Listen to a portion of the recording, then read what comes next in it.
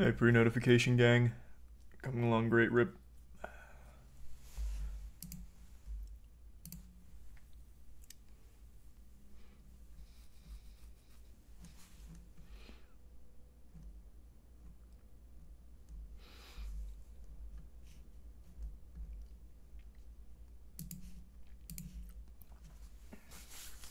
Thanks, the Bits King.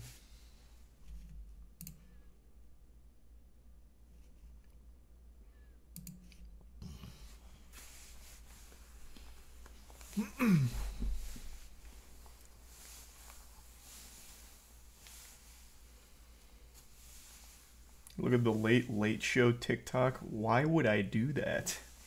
Why would I look at the late show's TikTok? Thanks to the resub Biz and Wes.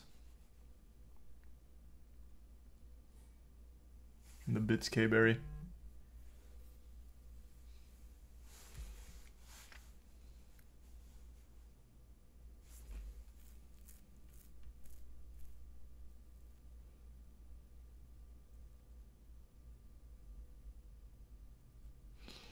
Oh, right. The Logan Paul response. I didn't stream yesterday, so I didn't get to go over it. I actually forgot to pull that up.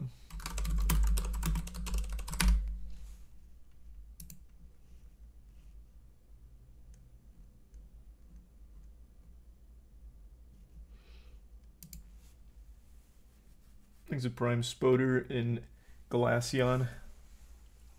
And the Bits Hoosier. And the resub Nico. Thanks, Hoosier.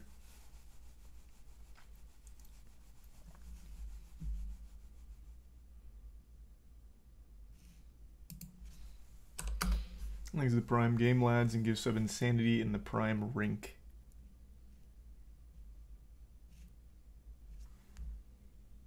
And the resub Isaac.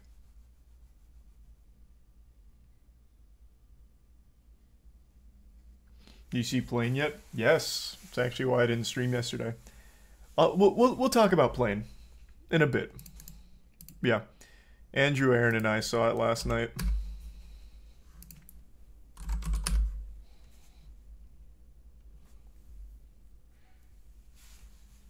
He's a tier 1 FTP. And the resub Isaac, Saul, and the Bits Dowland and Chaos.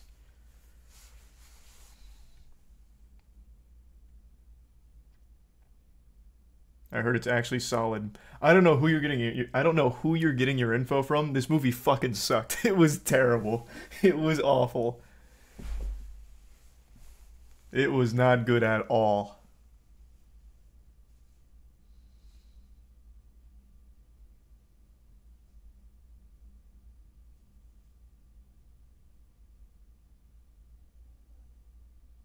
The reviews for it were good? No, I refuse to believe that. You're telling me Plane got good reviews? A 73 on Rotten Tomatoes for this poop? What? Surely we watched a different movie.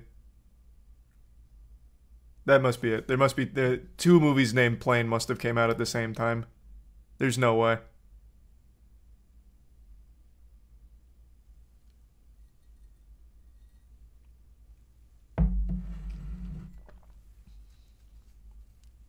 Look at the audience score.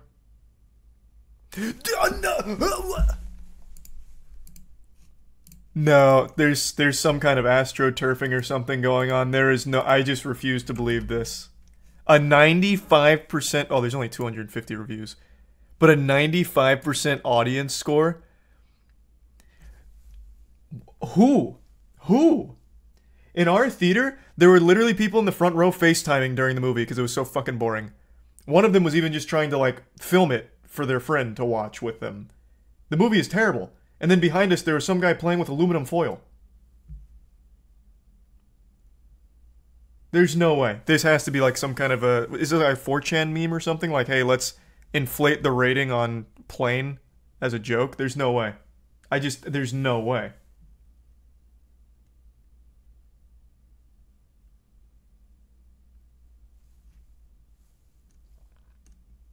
Thanks, resub Trash, Leland, Cabbage, Floyd, and the 5 gift subs Chaos. Thank you, Chaos. Give sub Coldy and the resub Jack Valding and the Bits Raven. Probably for the next one Raven, but they dropped support on 11 already. Thanks to the Bits Berry.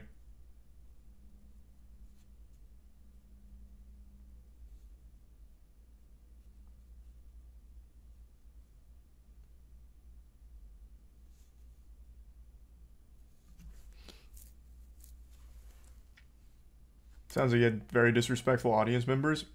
Well, yeah, but I don't blame them. The movie sucks. The movie is just bad. Like, everything about it is bad. It's just not good. It's not even fun bad. We went in there knowing it wasn't going to be good, but we were hoping it'd be fun bad. And there are fun bad moments, but overall, it's just not good. In, like, a not fun way. I'll get into it in a minute, I guess. Assuming people don't care about spoilers. Thanks for your sub Booster, Poof, Yeet, Hasmania, and Tier 1 Lewis. And Tier 1 Mason.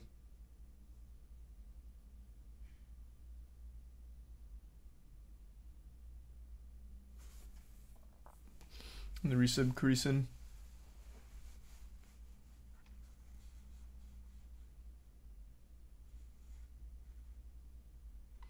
There's a Barmel and give sub Deceiver.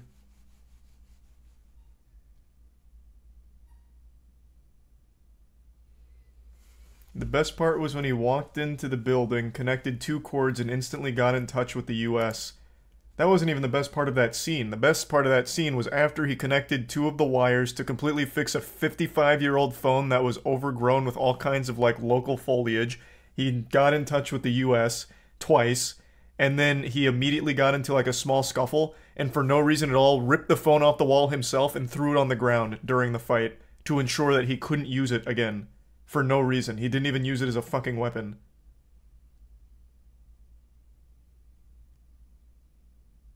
It was so stupid. This has to be some kind of joke. And I'm just not in on it.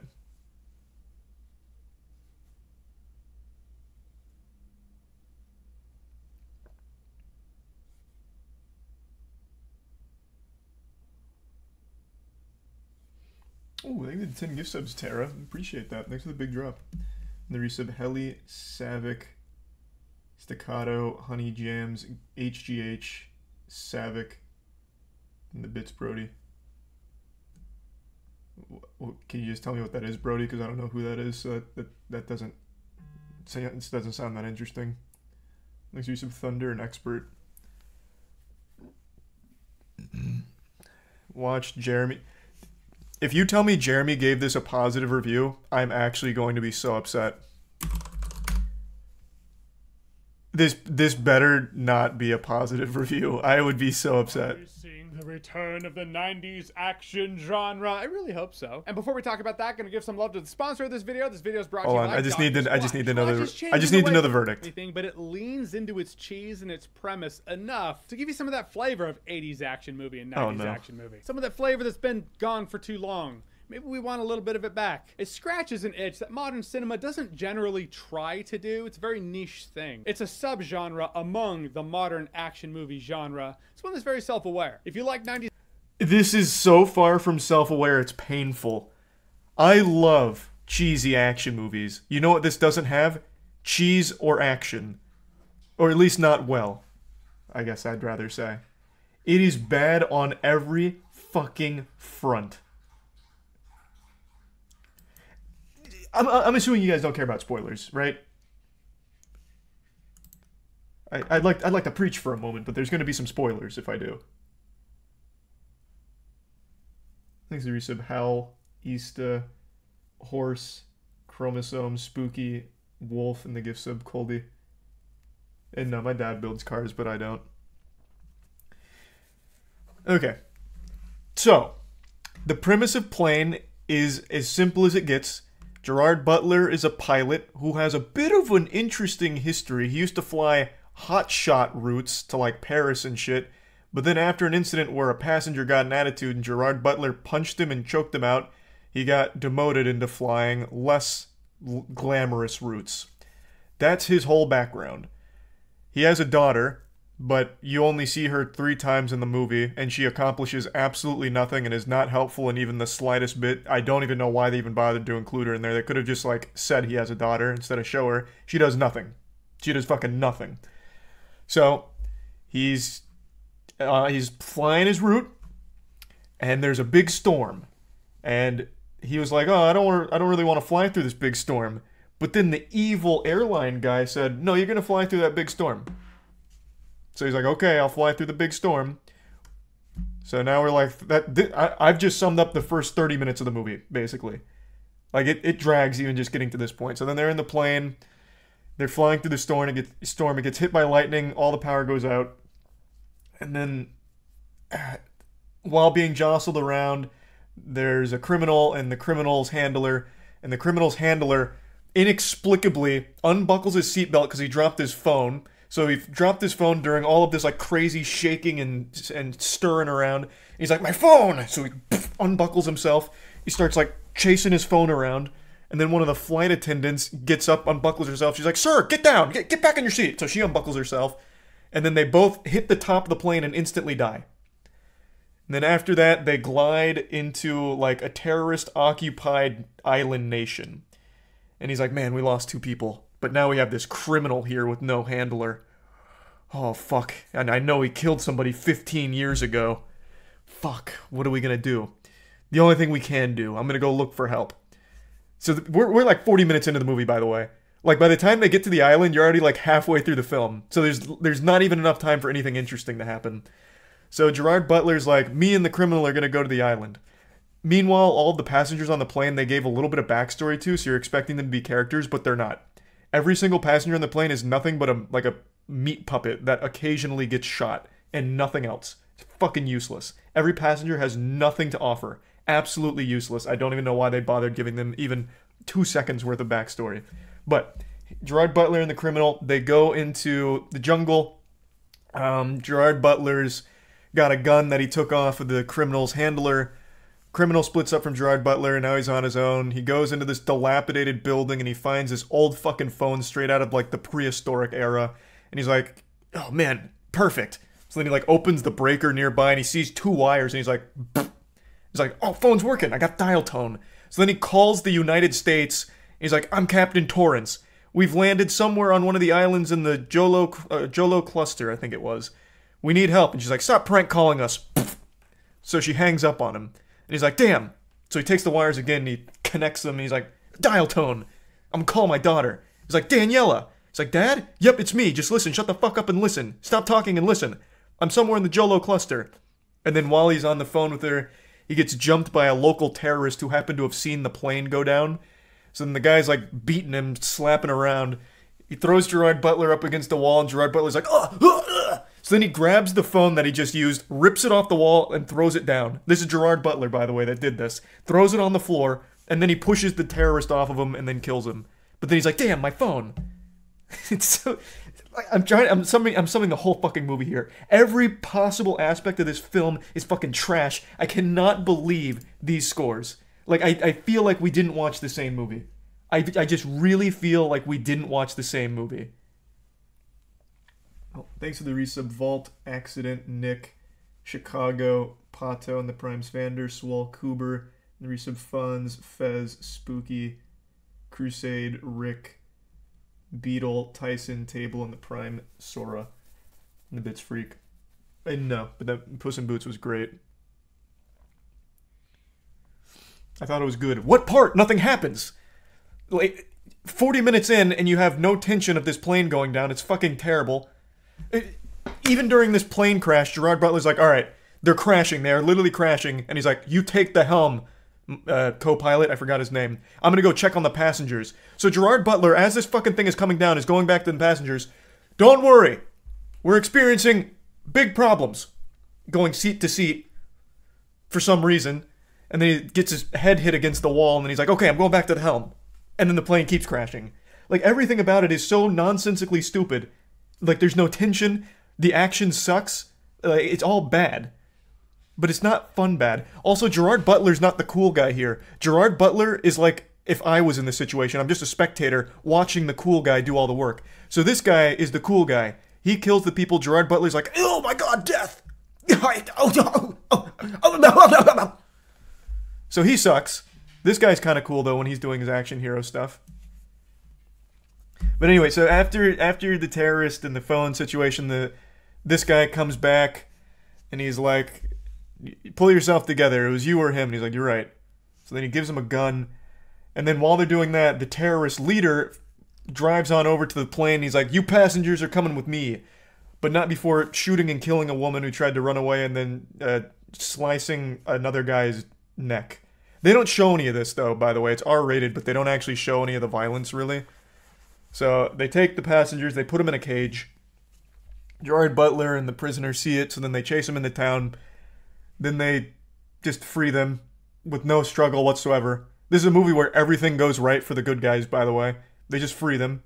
They see them in the cage. This guy grabs a sledgehammer, hits the two guards, they free him. And then he puts them on a bus. And he's like, can anyone drive this? And a guy sits down and he's like, I can drive anything. That's the only role any of the passengers play. He can drive a small bus. He just says, yeah, I can drive anything.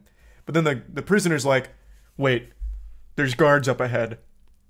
We're gonna have to do something else. This isn't gonna work. And Gerard Butler's like, I can distract them. Even though there's no reason why they'd be alerted. They don't know the prisoner's been broken out. This is just a normal fucking bus in this giant goddamn town. Like, it wouldn't be suspicious to just drive out. They could have just left. But regardless, Gerard Butler's like, I'll go distract them. So then he goes, he's like, hey guys, hey, I'm the pilot.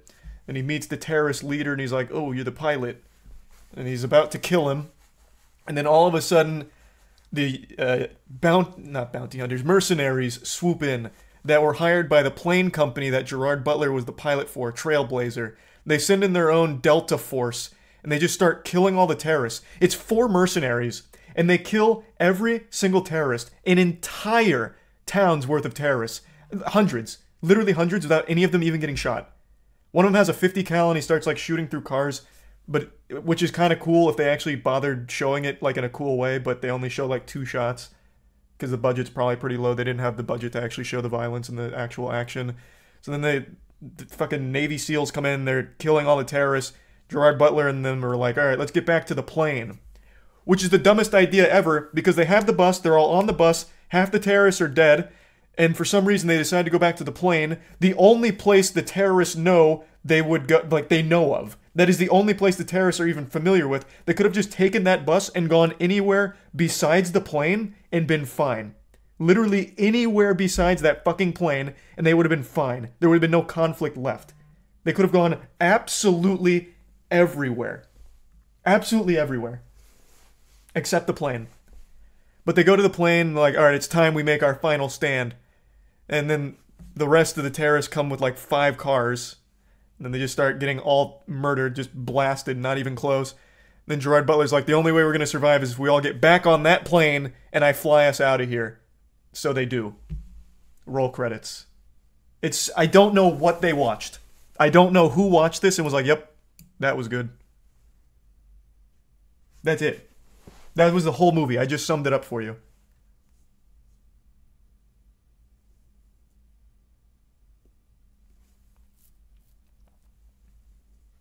I don't get it. I don't know how the fuck anyone thought it was, like, good. I expected fun bad, but it wasn't fun bad. It was an absolute slog. Like I said, it takes them like 40 minutes to actually get to that goddamn island where the terrorists are, and in that 40 minutes, nothing interesting is happening. And then when they get to the island, there's some action, but the budget's too low to show you anything cool, so it's kind of just like implied violence. And then eventually they get back on the plane and fly out after like a 20-minute fight where everything goes right. Every plan that Gerard Butler and the Navy SEALs hatch works perfectly. There's no conflict. The conflict was a plane crashing, but the terrorists, they're an afterthought. They're a side quest.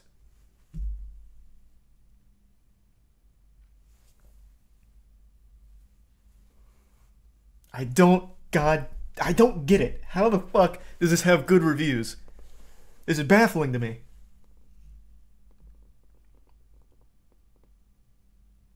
No shit, it's an 80s trope. You know what the difference between 80s movies and this is? The 80s movies had cool action, where it was violent. It had cool gunfights. It had cool moments. This didn't.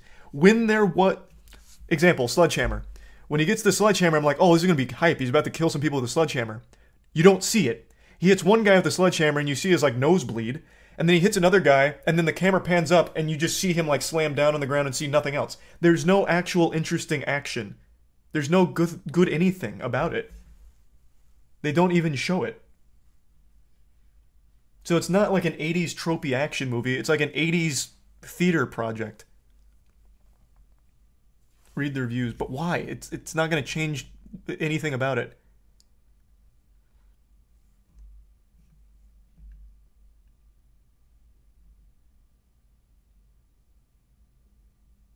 Full of gripping suspense. What did you watch? It was more... I had more suspense looking at the people in the front row FaceTiming.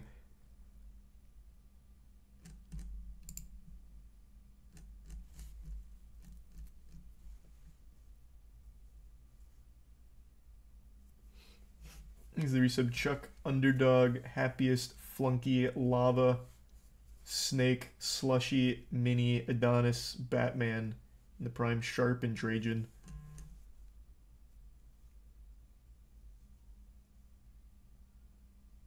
I don't know what that one is, Fate. I didn't see that movie. And thanks to the bits, Dojin. It's just your average Hollywood run and gun. It is not! There is no running and gunning!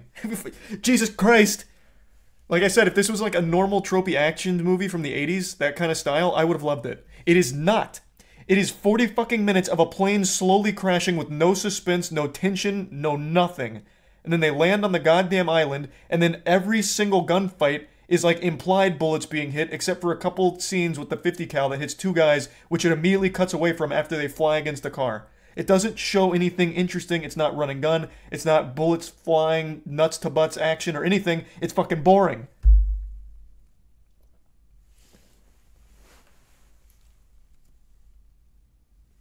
Movie sucks. I don't get it. I don't get where this love is coming from.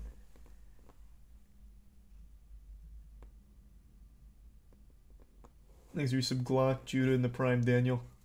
Of course I'm playing the new Dead Space game. And I probably will go through the other ones as well.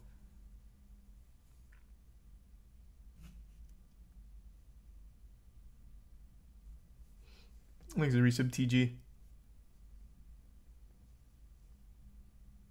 It was a good... What did you like about the movie, Conan? I can't tell if I'm being just, like, memed on or not. I want to hear from you, Conan. What did you like? What did you like about Plane?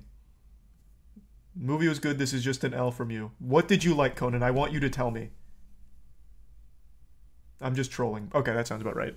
See, that's what I'm thinking. This has to be, like, self-aware, like, joking to inflate these numbers.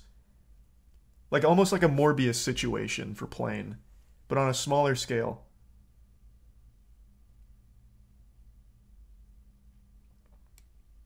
That's the only explanation. You want to know something else, too? This movie's so fucking stupid. So this guy gets very little backstory. He's like the actual action hero. Gerard Butler's just the chaperone. He's the action hero. His backstory is, yeah, I used to be in the Marines. I think it was the Marines. And then I was in the wrong place at the wrong time, framed for a murder I didn't commit. But he's out here killing all these people. Well, I'm assuming killing all these people. You never really see anyone like actually die because the budget's too low. And then right towards the end, when the Navy SEALs get there, like the Delta team, for some reason they had this giant bag of money they were trying to use to like negotiate hostage release, even though that never came up because they just immediately came in guns blazing, killing terrorists. But they had this giant bag of money. He finds that bag of money, and for some reason takes it and runs away. At no point did they ever hint in his past that he's someone that's like greedy.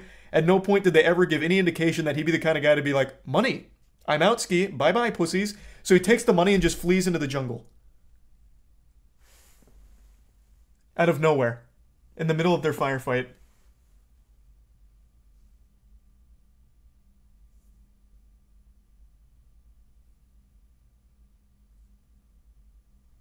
He was on the run, he needed it. He's literally stranded on an island that is inhabited entirely by terrorists. It is so bad that multiple times in the movie they say, oh, the Philippine government won't even touch it because they keep getting their ass kicked over there. No one's allowed in or out. So what the fuck is he going to do with all that money there? He can't leave.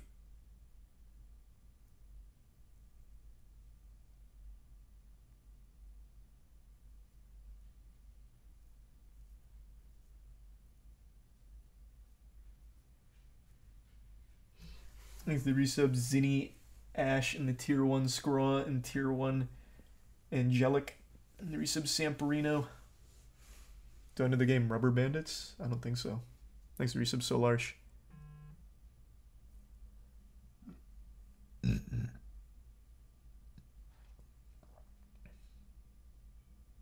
Menu was great. I watched the menu tonight. That was good. Were you in the 5% who left a negative review? No, I've never reviewed on Rotten Tomatoes. I'd give this a very low score, though. It was not even fun bad.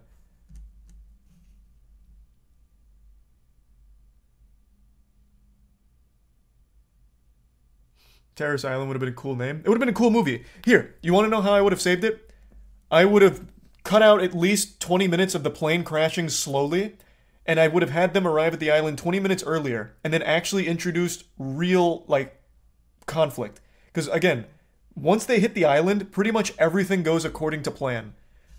So give me 20 extra minutes, give me a budget where I can actually show people getting shot and getting killed, and then you have a fun movie.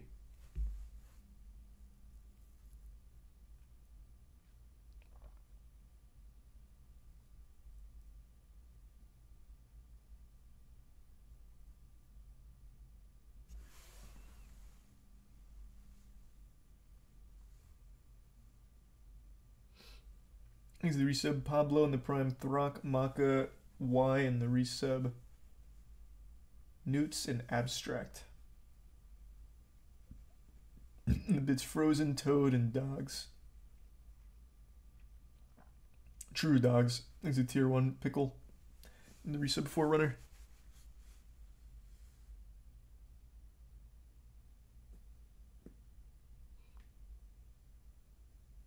The Raid movies are fucking tight. I don't know where that's coming from, but yeah, the Raid movies are absolutely amazing. Moonfall or Plane? Moonfall. Moonfall is the best bad movie ever made. Plane is just boring.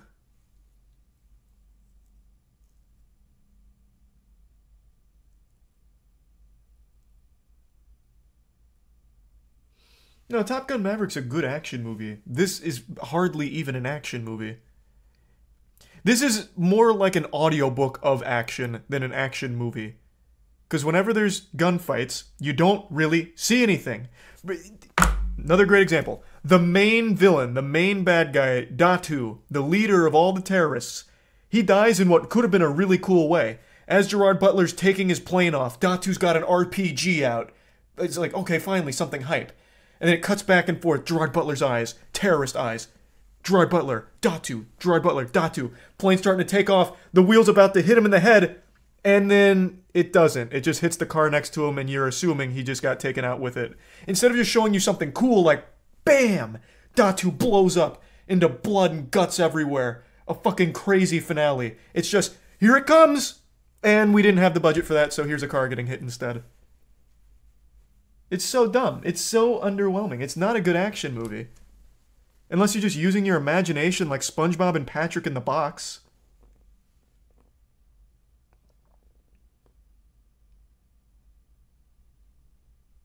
So why is it rated R then? I don't know. Because they say fuck a lot, but I don't know why they wouldn't also use that to actually show violence.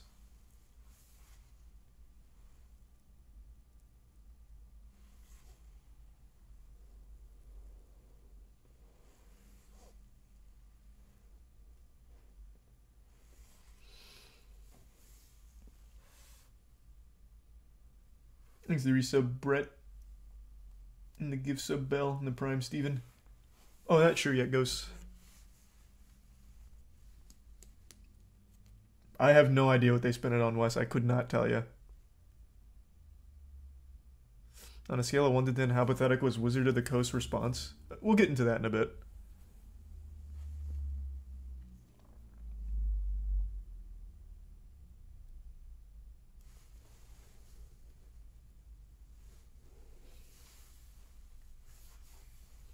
Oh no, I shit on Velma plenty today. I'm all Velma'd out.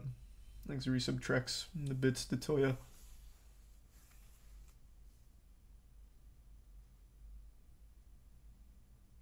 Do I think the studio neutered it? No, I just don't think they ever had the budget to showcase good action. I don't even think it was a studio. Well, I mean, I guess that would be the studio's responsibility for the budgeting, but No, I don't think there was ever a cut of this movie that had like good action in it.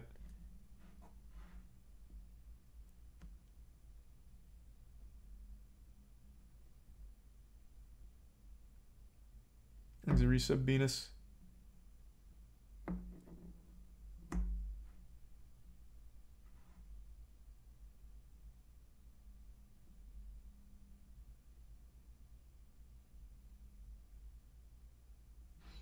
And the resub Lex. And Rain.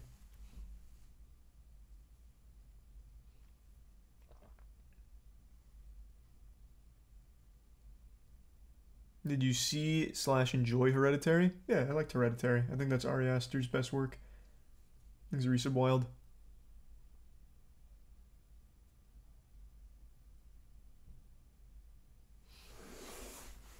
And the resub Alter Ego.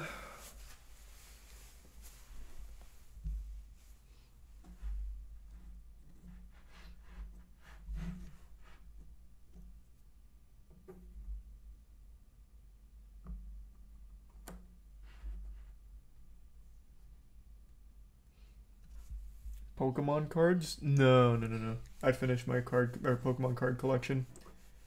Velma is on track to become one of the lowest rated TV shows on IMDb. Oh, what are the reviews actually? I've only seen the headlines that critics hate it, and who was it? I think it was IGN, like shit on it pretty hard. But I haven't actually seen the scores. 1.4 sound. 53%. Are we being serious here, guys? How? How?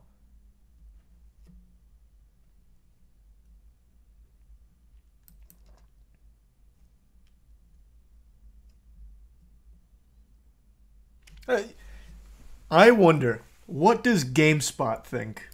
I think they have the worst reviews on things that aren't games. We went through them, like, what, 4 or 5 days ago? Their show reviews are some of the worst ever. They gave Resident Evil Netflix like a 9. And the Halo TV show an 8. Let's see, what do they give this? This is just like a... Oh, this is the review roundup. I want to know what they give it.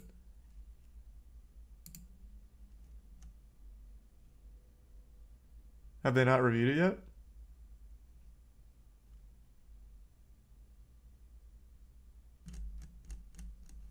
No, I guess they haven't gotten around to reviewing it yet.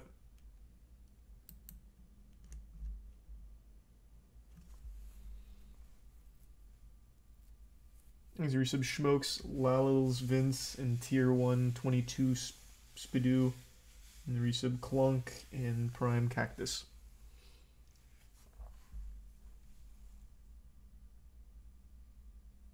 What did you like about the menu? It filled me with too many questions to be good. I didn't think there was anything to like question. It was like a very straightforward movie, I thought.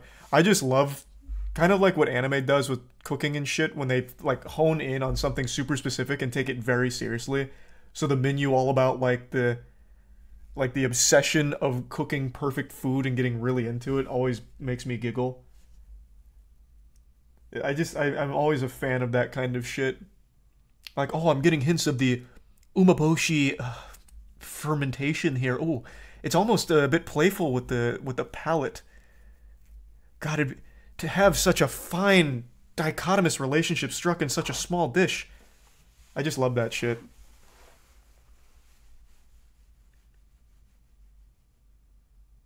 And I also think the concept was executed very well. I think the villain was fantastic. So I really liked almost everything about it.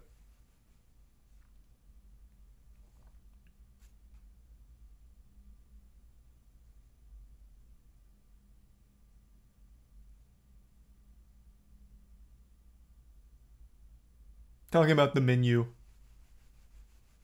Thanks to resub Justin, Swiggity, Digital, and Sizzle, and Riley, and 9. Not sure. That's a good question, Tadoya. I'm not sure. Thanks to the resub Hob. Hope you're doing well. Thanks to the resub Kitten. That sounds like Twitch.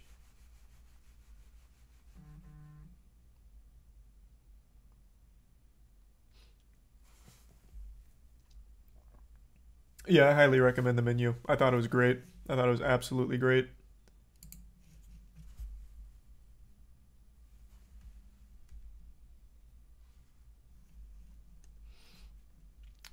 Should I?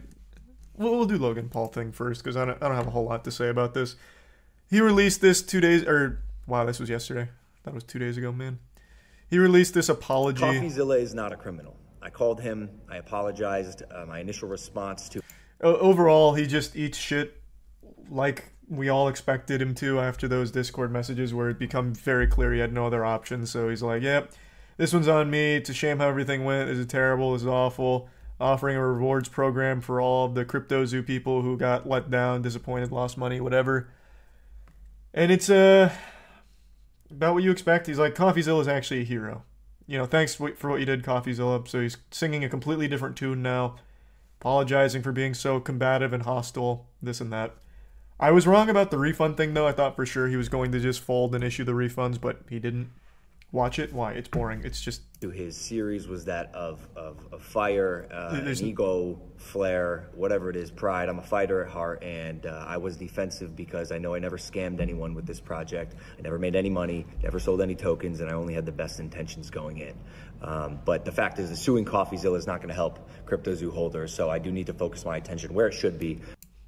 Yeah, so just a full-blown apology thing. If this was his first response, it'd be more believable, but it's not. This is his second response. Seems very clear that it was like his last option. Still doesn't do a whole lot to help the actual victims of CryptoZoo. I guess it's a step in the right direction, but it still doesn't do a whole ton for them. But this is just a very easy excuse for people to forgive him. Be like, oh, look, he learned his lesson. He's a young man. He's still learning. He's making mistakes. He just needs time to interpretive dance and grow from it. That kind of shit. I don't have strong feelings on it. It doesn't seem genuine to me considering this is his second response to it. His first one threatened legal action. But a lot of people have forgiven him for it. He's like, oh, look at how mature he is. He's owning up to it. Good man. I would have been great, like happy with everything if he also offered that refund, but he didn't. Not a full refund. He's offering a little something though, I guess. From what I've seen in the Discord though, the actual CryptoZoo holders that have lost tons and tons of money, the ones that have like already sold and lost everything, they're not super pleased with it. They're not feeling great about it. But the people that weren't affected are feeling really good on their behalf. So that should make them feel better. All that money you lost, I know you're probably still upset, but I've forgiven Logan Paul. Why are you mad?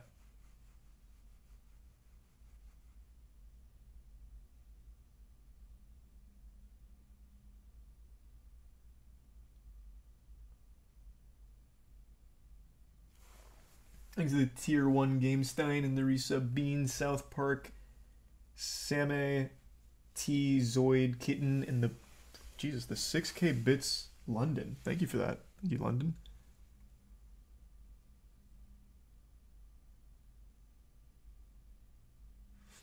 Thanks to resub Zuppy and Demon. What about all the animal stuff? He doesn't talk about that here, obviously. This is just all about CryptoZoo. You should really talk about those DMs. Nope, he never will. You're talking about the group chats and all of the market manipulation stuff that came out from their talks. He will never mention that. He did exactly what people who weren't affected needed to hear to save his image. Jesus Christ, London. Holy shit. Thanks to resub Jaybird, Mediocrity, and the 10K Bits London. What the fuck, man? Thank you. My God. Thank you, London. Jesus.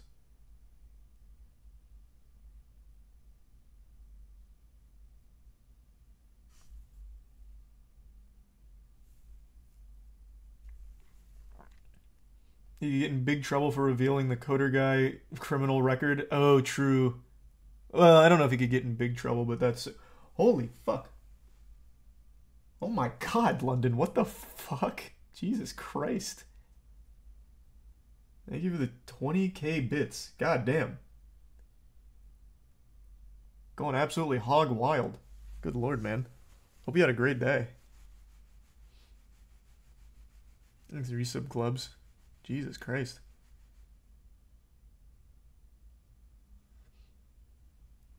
No, he hasn't said anything about Dink Doink yet. He's not going to say anything about Dink Doink. He's not going to say anything about all the group chats and everything that came out. He's not going to mention any of that. At least not anytime soon, I don't think. What the fuck is going on? Holy Jesus, London. Where is all this coming from? My word. Jeepers. Holy shit.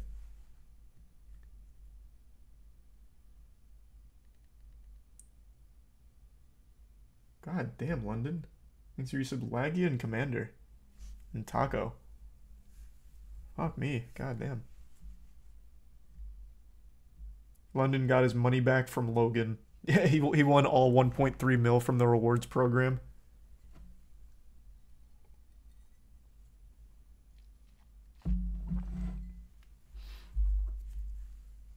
Miss Marvel is the best rated superhero show ever on Rotten Tomatoes. Is that right? I haven't seen it. What the fuck? Another 20k bits. God damn, Logan. Jesus, London.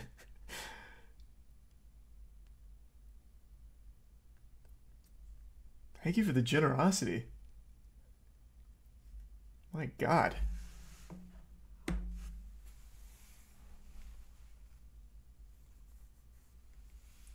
Thanks to resub Toneless.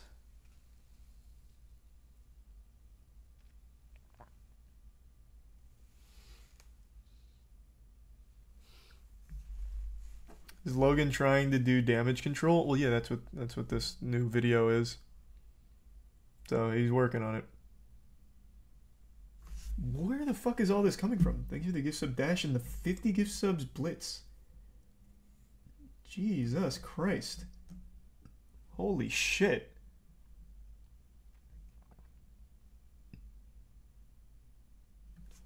Fuck me, thank you for that, Blitz.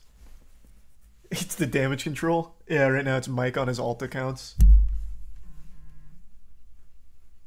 Thank you for the crazy generosity tonight.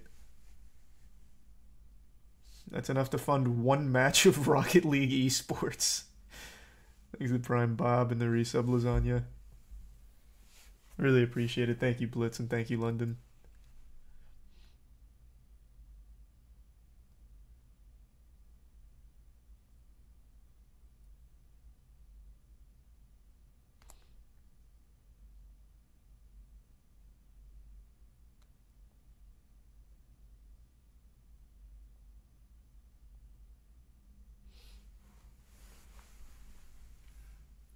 Thanks to the resub branch.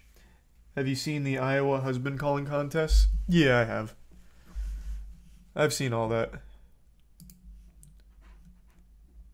I mean, we can talk about the new Wizards of the Coast drama. Well, it's them literally killing their entire fucking company, really, is what it feels like. They're actually just nosediving everything. We can get into that in just a minute. Holy shit. London, Jesus Christ, man. I hear the fucking wild drops on bits, man. I hope you're having a great night. Thanks to the resub Pants and the Bitsy Eco. Good lord. Oh my lord. How much money is that from all those bits? Each 10k I think is $100. So I mean that's fucking stacks. Jesus Christ. Really appreciate the generosity.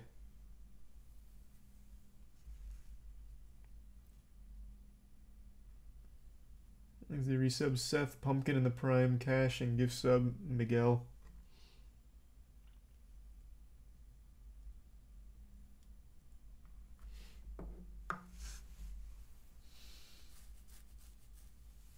Well, I wasn't streaming last night because I went to see Plane with Aaron and Andrew. So I didn't get home till late. What the fuck is going on? Did you find some kind of like bit glitch on Twitch or something? Holy shit. Holy shit. Thanks to the resub DJ. The bit Swain resub Peach. My god, London. 113,000 bits.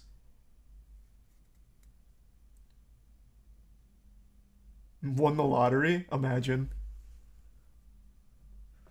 I do wonder if any lottery winners like use Twitch. Because I remember back in, it's been a long time, but I remember back in early Twitch, there was that one guy who used to donate like 100 grand to World of War, or was it World of Warcraft streamers? No, CSGO.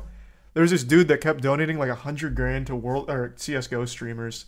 I feel like that guy had to have been like a lottery winner or something. And now maybe London, perhaps, because this is fucking huge. Thank you for that, London.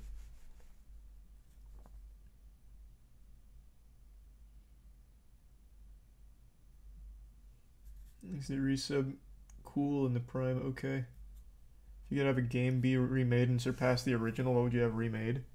City of Heroes. For sure.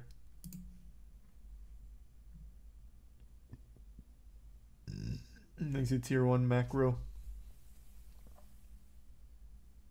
Another 3K bits London.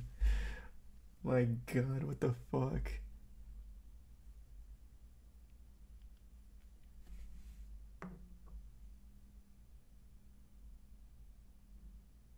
You hear about that dude that killed his mom over an Oculus Quest? Yeah, we talked about that. That shit's just sad, though. That's not like a really fun thing to go over. That's just shit. That shit's just like actually horrible.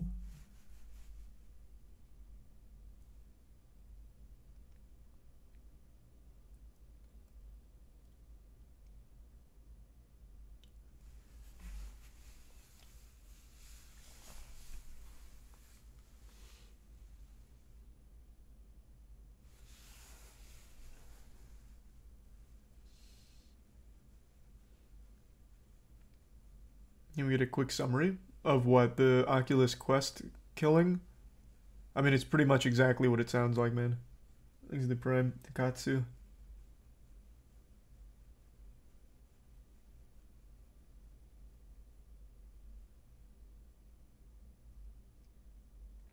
Yeah, I've been seeing a lot of the 80s dark fantasy film videos that are coming up where they reimagine things as an 80s dark fantasy film.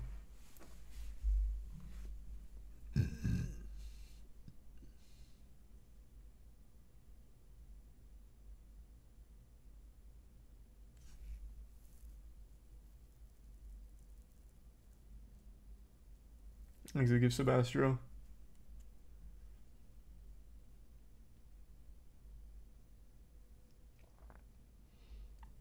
Yeah, we can talk about the D&D stuff now.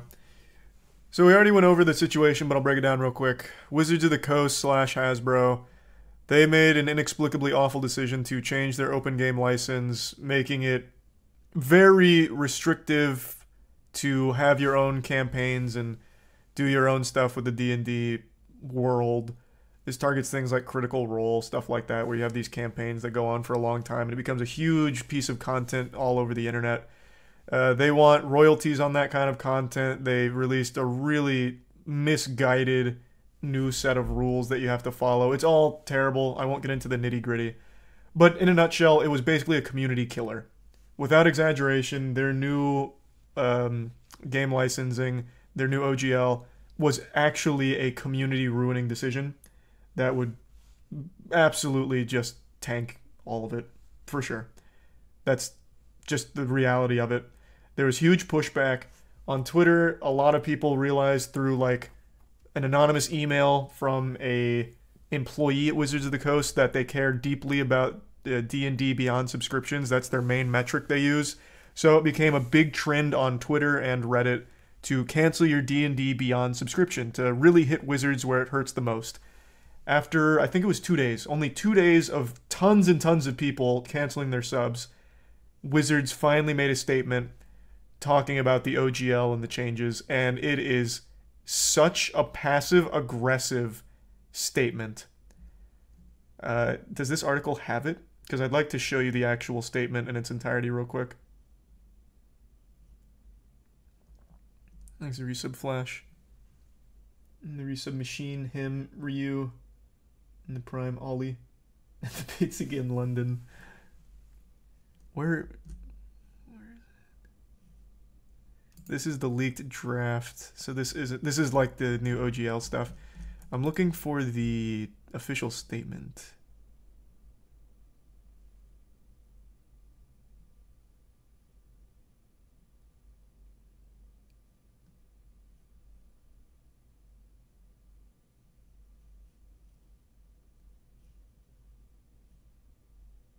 Okay, they don't have it here, it doesn't seem.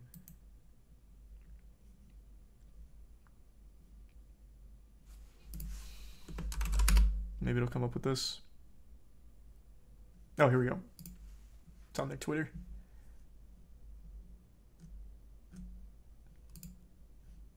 Okay, so here's their new statement. So I won't read all of it to you. Even though it's not that long, I still feel like it'd be just easier to summarize it.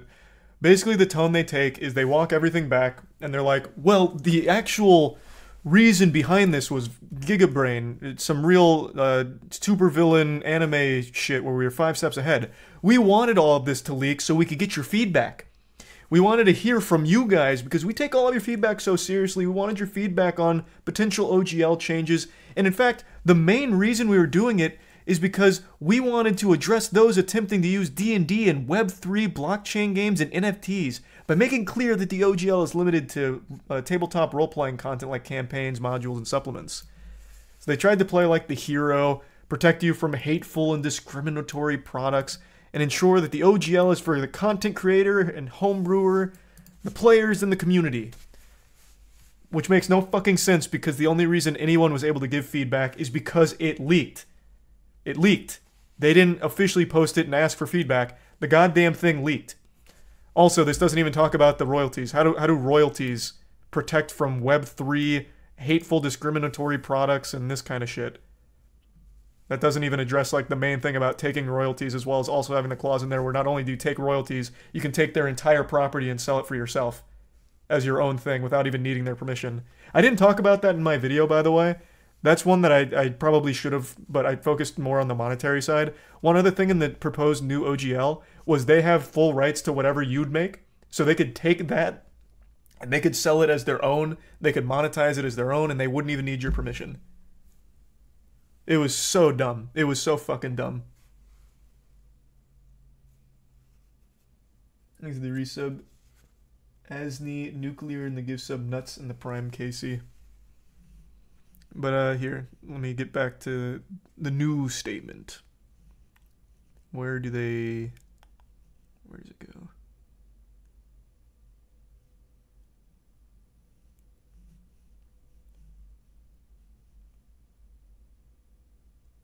Yeah, they walked back the royalty, but I want to find... Where is it? They're only half right. We both won.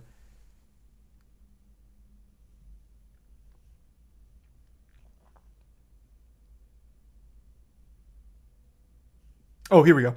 Second, you're going to hear people say that they won and we lost because making your voices heard forced us to change our plans. Those people will only be half right. They won and so did we. Whoever wrote this needs to be fired. I don't know what team you're using for your press statements, but they are off. What this shows, plain and clear, is what people were worried about from the get-go, especially from the leaks and the employee emails. You treat your fans as competition, as different teams. There's the Wizards of the Coast team, and there's the community, and you guys are at war. So it's about who wins and who loses. Your stance should have been, we're all playing for the same team, so nobody won and nobody lost. We're all in this together. But instead, you went for like, no, you didn't win.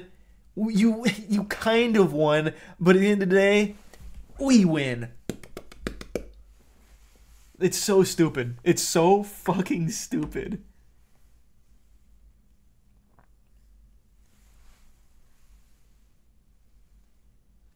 It's literally saying everyone wins. I don't get where it's coming from. No. They won and so did we is literally saying the opposite. It's saying you won, but so did we. There's a separation. There's two teams. Talking about winning and losing. On different sides. I don't know why that's hard to see. The internal memos were talking about how Wizards of the Coast treats the community as obstacles for money. So they look at them in a different way, as like actual competition. So those successful campaigns that are third-party homebrew, they view as actual competition in D&D, which is obviously not healthy since the entire D&D brand is built on the community.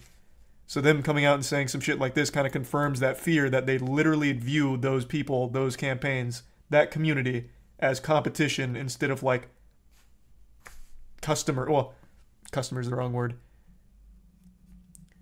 Instead of just part of the same ecosystem. It's just a complete lack of respect.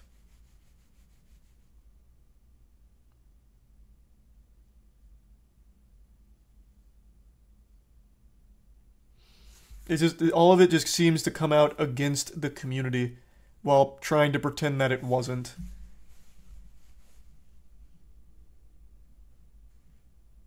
Like this shit right here, our plan was always to solicit the input of our community before any update to the OGL. And the drafts you've seen were attempting to do just that. Except that's a blatant lie. You already contacted Kickstarter about your 20% royalty thing. The only reason you got any input from the community is because all of that leaked. So you had already taken the steps to ensure the OGL could go through without a hitch, without ever getting any input from the community. It's a fucking lie.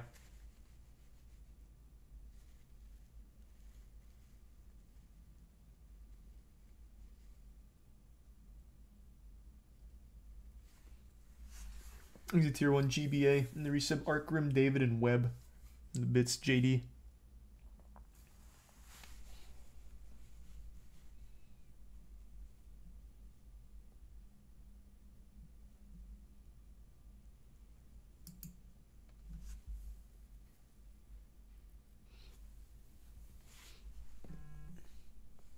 The arrogance of this company is astounding. Yeah, it is. It is kind of wild. I don't think saves them by any means. Especially when Pathfinder put out such a strong statement that got so much support. So, I don't think they're getting any new D&D Beyond subscriptions. I don't think anyone's going to re-sign up. I really do think this will be pretty much the start of a slow decline of D&D and its brand. It'll transition much more into like Pathfinder and those kinds of other ones. I just don't see anyone going back because it's such a community-driven thing in the first place. You lost the trust of the whole community. Don't know how you make that back.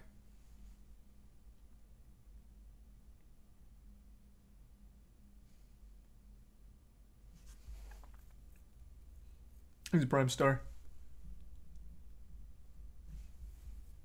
Another great thing about this, and I don't know how many people realize this, all of this broke at the absolute best time for Wizards of the Coast and Dungeons & Dragons because they have that stupid Chris Pine movie coming out soon called Dungeons & Dragons.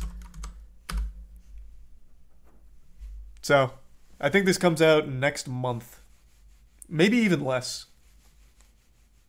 So all the people that were going to see this probably aren't going to see that anymore.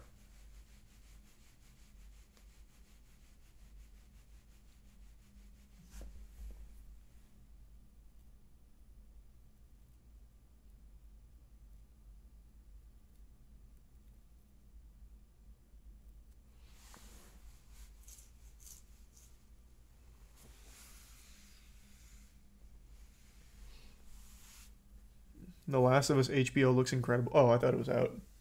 Yeah, all the reviews are good for it. Is the Reese of Dark Wolf. No one cares about D&D drama? I don't think you could be more wrong. This has been huge news.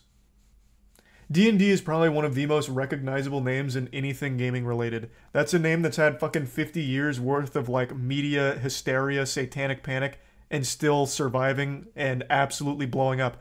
Literally the biggest stream on Twitch is D&D. It's Critical Role. They are legitimately the biggest Twitch stream in terms of the revenue they bring in. They have their own Amazon Prime show.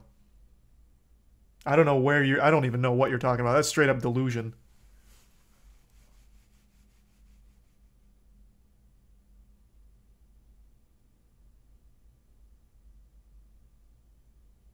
You don't have to like the game.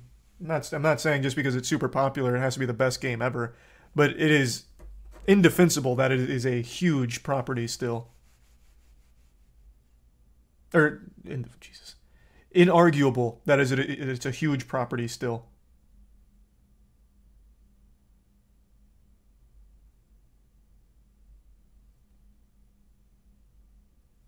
The tier 1 Tan and the Prime Prod and Resub Medieval and the Prime Monk.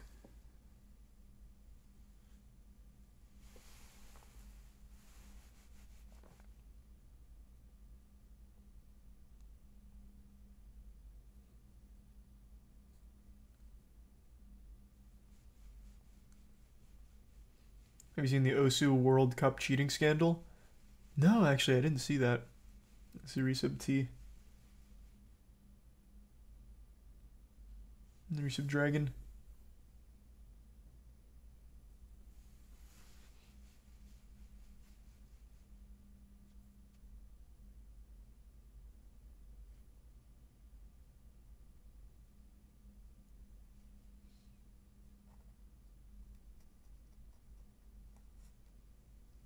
You see, someone got world record at AGDQ for Mario Galaxy 2. That's hype. I always love when that shit happens, but no, I didn't see it.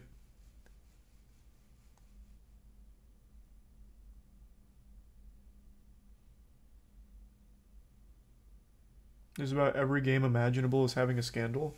What other games? To this level. I think it's the Resub Uzi. And it's not even the game, it's the company. This is a company doing the best it can to sink itself. Which ultimately will probably end up being a good thing for the game as a whole, going to things like Pathfinder. There's a Resub Maverick.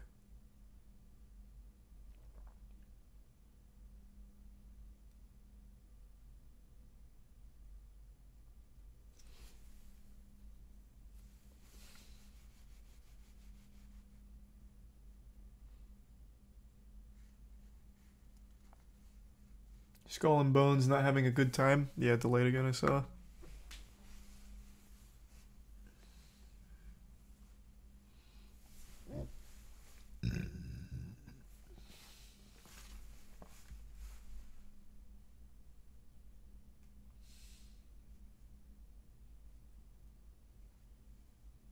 They're also destroying Magic the Gathering. Yeah, but that's Wizards and like Wizards of the Coast, Dungeons, Dragons, Magic all goes in the same bucket. Hasbro, it's all the same bucket.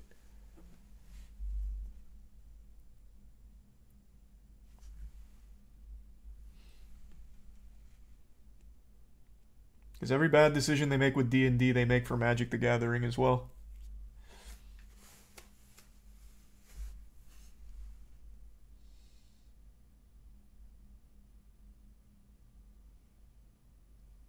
Limited Run Games fired someone for following conservative Twitter accounts and is now refusing refunds. That's kind of wacky. I don't know what Limited Run Games is, but that sounds kind of wacky.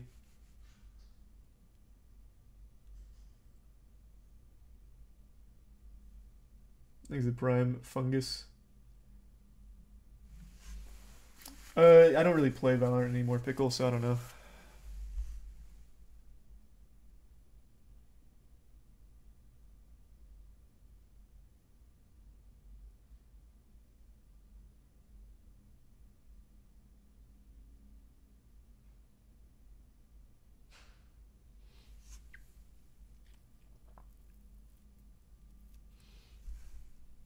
Thanks to the resub, Pudgy.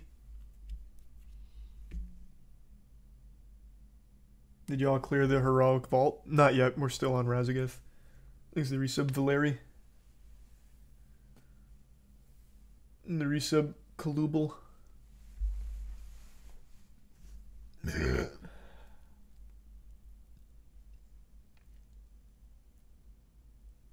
the resub, Carrot. And the Prime, Ivana. You have any game recommendations? There's not a whole lot of new stuff out right now, so it really depends on what you're looking for.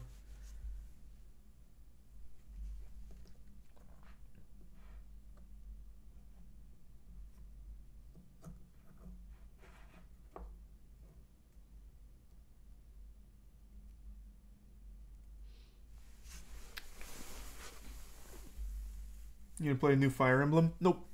I don't like Fire Emblem.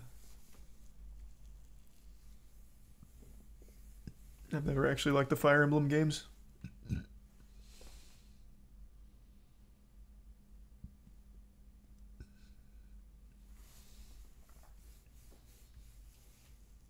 Thanks, the resub virus. If you were offered to guest voice a character on Velma, would you do it? Oh fuck yeah! What? Absolutely. I'd love to be part of that fucking train wreck.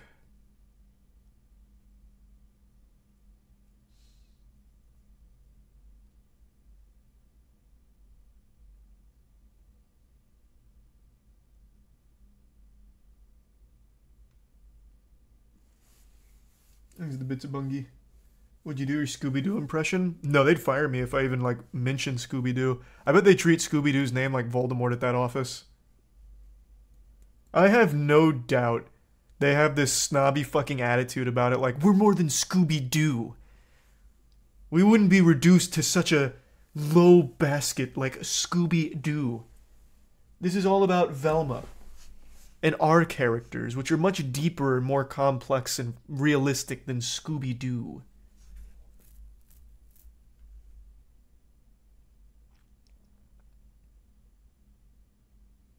The resub Yibi, Aqua, and Toto.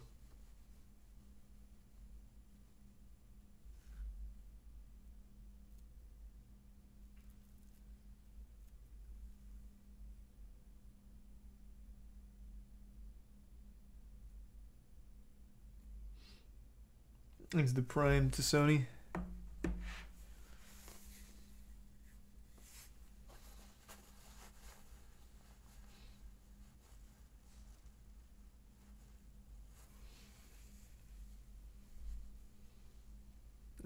Thanks to the Tier 1 Danny. I think there's a 0% chance there's a Season 2 of Velma. You're kidding yourself if you think that's coming around. Absolutely no shot. No way. Wouldn't happen. There is absolutely no chance that that show succeeds. What I think is going to happen, though, is they're going to use it as an example for why they will never do animation again. They'll always cite Velma as the reason. We tried animation, but you guys didn't like it. You guys didn't want animation from us, so we don't do it anymore. Look at how Velma performed. You guys clearly don't want cartoons.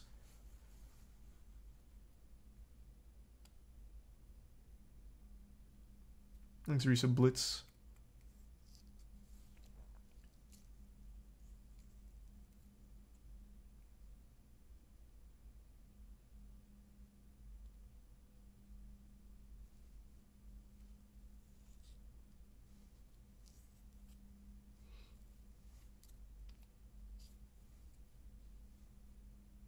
People should stop hate watching shows for real.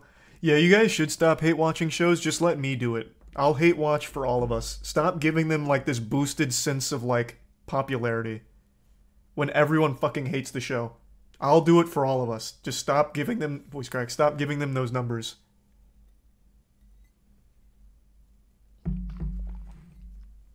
I promise you, you're not missing anything. It's not so bad it's good. It just fucking sucks.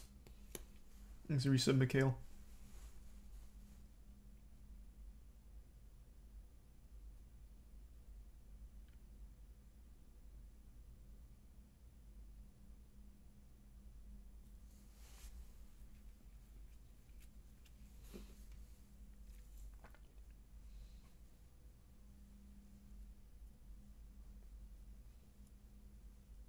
The Last of Us is releasing today? Is it? I thought that came out next week. Let me see.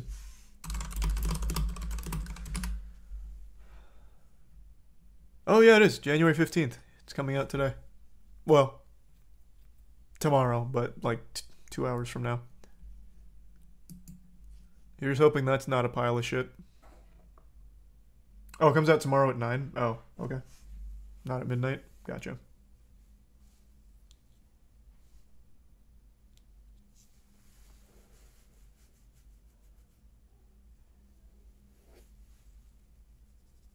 Thanks for the resub, Xavier.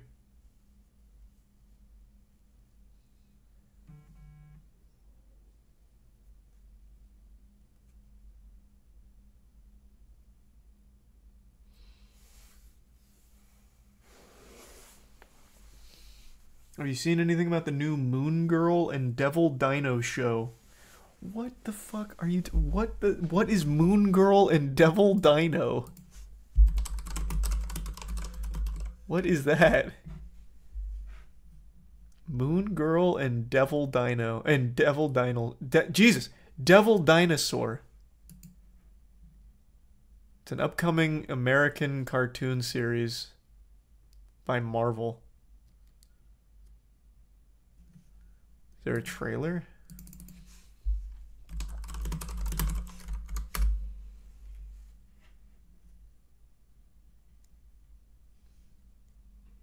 Is it? Oh, this is absolutely. This is a children's cartoon. Okay. Still working on that thing that's gonna fix all our problems. Time to get genius. I mean, this is something for kids. This is clearly clearly not meant for me to be watching. I don't give a fuck about. That's fine. I'm not gonna be harsh on that or anything. I'm sure it's probably fine. There's no reason to critique that one. That one's actually for like babies. I thought this was supposed to be like a Velma thing. Yeah, no, I'm sure that'll probably be just fine.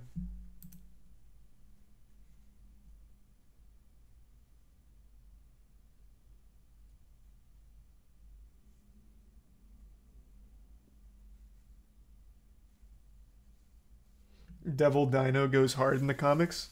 That's cool. He's a tier 1 dog, and the reset Blob, Xavier, and the bits of Bungie, and Lewis.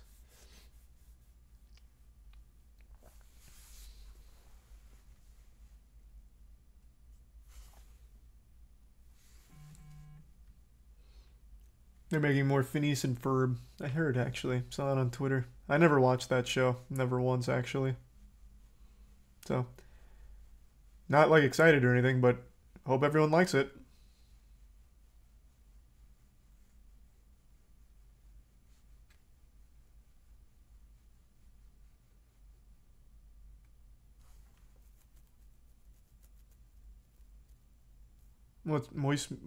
What is worse, Velma or the Better Call Saul spin-off cartoon? I didn't see Slippin' Jimmy.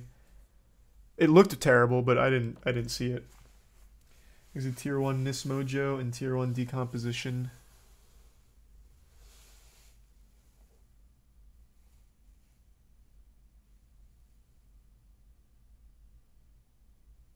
You see Riot made an apology video about the new cinematic? Wait, they made a whole apology video? I saw their tweet, or rather their statement. Where's their apology video?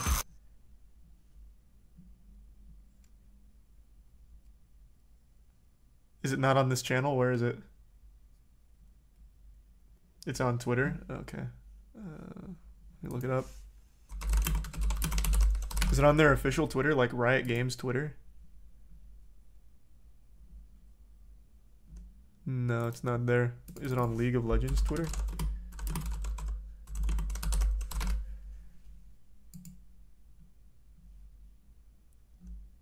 Yes, that's where it is.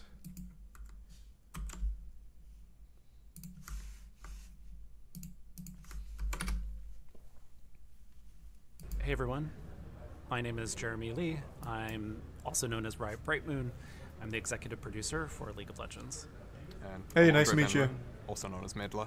I'm the head of League Studio, so I oversee game development for League of Legends, Teamfight Tactics, and Wild Rift. Hey there. We're here today to talk a bit about some of the mistakes that we've made. And this isn't just about the season start cinematic, although we'll talk about that a bit. It's just the latest example. I guess maybe you guys don't know what we're talking about. Riot released this stinker. Riot's known for super high quality animation as well as just like really high quality product in general when it comes to this kind of promotional stuff. And they released this. I won't bother showing you the whole thing, but it's just a voiceover as they go through a completely empty world. They even have audio from like some LCS clips, I think. And they don't show any of it. It's just like random LCS audio. Every mistake, a lesson. And that's the whole thing. So super underwhelming. Most people were reasonably questioning why the fuck they even released it. It's super stupid. It's a complete nothingness. So they got some pushback on it, and they have been kicking sand ever since. They already released one statement like apologizing for it. Now they've made a whole apology video all from this one bad cinematic they've had. But it was a super stinker, to be fair. Game both right now and for a little while hasn't consistently been what it should be. We've heard that from you. We quite agree with it. You know, there've been some good bits in there. I think the durability update last year and Worlds as a whole were both excellent. But there's a lot of other stuff where we have, by contrast, dropped the ball. Whether that's the lack of the season start cinematic, the overall state of our events feeling a bit too formulaic, the lack of new game modes. This is brutally honest. I don't think I've ever seen a game developer like of this pedigree come out and be like, "Look, guys, our shit sucks. Here's all the reasons here's all the things that you are rightfully upset about. This fucking sucked. This was bad. This is really formulaic, so we understand why most people think it's bad." This is really honest. I've never seen this. 343 did that? When did they do that? 343 was like, yeah, we're just slow. I don't remember them ever saying like, yeah, we really fucking dropped the ball. Like, we suck. I don't remember them doing that.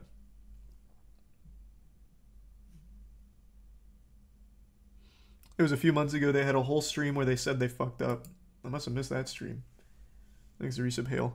Or whatever. There's a bunch of places we should be doing better, and doing better in how we communicate that to you. It's kind of all coming to a head now, because season start is supposed to be this hype, epic, exciting moment that we're all looking forward to. And frankly, we missed on your expectations there. So today we want to share our thoughts on how we got here and what we're going to do next. League of Legends has historically been a very big priority for Riot, and it very much still is. I can understand that may not always feel the case, though. For us, 2022 was very much a rebuilding year. For various reasons, we had to rebuild a lot of capabilities, rebuild some of the League team, both individual developers and some of its leadership. I do think a lot of it just kind of boils down to people getting tired of League. I think that actually is probably one of the biggest components. I think just a lot of people in like the US are just kind of burnt out on League at this point. I don't even know. I haven't kept up in a while, so maybe I'm wrong, but it feels like no matter what they do, most people are just kind of moving on from it. According to chat, though, last time I talked about it, it's doing extremely well internationally and is only growing overseas. It's really just kind of domestic that it's fallen off.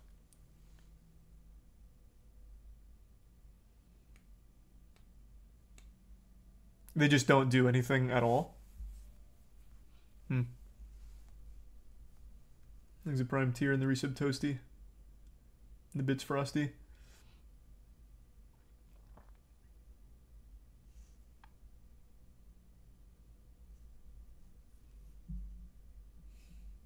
Well, I don't think they're... I feel like the Valorant team isn't taking away from the League team. I think Riot is obviously putting a lot of stake into Valorant because that's the hotness right now. But I don't think by doing that, they're taking resources away from League. But I could very well be wrong about that. I just don't see why they'd be taking League team members and putting them on Valorant. They're two totally separate departments, or they should be, rather. So I don't think it's really Valorant that's eating League. The good news is that the team's in a much better state now. The bad news is that the state of the game right now reflects where the team was last year, rather than exactly what things are like today. But, there's also been some things that have happened that aren't related to staffing. And so we want to talk about how we got here, I've seen that, Yeti. Where we're going, and I think best to start with the cinematic for season start. We know the cinematic era is an important key part of season start that a lot of you look forward to. And we fully planned to have a cinematic like we've done in previous years for this year's season start, with the champion-focused, big epic moments, etc. sort of thing. We had the budget for that, we had the right team on that, but we failed to deliver. We're very much going to do one of those for next year's season start. I want to commit to that right now.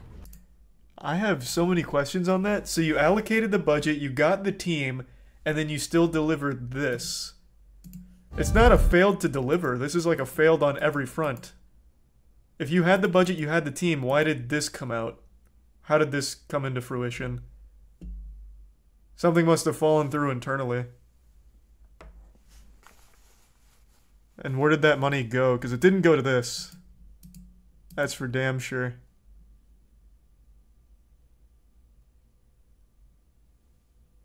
There's a resub Magica.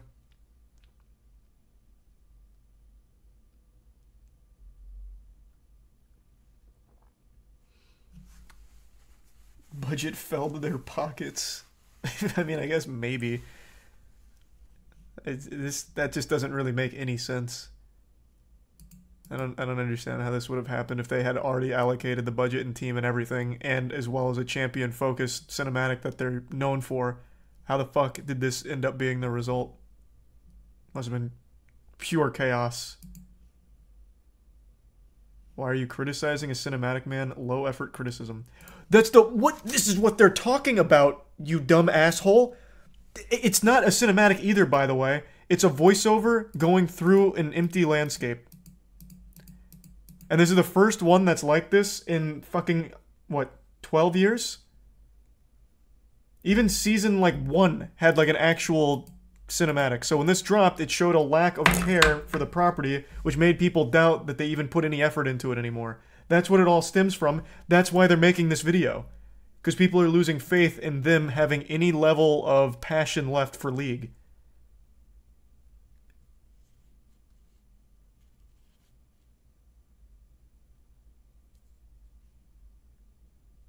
That's the whole point. That's what this whole thing is about.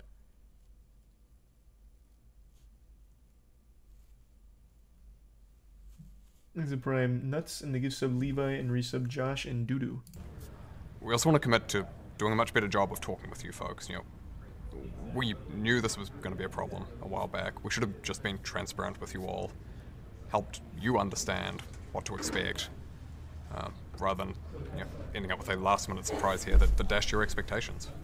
And it's not like season start is the first event that we've missed the mark on.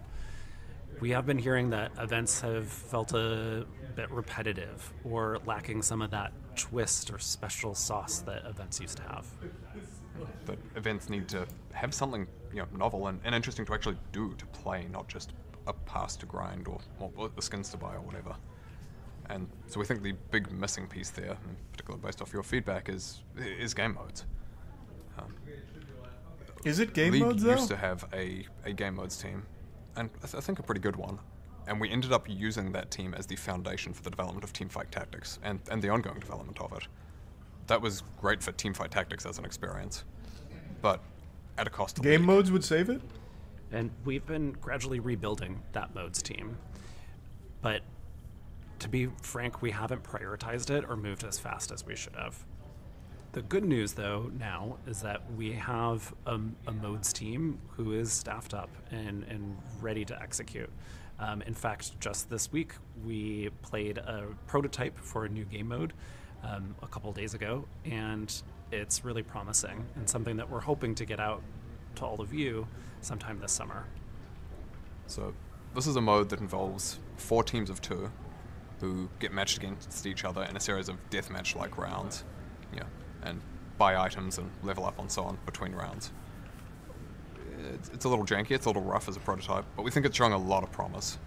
And our current thinking is we'll share some more details about it, some art, etc., probably in March, and then hope to get it out around the middle of the year so that you folks can play that too. Game modes is one of the places where we'll probably have more changes that we make to the game and ship in the shorter term. In addition to that, though, we're also making a number of longer-term investments in League, kicking off some much larger projects too. Everyone at Riot, the League of Legends dev team included, of course, wants League to be a thriving, evolving, exciting game for many years to come. And so you might have heard recently that Nicolo, the Riot CEO, talked about how League is going to have the biggest year of funding that it's ever had. Huge. That's because it's true. And that's great. That's great for the game, and that reflects the level of long-term investment that we want to make. And one place that maybe we should start talking about more is the investment that we have in our underlying technology that unlocks a lot of things that we do. That's super confusing, though, because it feels like this is the lowest budget they've ever had. They just scaled back so much for the LCS in particular. One of Riot's focuses for a long time pre-Valorant was on making League the premier esport, the gold standard. When it came to events, there was really only two that were fucking nuts. It was Worlds, or pretty much any stage for League of Legends esports, and Dota 2. Like, that's really it. But it hasn't felt like that now. It feels like, and they're scaling back, like the LCS in particular, they let go of like Dash and all that. Feels like they have less money to work with than ever. So I just want to know where all of those resources are going. Maybe it's all like internal building of teams and putting people in the right positions, but when the fuck is that going to actually start showcasing like results, I wonder. There's a tier 1 Tidy, Nerissa, Ahmed, and Marie. Counter-Strike events were pretty big. Well, yeah, but I'm talking like that massive world stage shit that they used to be known for. Fucking Imagine Dragons coming out and doing that song, having the fucking AR augmented reality dragons and all of that. Like, they were putting on Super Bowl level shit. There's Prime Mountain Dew.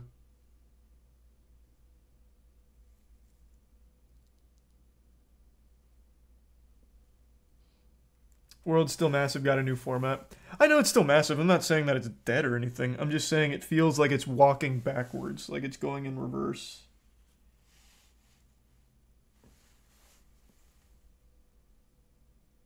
He's the resub artist. Like they're just running out of budget for it. Which would make sense because now they're making so many other games. They have Project L coming out. They have the Riot Games MMO coming out. And now they also, like, games they already have out that they have a lot of resources for. Teamfight Tactics and Valorant. Like, now they have a lot going on, so the focus isn't all on League. And it feels like they've kind of put League in the back burner. Oh, they also have Arcane, true.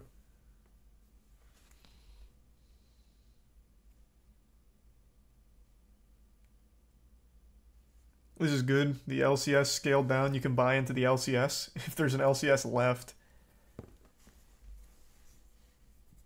That'd be cool though. Get Moist Esports in the LCS in the like most dead region there is.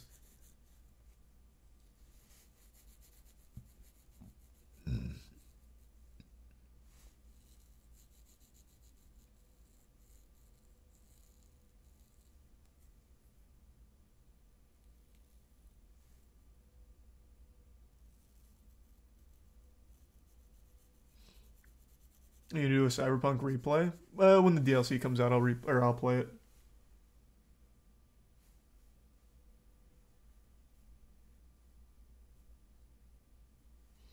Thanks to the bits of Bungie.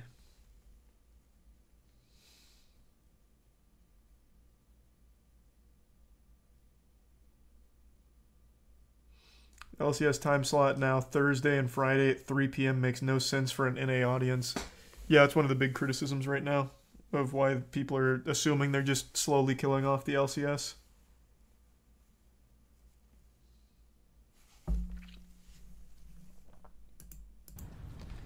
The benefits of some of that stuff, yeah, well, you'll hopefully see in 2023. A lot of it will be multiple year projects as well, though. You know, this can cover things from how we make art and create or modify maps to how our anti-cheat works, updating that, our engine's capabilities. Our server and hardware capacity that allows us to do things like take over operations in Southeast Asia.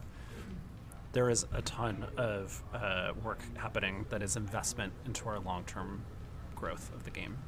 And building on that, there's an overarching theme, I think, here of communication, that we need to consistently do a good job of talking with you folks, transparently and openly about what matters the most to you, what you care about in the game. Updating you when things are going well. No one really badly, does that. Be that.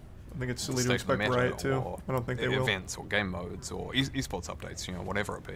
And it's not just the big struggles or big things that we need to communicate on. It's the simple things too. For example, making sure that you all know when ranked is starting, clearly in the client, clearly in advance. So both Andre and I are committing to having more regular communication with all of you. You'll also be hearing more from the dev team on what they're working on and what's exciting and what's in store in the coming weeks and months. Yeah. If you've got thoughts on what format you'd like to see that stuff in, is that high production videos every so often? Is that quick videos like this one? Is that blog posts? Is that social media? Please let us know. Big part of I don't think you need to communication, do a though, high of course, production for an is update listening. video. So from the we dev want you team. to know that we are listening to you. And Just we're convey the grateful, information. honestly, that you're so passionate about League and making sure that we know what you want in terms of making League of Legends the best game it can be. Very much listening to your feedback. We're working to incorporate that into game. We're going to keep both, sharing, our thoughts with you and hearing yours in return, of course. But at the end of the day, we also know that ultimately it's actions, not words, that matter here. Thank you for listening to us today. Thank you all. Overall, I think that was a pretty good response to the whole situation. About as good as I could have possibly expected, to be honest. They didn't really give the specifics on how the fuck this animation ended up, like I said here, but other than that, about as good as I was gonna get.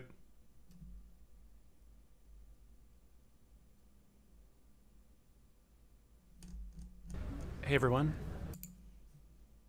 I guess we'll see. It still does really feel like League's kind of on its way out in the US. I don't know how they salvage that. I don't know how you bring it back. People said game modes actually would save it, but I don't know.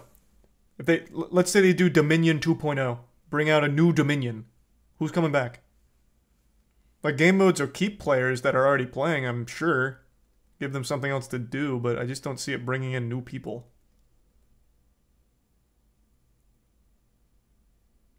Doombots were cool, yeah. But I wouldn't play League for Doombots.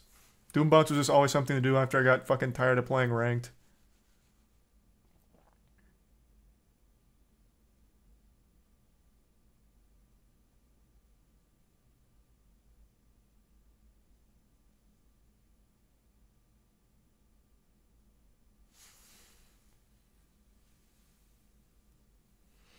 What would I bring back?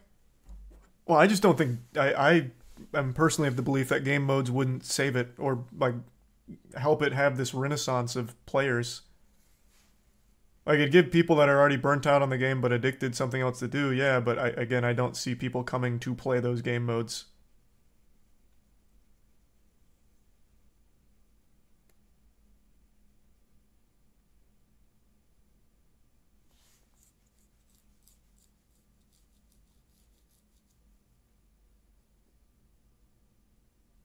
So it's just dead in NA? That's where it's mainly whittling, yeah. Apparently internationally it's still growing. But yeah, NA is very, very, very, very much stale and on its way out. It's had a big fall off in the States.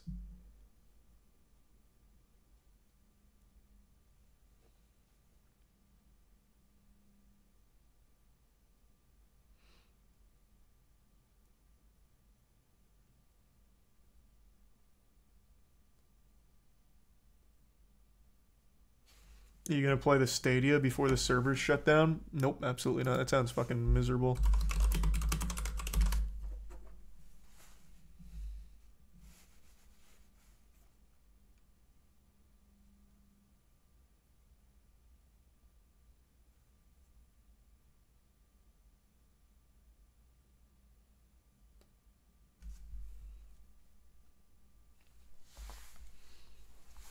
Babylon's Fall is ending next week. That I actually might go back for.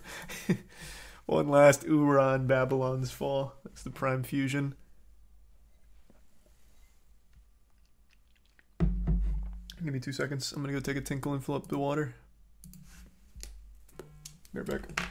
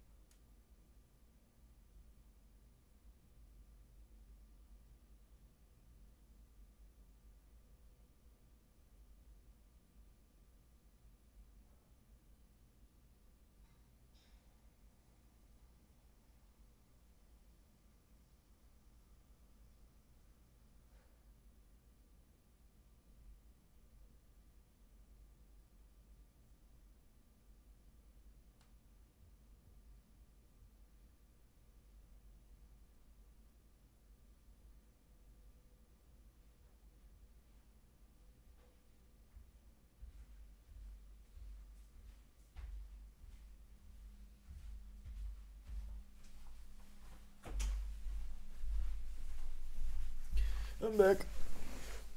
Thanks for some Phoenix, Pac-Man, and money.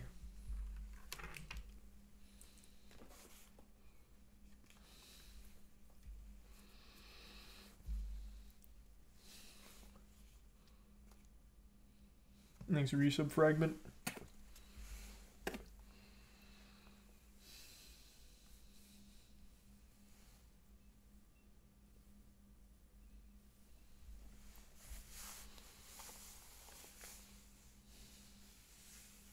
And the resub all ears.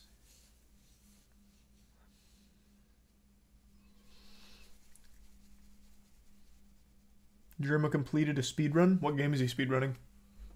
Let me see. The category is just retro.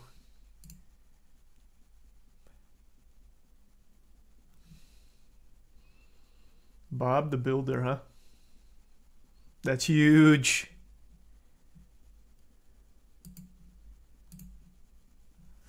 Thanks to resub Pillow and Mage.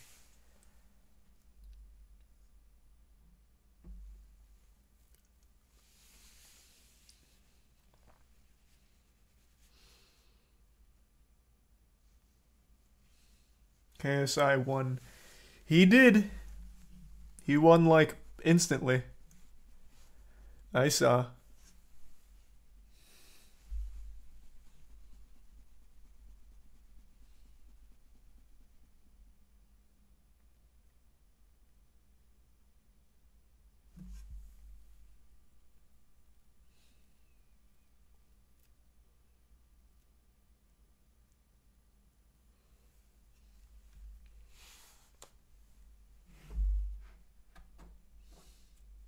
What happened?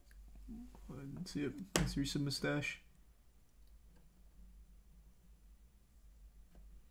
Did I ever play Atomic Crops? Mm-mm.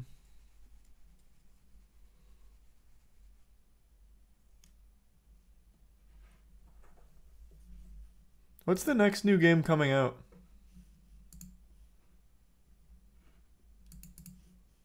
What's around the corner? Because I can't think of anything. I'm not playing Fire Emblem. Is there anything besides Fire Emblem? Let's see. What do we got for January? Fire Emblem on the 20th. Dead Space on the 27th. Hogwarts February 10th. Atomic Heart February 21st. And then Destiny 2 Lightfall, February 28th. So not a whole ton. Forspoken. I didn't even see that on here. I just looked at the first 2 months here. Where's Forspoken? Oh. Forspoken, January 24th. Okay, that's kind of soon. Thanks a Prime Cryptic.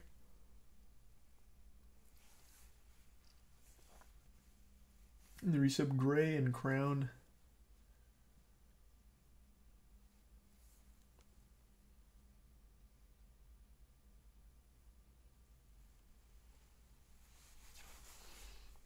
Forspoken looks so bad. I know. What a shame. It does not look great.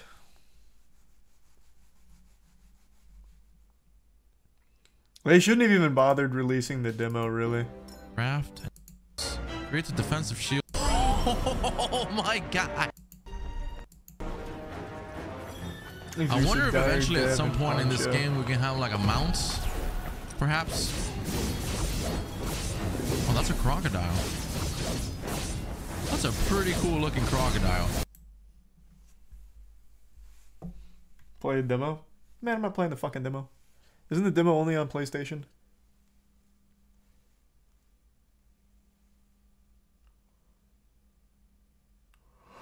Huh. 3 animations over and over and over again. Yeah. No, not tonight, Crone.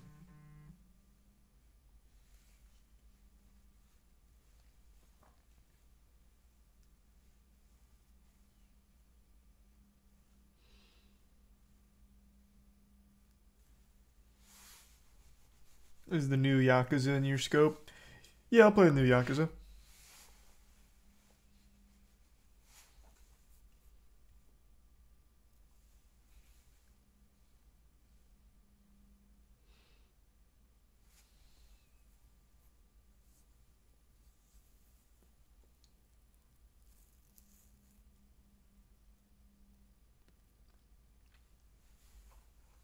You gotta beat like a dragon?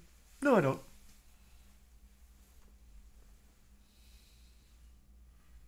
It'll be fine.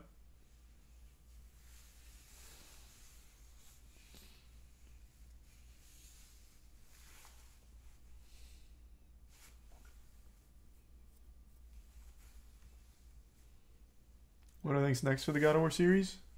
Probably just do something with Atreus. Congrats, Turbo.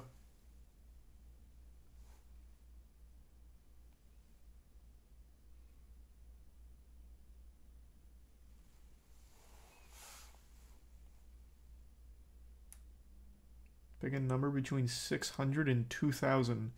That's such a weird range. Do 888. Thanks for use of virus and Reese. Or dry erase.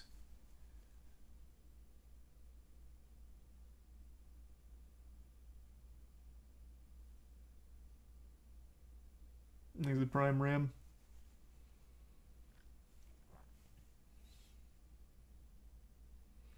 Do I want an Atreus game? I'm sure they'll probably do it well. I don't have any strong feelings on it one way or the other. I don't think it'll be bad.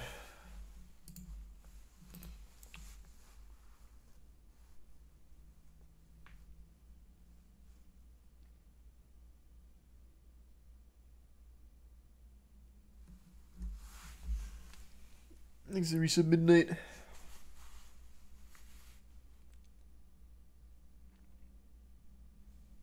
And the Resub Rodent.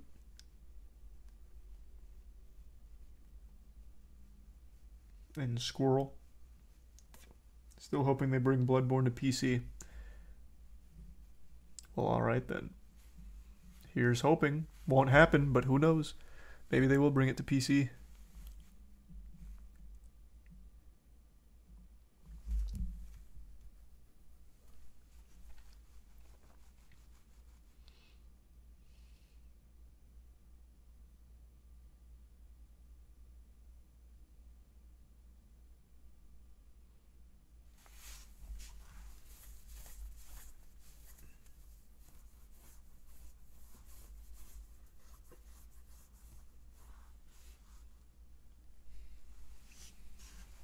Just Dance 2023. Is it good? This is a good year for Just Dance?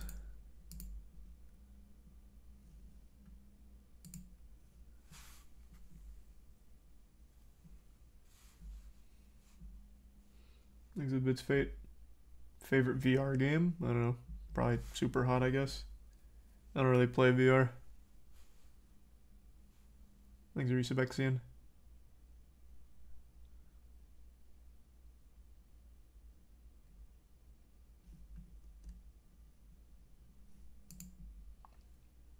Just fucking emulate Bloodborne, you plebs. Man, what, you got some secret tech? You have a fucking PS4 emulator?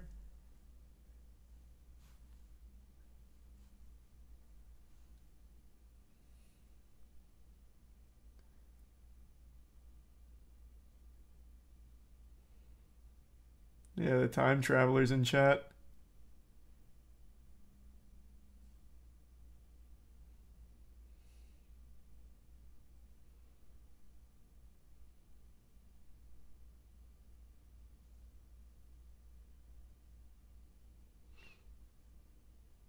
They aren't good, but they exist. A PS4 emulator exists. Let's see.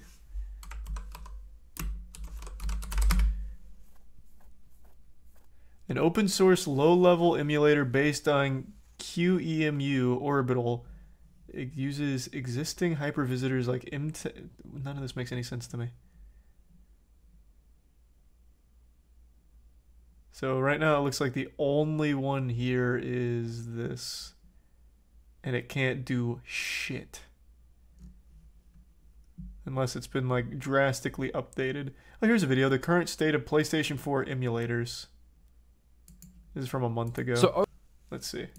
What's the state of PS4 emulation?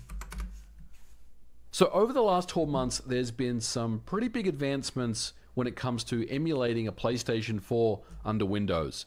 We talked about an emulator about a year ago known as Spine. It ran under Linux and it was closed source, and it did show a lot of promise being able to boot into some commercial games, including Sonic Mania, Dead Cells, Undertale, Hollow Knight, and some others. And I remember saying at the time that I felt like it was the spark that was needed to get PlayStation 4 emulation up and running.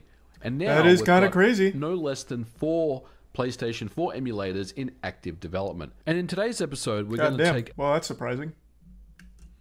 I'll look at that later, see what all that's looking like.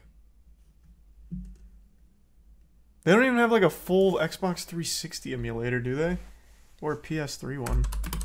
Last time I saw the PS3 emulator, it barely fucking worked.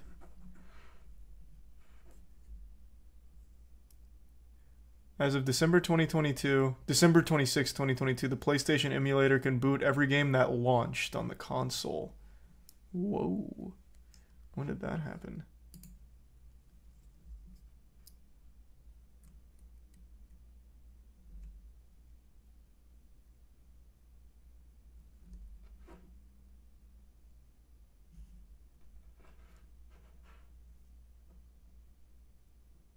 Wow, okay, so yeah, they fucking cracked that one.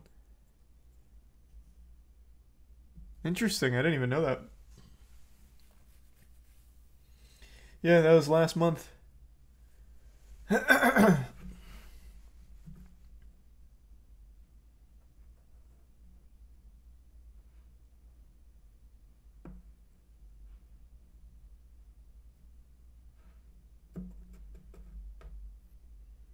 Now you can play the Killzone franchise. Yeah, yeehaw.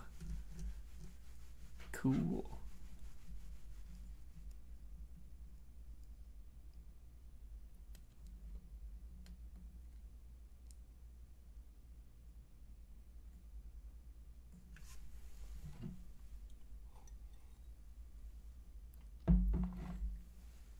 I don't know about that, Yeti, but maybe.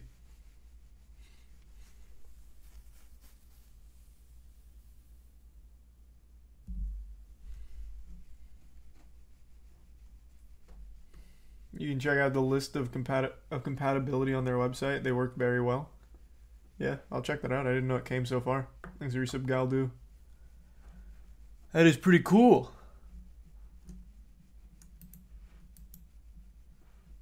That just reminded me. I still want to play through OG Gears of War multiplayer at some point. Does anyone still play the original Gears of War multiplayer? Because that was all like player to or peer to peer, so as long as there's players, you can still host a lobby in there.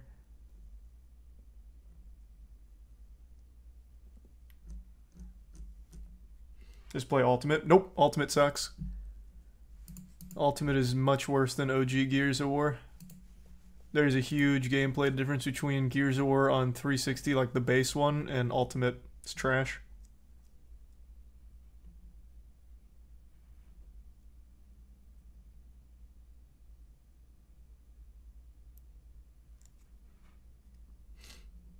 Resub slap. What are the differences? It's the entire gunplay. In Gears of War Ultimate, the gunplay is very different.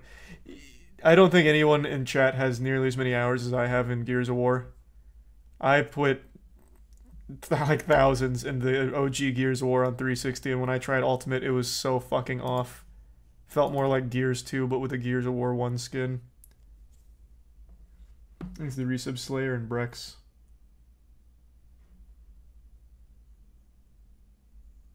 The Resub Scooteroo. Don't make bets like that. I'm very confident in that. I spent 3 full years doing nothing but playing Gears of War sniper battles and making montages.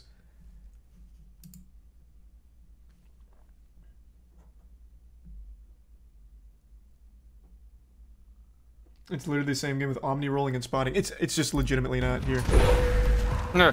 I wonder if you can see it in the gunplay here. Oh, you see how he just... Like, this is already just an easy, quick example. No.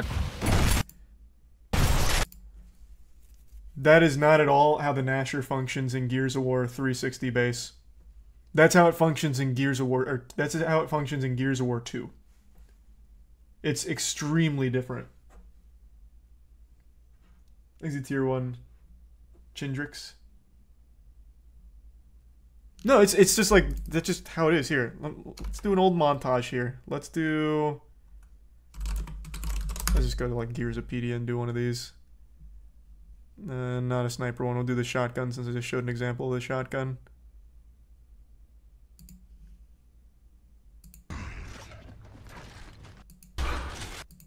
Is this all going to be sniper clips? The reason I did MLG is because usually they'd have like Nasher moments. Oh Jesus, this is God, it's Gears 3. What the fuck? Grab the sniper and I'll show you with the sniper then. I didn't want to roll. Just read death. It's not rose-tinted glasses, it's just legitimately different gameplay. I played them both at the same time, when I was still active in Gears of War. It's a very different feel. They don't play the same.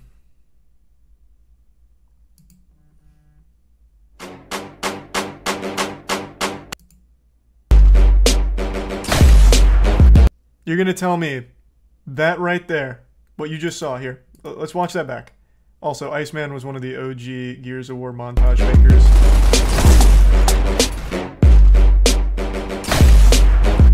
So now let's watch. We'll do the same guy. We'll do an Iceman montage for the original. Keep those two things in mind right there.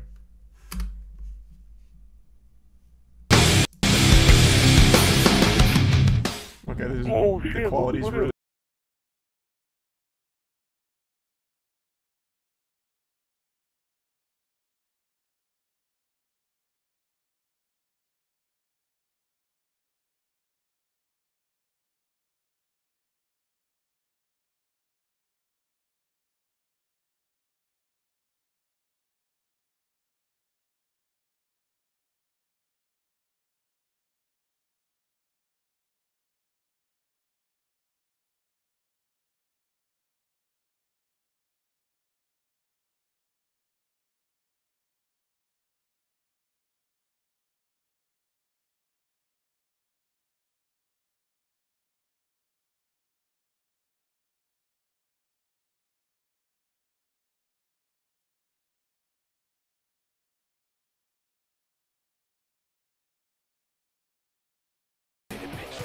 I prefer this. Having to actually lead your shots instead of it all just being like just fucking free. Everything being on host. There was a reason why the montage scene would never allow you to be on host. Because it's lame.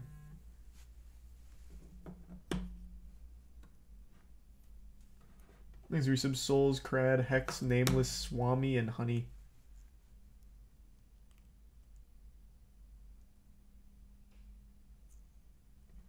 And the bits Lewis. There's some Lich. This Ultimate was worse. Just straight up fucking worse.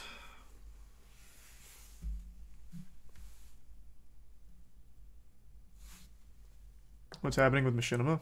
We got in contact with like one of the former heads, so we'll see what happens with that, but nothing yet.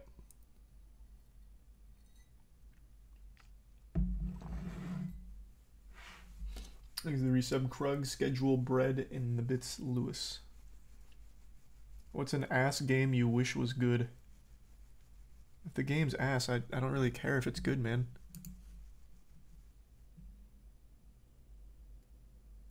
Like, why would I care? This game sucks. Man, I wish it was amazing, though.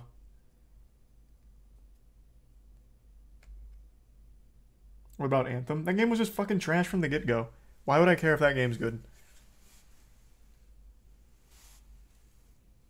It's not like I saw any kind of like potential with Anthem. The game was just awful.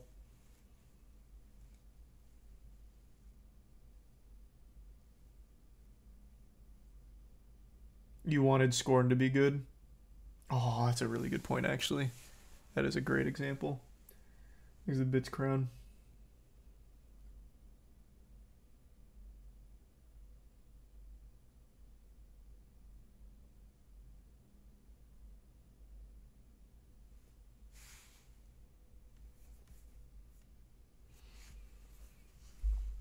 Paid 60 for Anthem, fuck me. Yeah, get scammed, idiot. Thanks the bitch bubs. And yeah, Crown. How long do you max in RuneScape? I don't know, man. I've just been doing like 100k XP a day. It's so slow. Slayer is so fucking slow.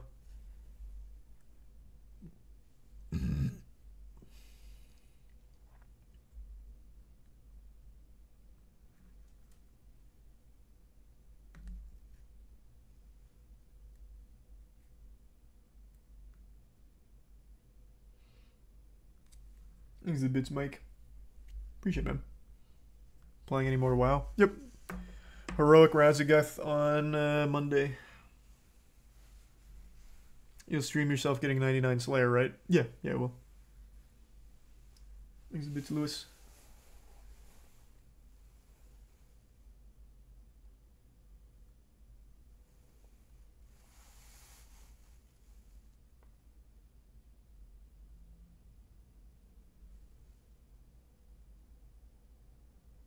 You think if someone was new to the Gears genre, they'd like Ultimate? Yeah. I think only OG Gears players dislike Ultimate. Or maybe it's just me.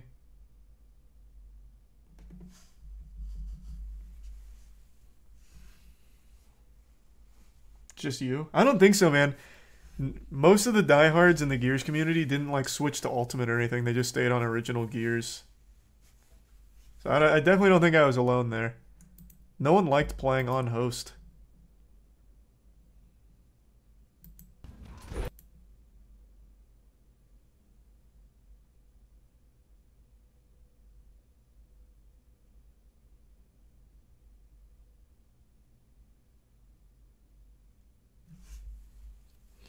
Quick text message, give me 2 seconds.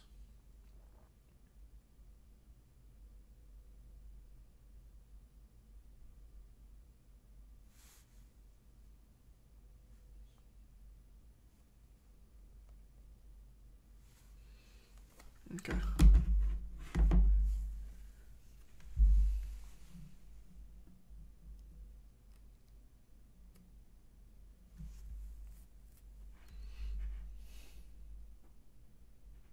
How can you dislike playing without the lag? Lag's definitely not the right word. In Gears of War Ultimate, everything is like playing on host, meaning everything's just kind of like hit scan. In Gears of War 1, you'd have to lead all of your shots.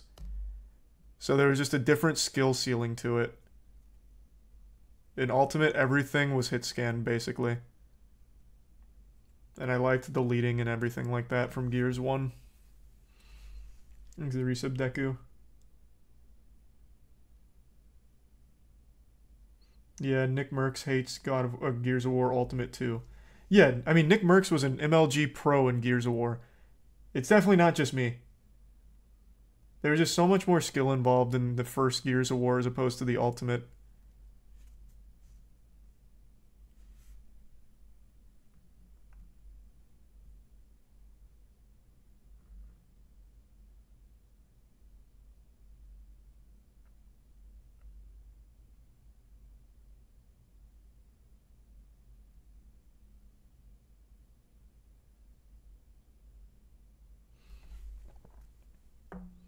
Skill is kind of the wrong word. It's absolutely the right word.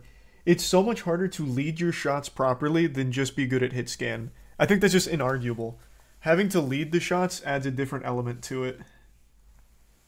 I'm not saying like it's easy to be good at hit scan or anything, but when you have to lead everything, it becomes harder.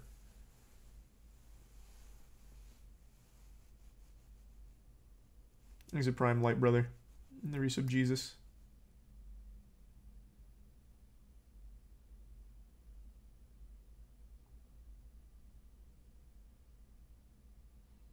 But if it's connection-based, it's literally RNG. It wasn't really connection-based, though, to be fair. Input lag may not have been the culprit. I think it was just because it was thrown together quickly. There's that whole video about how Gears of War almost didn't have a multiplayer to begin with. So I think it was just the result of being thrown together so quickly that it wasn't perfect. And that's what made it so good.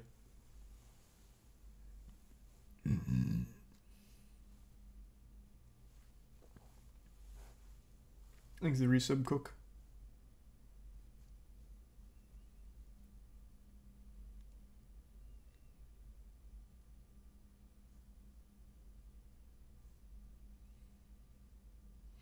Thanks, the resub K. You think Gears ever comes back? No, Gears sucks. Gears is beyond dead. Gears of War 5 was fucking terrible. Gears of War 4 was fucking atrocious. I don't think there's a future for Gears. I really don't, unfortunately.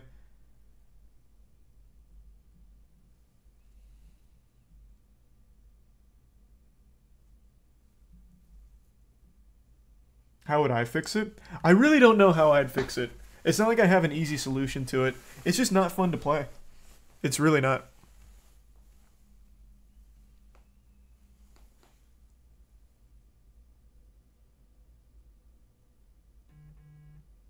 Thanks, Resubtinio. They need to move away from sticky cover. Honestly, you know what I'd do? I think you're right about the sticky cover. I'd lean really hard into just the full crazy skill ceiling, skill gap, skill diff.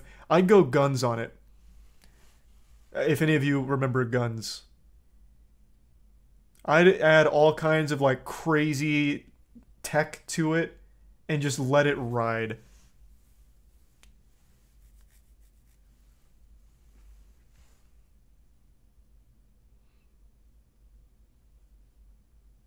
Yeah, Guns the Duel, that one. Which still had a very active community for a long time, up until recently. Problem with that is any game with a high skill cap dies in a month. I know, it's a gamble, but it's better than just letting your franchise rot and die. I'd say just gamble on it. I feel like at this point, with so little games coming out that are like worth playing, maybe what they need is something with a crazy skill gap.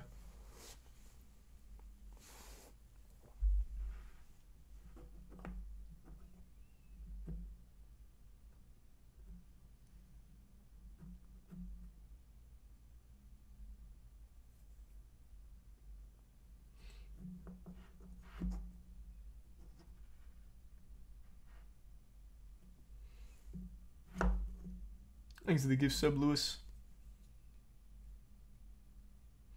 All the extra weapons in Gears 5, especially power weapons, were ridiculous. Give me shoddy snipe Lancer with skilled gameplay. I mean, I liked some of the weapon ideas. It's just not a fun game to play. It's just that simple. It just feels dated. It feels not good in any regard, really. It's just, eh.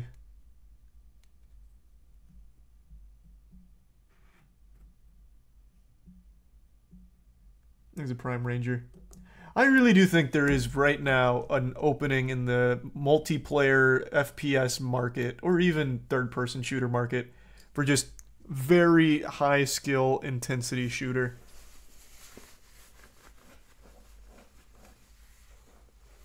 Maybe a die in a month, maybe not, but it's worth taking the chance instead of just pumping out another generic shooter. Thanks to Tier 1 Necro, Tier 1 Jeff, and the Prime Ranger, Zepo, Barrick, and the gift sub Lewis. Ever try to get the Seriously 3.0 achievement? Of course I did.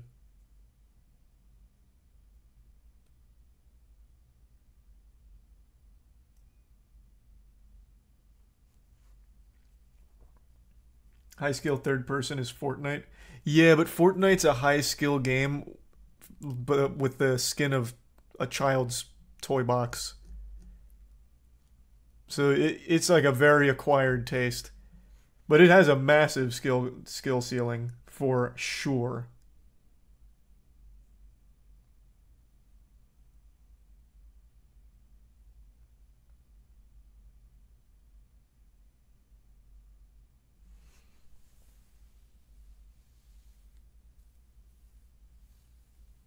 I think it's a Tier 1 Nacho. Yeah, we're going to be going for day 1 Lightfall raid for Destiny.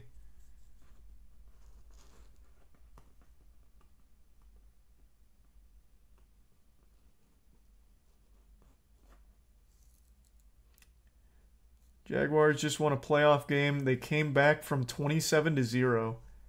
Hey, congratulations, Jaguars fans. That's huge. Is that their first playoff win ever, I wonder? I remember even when they had Brian Leftwich, they didn't really do much. And they had Maurice Jones-Drew for a while. Yeah, they won 31-30. Wow. 2017 and 1996. 2018 and 1996. There's a prime spiffy.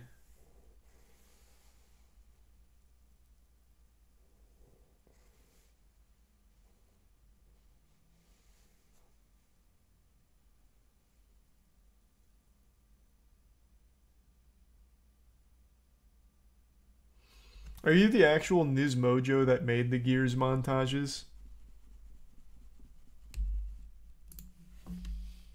Highly doubt it, but you did just mention it. It was with a Z, not an S. So I'm assuming not you. That would be kind of crazy. That's what got me started in the Gears scene. Check the PMs. The Twitch Whispers?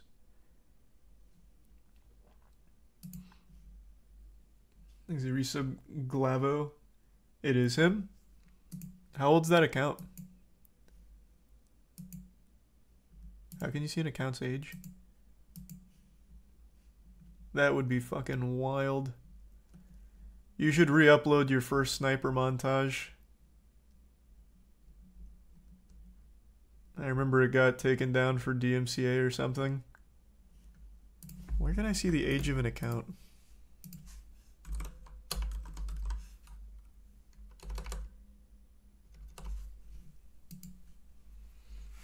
I think it's a Prime Owl. Click it. I am. It's just, it's not opening. It's from 2008. Well, that can't be right. Twitch didn't exist in 2008. How is that possible? I'm talking in Twitch, not YouTube.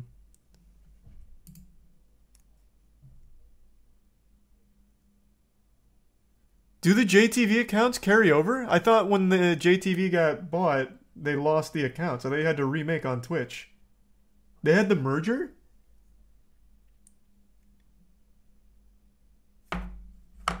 What? Oh, that's fucking crazy. Thanks to Tier 1 Wump in the Prime Little and Owl. I thought for sure you had to remake. Holy shit then.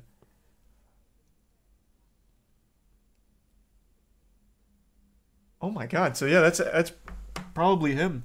I remember you used to upload, what was it, Transformers War for Cybertron stuff as well? Is this the original account?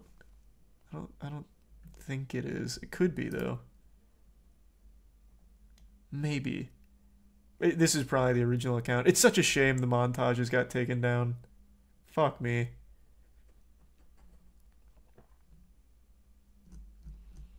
I remember I saw Nizmojo's first sniper montage. I went out, bought a camcorder that same week, and started making my own.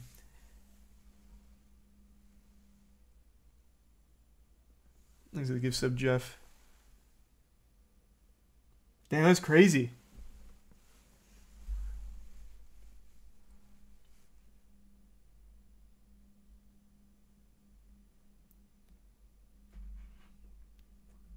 God damn. Did I hear what happened to the vice president of Wells Fargo? No, I have no fucking clue. You planning on making a comeback, Nizmojo? Letting it ride again? Probably not in Gears though, because Gears kind of fucking sucks.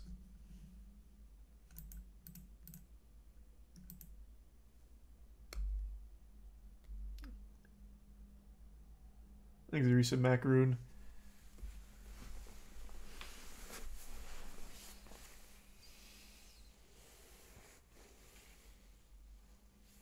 No. Damn. Do you still have the OG shit by any chance? Or was that lost with the DMCAs? Thanks, Resub Paragon.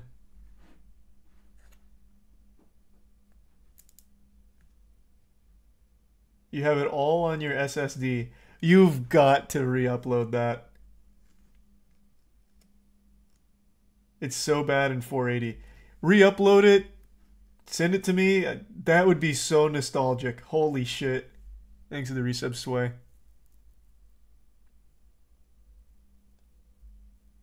I still remember the whole format. This was back in the ancient era of YouTube. Nizmojo posted that montage. I think it was like 06, maybe early 07. And it was all, I'm pretty sure, a handheld camera. You can correct me if I'm wrong, but I don't even think you had a capture card back then, which would have been a Dazzle. And you had a different song playing for every fucking clip, and it was just this random assortment of just headshots on like gridlock and canals with a different song every goddamn time.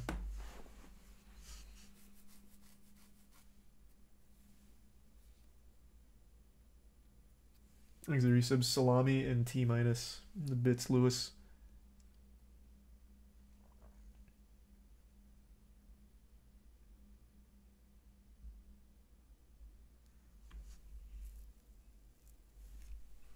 The Dazzle DVC 100. I don't even know that one. It was Dazzle Platinum. Dazzle Platinum was the good one for a while. And that came with Pinnacle Studio. Thanks for resub, Boogie.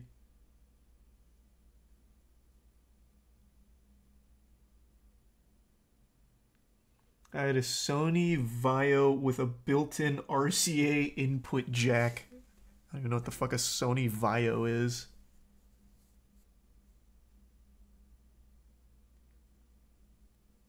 Yeah, slap those bitches up when you get the chance, Nizmojo. I'd love to see that. There's a good sub Thursam. It was an OG laptop.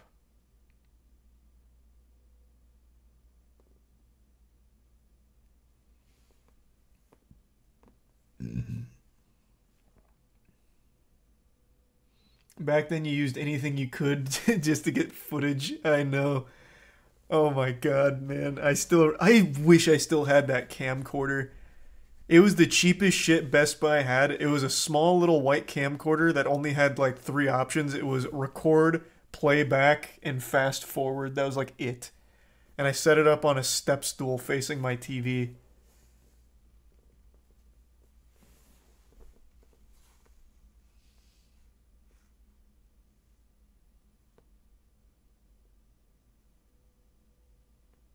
This is a long shot, Nizmojo, but I'll toss it out anyway. You didn't happen to save any of my old montages from back in the day, did you?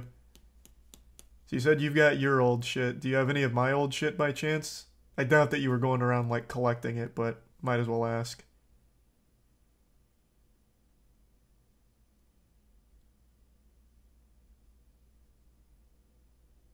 Imagine he has every one of your videos.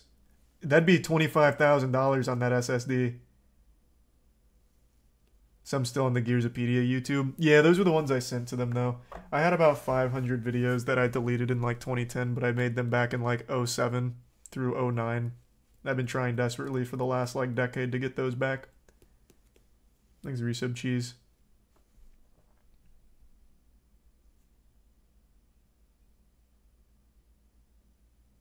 Never saved them? Nah, I didn't expect you to, no worries. That's all good.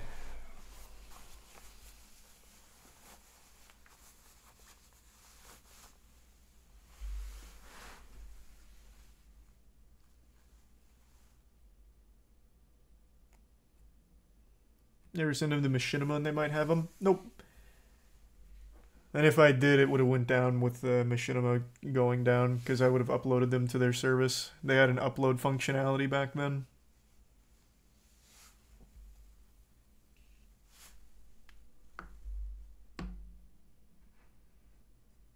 Someday you'll see him again? I'm hoping. I'm hoping someone somewhere's got him stored.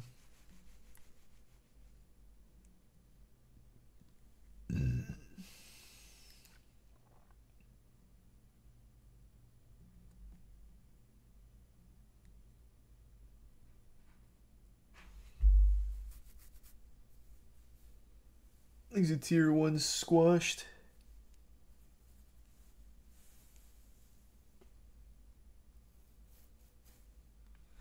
Just make new montages? That sounds miserable. That actually sounds fucking miserable. making montages is not only super dead, but it's super boring. Like, having to record everything and then edit it, nah. Absolutely not. Plus, I'm not good enough anymore. My montages would be terrible.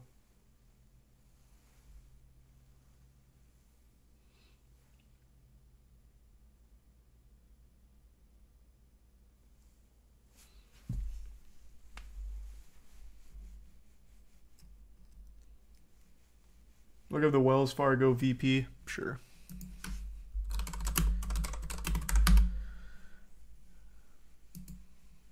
Wells Fargo executive fired, arrested after allegedly peeing on woman aboard flight to India. Let's go. That's big. Was it like a mistake, or how'd this happen? Indian police have arrested an unruly air passenger following a complaint by a woman aboard an Air India flight from New York that he urinated on her in business class.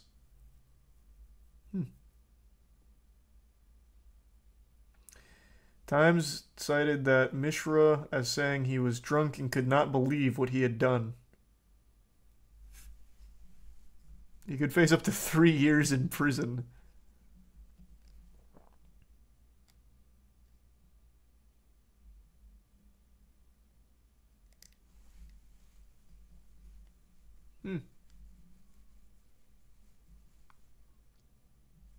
Well, hey, honest mistake. Could have happened to anyone.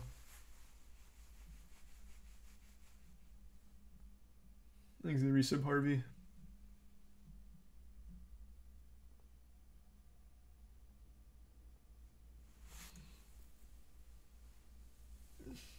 That's illegal? What, pissing on someone? Yeah. I know. What a crazy world we live in.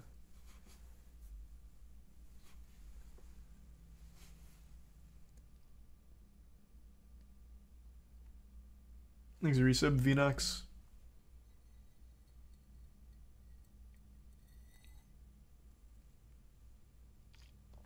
The Resub Dino Dale.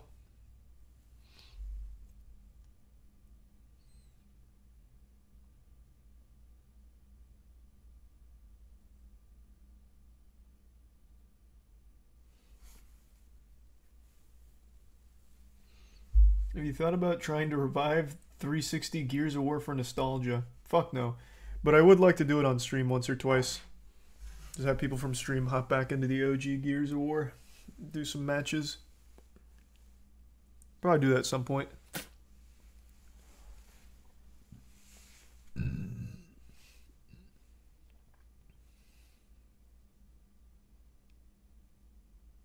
Thanks for the gift sub, Mac Daddy.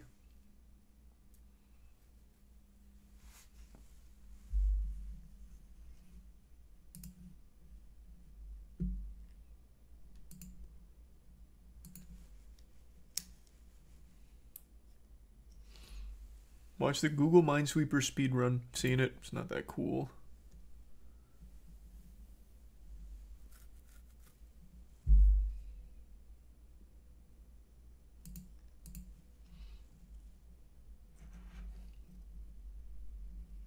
These are the bits of Bungie.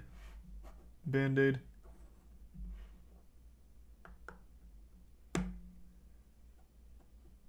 You hear Kanye got married?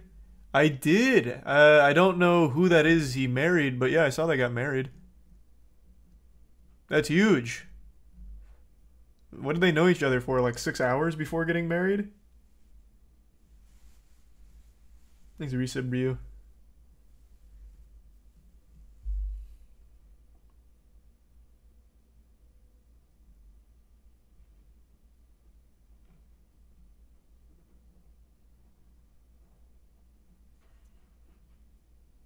Is the designer of his clothing brand.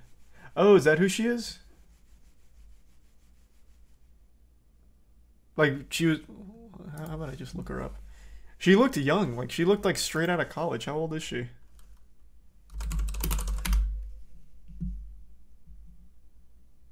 Bianca Sensori.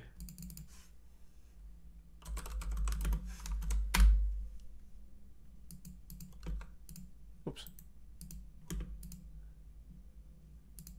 No one really knows anything about her, it seems.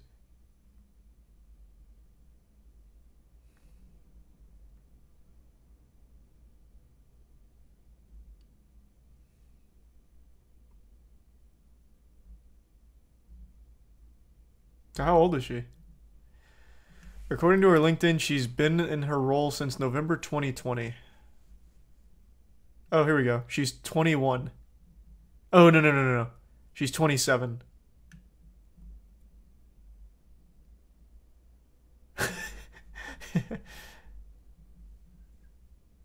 Nice. So she was there for 2 years, so I'm guessing he met her there. Thanks for the gift sub, Jeff. Yeah, we already talked all about Justin Roiland.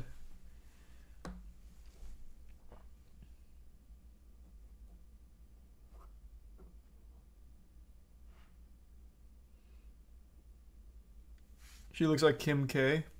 Kinda, in this picture, which is, I mean, this is a wild picture. I don't think this is Toss. Well, it might be Toss. I think there's a little areola there. I'm not even going to risk it. But yeah, she does look a little like Kim K.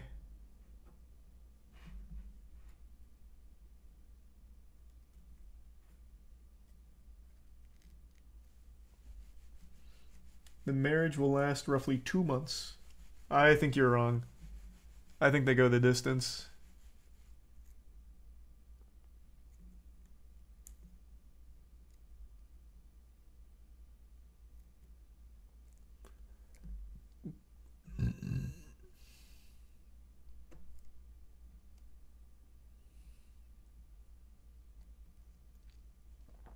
He's the prime pleasant.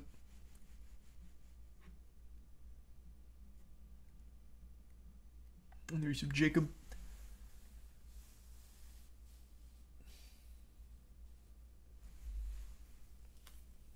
Those boobs are nutty, Charles. What are you telling me? Send her a DM and say, congratulations on the fine breasts, madame. What are you sitting here telling me for?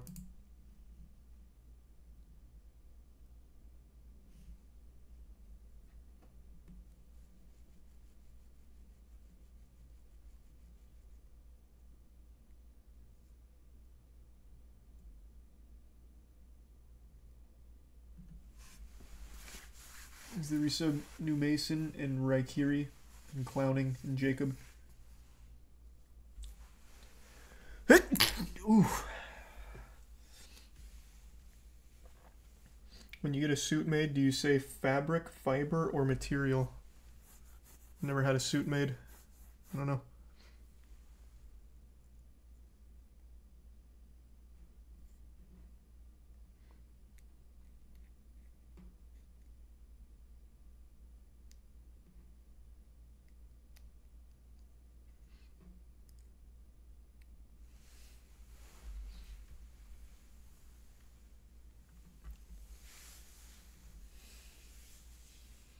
Thanks to the gift sub doobie doo.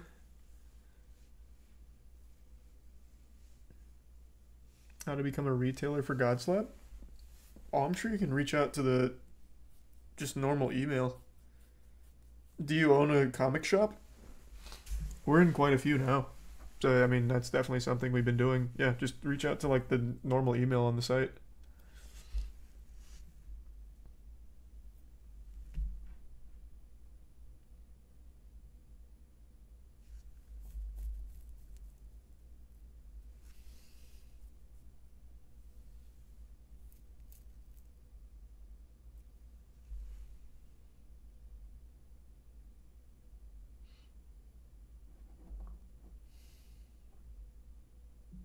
Oh, you tried that one, Colby. I checked that one and I didn't see it, so that must be going to spam or something.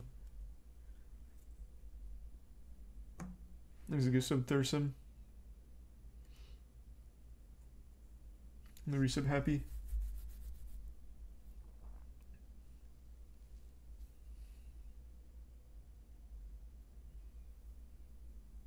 Did you see the video of DJ Khaled riding a horse in the water?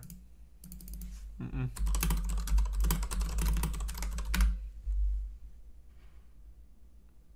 DJ Khaled almost breaks horse's back while trying to ride like an Old Spice commercial. What a crazy title. He's also ridden a horse a couple times.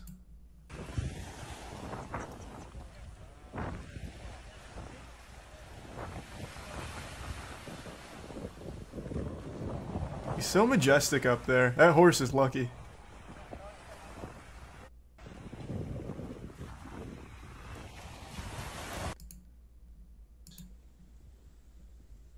Let me take you to Keiko's. Oh, these are old Snapchats. That was just the one with the horse. Here's another horse one. Why does he do this? Why does he just want to ride a horse into the water?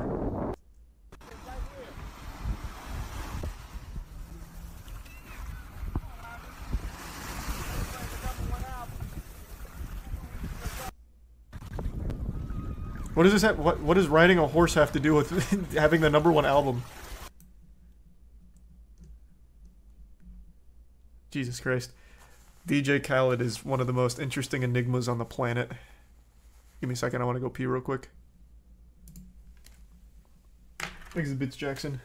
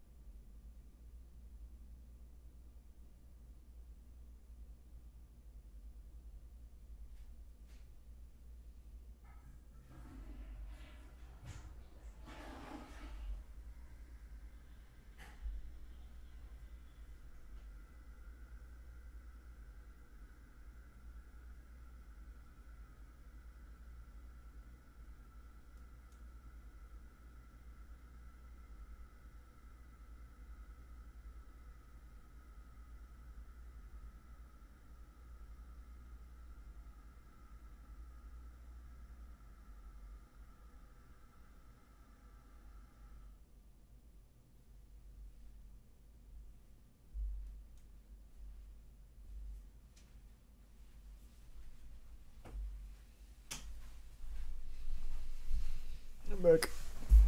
Thanks for your recent flex. Happy birthday, Jackson. The bit skeleton.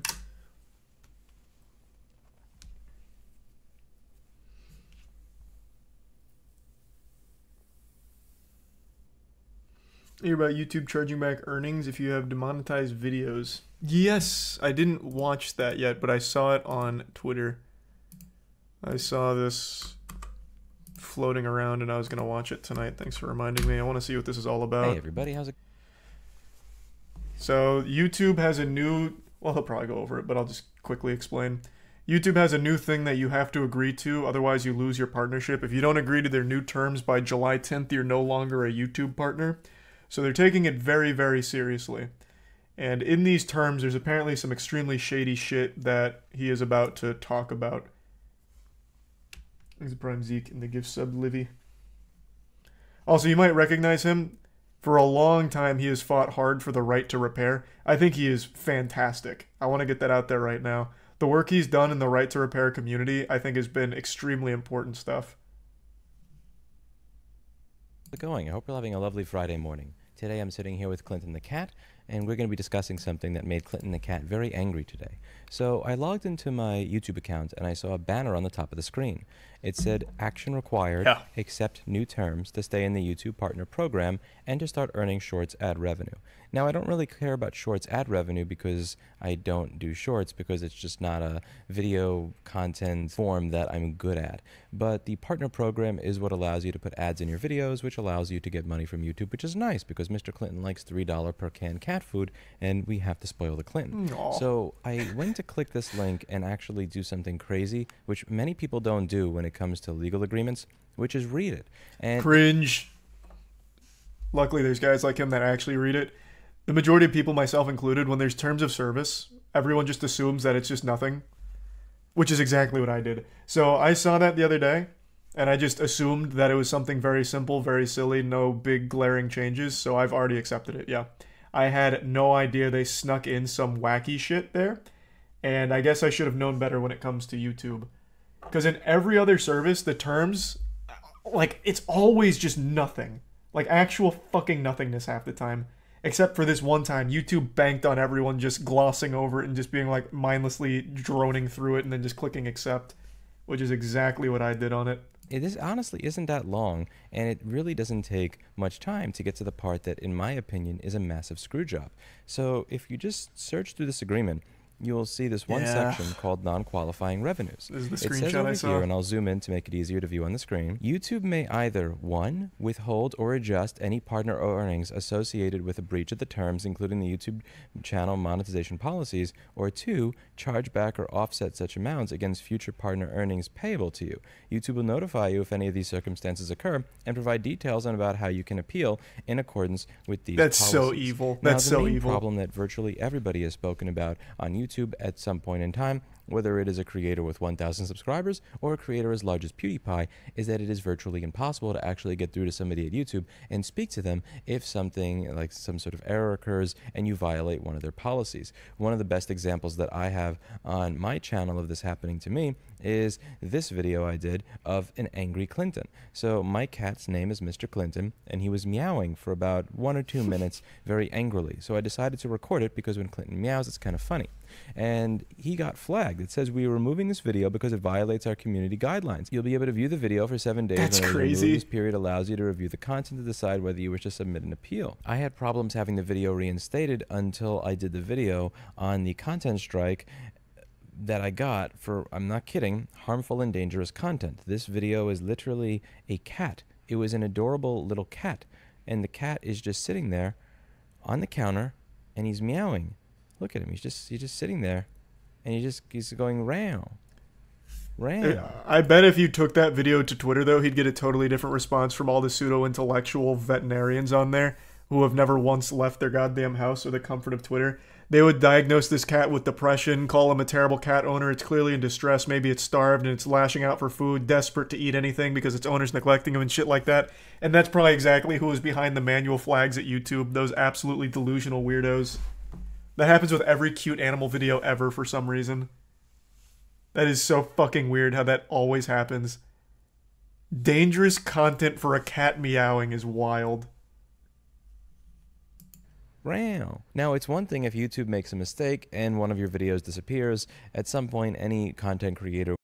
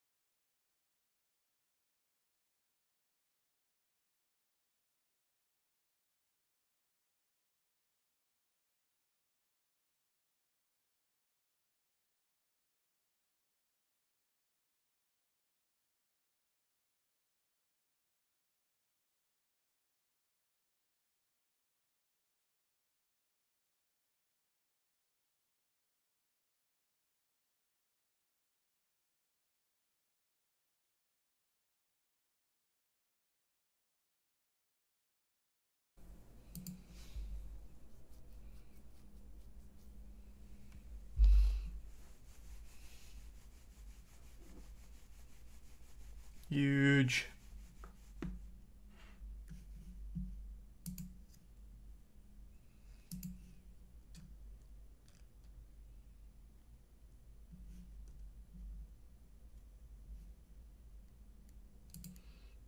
Thanks to Prime Spook. The resub Whitney and Green and Christine and Jim.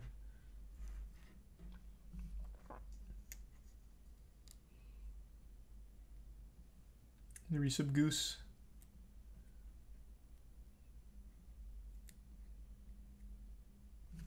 The resub Mountain. The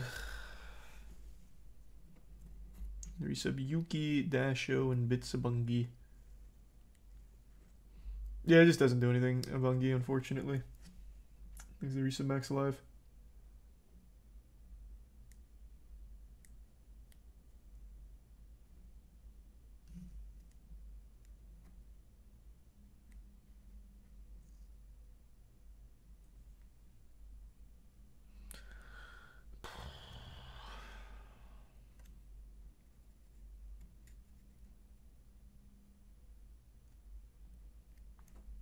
Yep.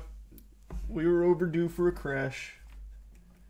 We went like 2 streams without a crash. We had a good run. We had a good run.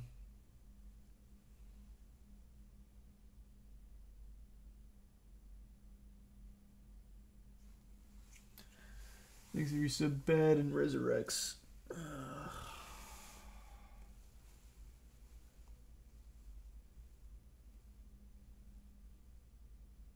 Put the counter back to 0.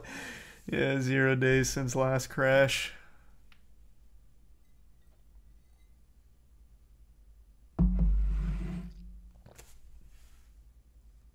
Thanks to Tier 1 John.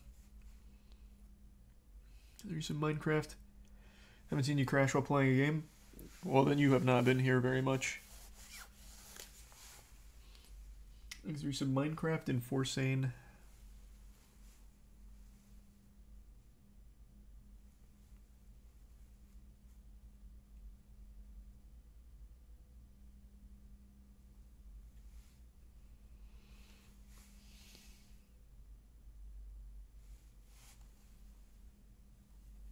Thanks to the Prime Finn. The resub Mitch.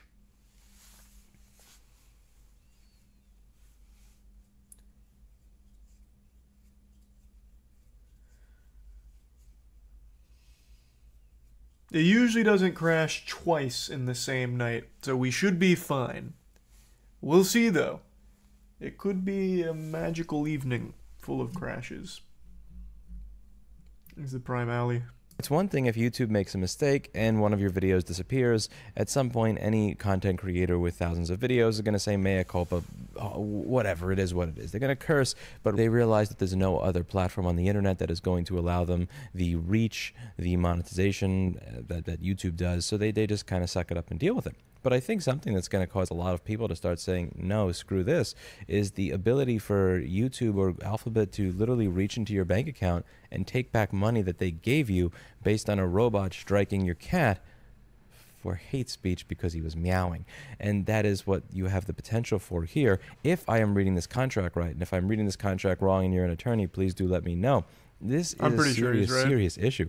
Now, again, they say even if you do something with your bank account, like let's say, I don't know, set it up so that there's no money in it, no overdraft protection. So if Google tries to go in and take money out, there's nothing there. This is still an issue if your channel is creating revenue right now and they decide to go back and take back revenue from a few years ago. The obvious problem here is that even if you set up your bank account without overdraft protection and you immediately transfer money out of it the moment YouTube deposits money into it, is they can take away from future revenues. So the money that you would make on YouTube last month is not given to you until this month, which would mean that, let's say you're supposed to get, I don't know, $1,000 deposit in your bank account this month, and that video made you $20. That would mean that instead of getting $1,000 deposit in your account, you get $980. Now, maybe that's not that bad, but what if you have a video that made you $10,000 at one point, and now they decide for the next 5 or 10 months, you're just not getting any money because that one video gets a strike because YouTube's AI is ridiculous.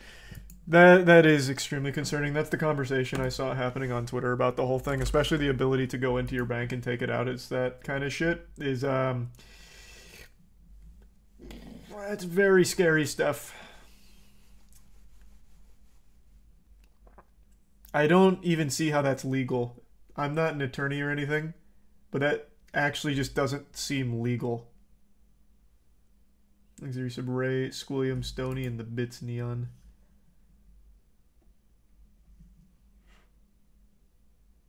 That's platform ending shit for any other platform. Yeah, but YouTube doesn't have competition. At least not yet. You can't just take back money already paid out. That's the impression I was under. But, I mean, YouTube has billions of dollars. Surely they wouldn't throw this out without extensive legal work done around it.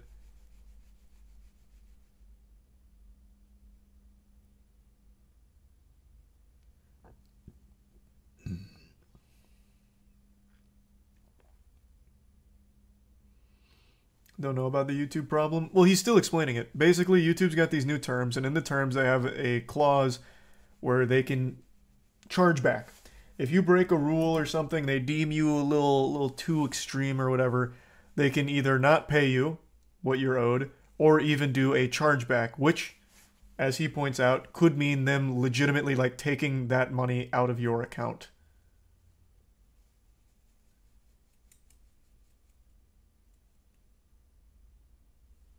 Thanks, resub Moist.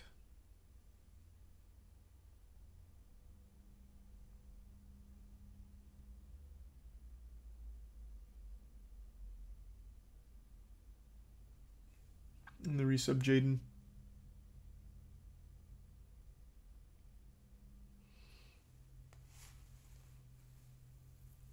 That's some dystopian shit. Well, yeah, it's extremely concerning.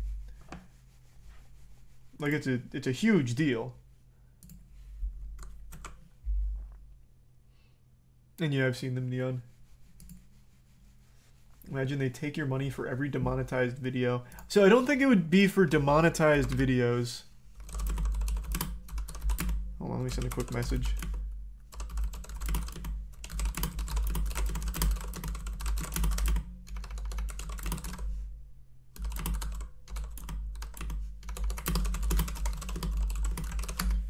It'd be more for videos that break a rule. So in his example here, it's his cat video was about to be taken down because it was viewed as like hate speech, hateful, dangerous content. So not exactly like a demonetization. Which doesn't make it any better, by the way. It's still beyond shady and what to me sounds like to be borderline illegal.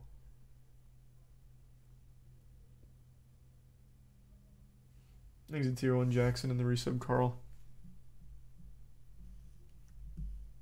This is a serious concern if you're somebody who does YouTube as their full-time job, as their full-time business, as opposed to somebody like me who is just here to have a large recliner with a cat on it and yell at his camera at the end of the day. This honestly is not really the biggest deal to me because, again, I have a full-time business that I run and I have a job on top of it. YouTube, at the end of the day, is what I consider extra. If I make money off of it, then great. If I don't make money off of it, then, you know, Mr. Clinton has to eat $2 a day cat food instead of $3. It's not. But if you're somebody whose primary form of revenue is this platform, then again, it is one of many, many reasons that it is very important to diversify your revenue stream. And it's also one of those reasons that in a video that I did that was massively unpopular, where I was suggesting that creators should really start to focus on getting their revenue from the user rather than the advertising platform, that this is going to have to be a serious shift that I think a lot of people are going to have to make. So I've done 2 videos on this. Blocking YouTube ads is piracy, and why you should never feel bad for blocking ads. YouTube system sucks, which ironically, this is funny, I actually don't have the ad blocker on right now. Which is so stupid because that's the title of the video. But anyway, I was saying why you should never feel bad for blocking ads, and blocking YouTube ads is piracy, which obviously I disagree with. I kind of have a title there that for, you know, just a rawr. But in those videos, I was discussing how a viewer gave a YouTube creator something like $1 over a period of 5 or 10 years. In my opinion, that YouTuber is better off than they would be if that viewer gave them nothing, but had ads turned on. And one of the reasons that I genuinely believe in this is because at the end of the day, in my opinion, YouTube is managed by a very, very borderline personality disorder, artificial intelligence, that you have no way to correct and nobody to speak to when it has issues. Which again is one thing if they're just saying an old video may no longer make revenue, but now that they're saying that they can literally go back into your account and claw back the money if that ridiculous AI does something stupid and there's nobody you could talk to about it, that's a serious financial impact on your business if you've actually made YouTube your primary business, which thank God I never did. And it seems to me like it goes even beyond that, though. Because, like, how are they even gonna dictate how much they're gonna take? Where does that come from? Like, who decides that? So you had one video that was a violation. Where's you gonna take all of your money? What stops them from doing that?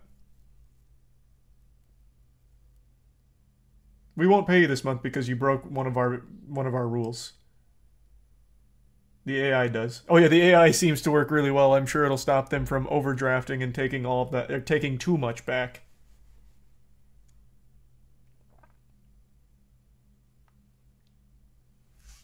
Like, I don't even know how you're supposed to quantify, like, what rule-breaking amount makes sense. The answer is 0, but in these terms, it just doesn't, like, it doesn't compute with me. There's no set of guidelines to work with. So to me, this reads like, well, we may withhold and we may charge back for these rule violations, but how much that'll be, well, we don't know. It could be $10, it could be 100% of all of it. We're not really sure.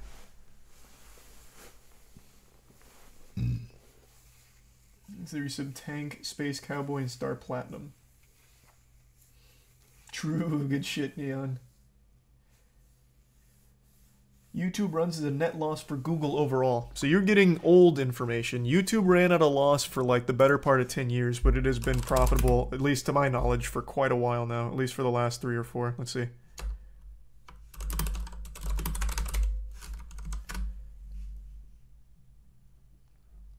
In 2021, YouTube's advertising revenue accounted for 11.2% of Google's total revenue. And YouTube's advertising revenue is a percentage of Google's global revenue from 2017 to 2021. So yes, it seems like it is now... Yeah, at least from everything I'm reading here. It was able to generate $28 billion in 2021, making it profitable. There's a lot seeming to confirm that it's not just profitable, but like a big workhorse for Google in terms of their bottom line.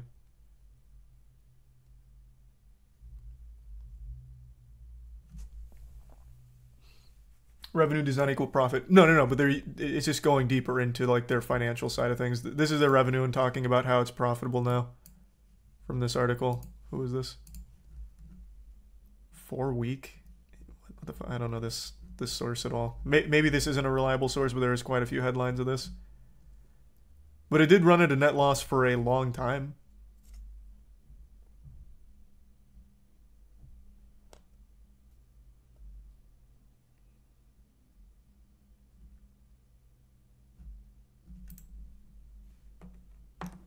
Thanks, Risa Brian. I don't go on Forbes because it doesn't let you go on there with an ad block, and I refuse to turn ad block off for Forbes. As of September 6, 2022, it's worth over 180 billion. God damn. God damn. Holy shit. Thanks, Prime Hazar.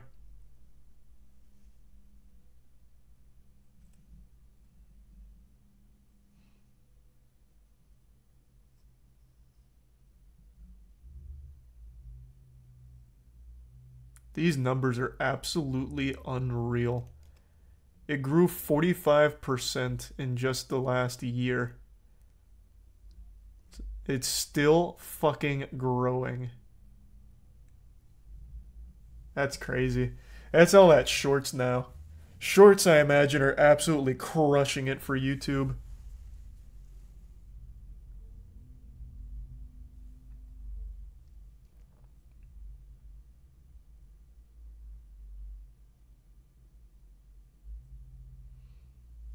Thanks to the Prime Soggy.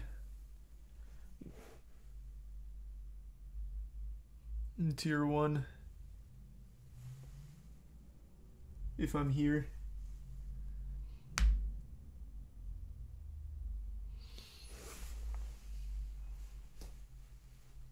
COVID shorts, yeah. Well, COVID and shorts absolutely blew it up for sure.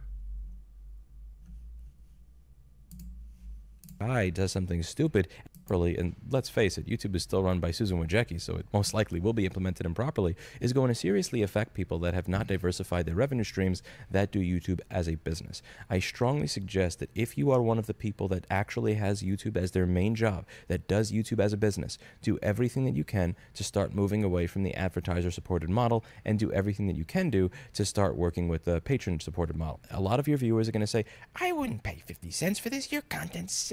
why would I pay 50 cents for this garbage YouTube's out of your job? Fuck, I'm just gonna throw this out there. Screw those people anyway. Like, if somebody doesn't think that you're worth 50 cents, then why do you care what they think? I find so many people that make YouTube content that say, I'm afraid to do that because my audience will be mad at me. But at the end of the day, you have to think about the people that you're making mad.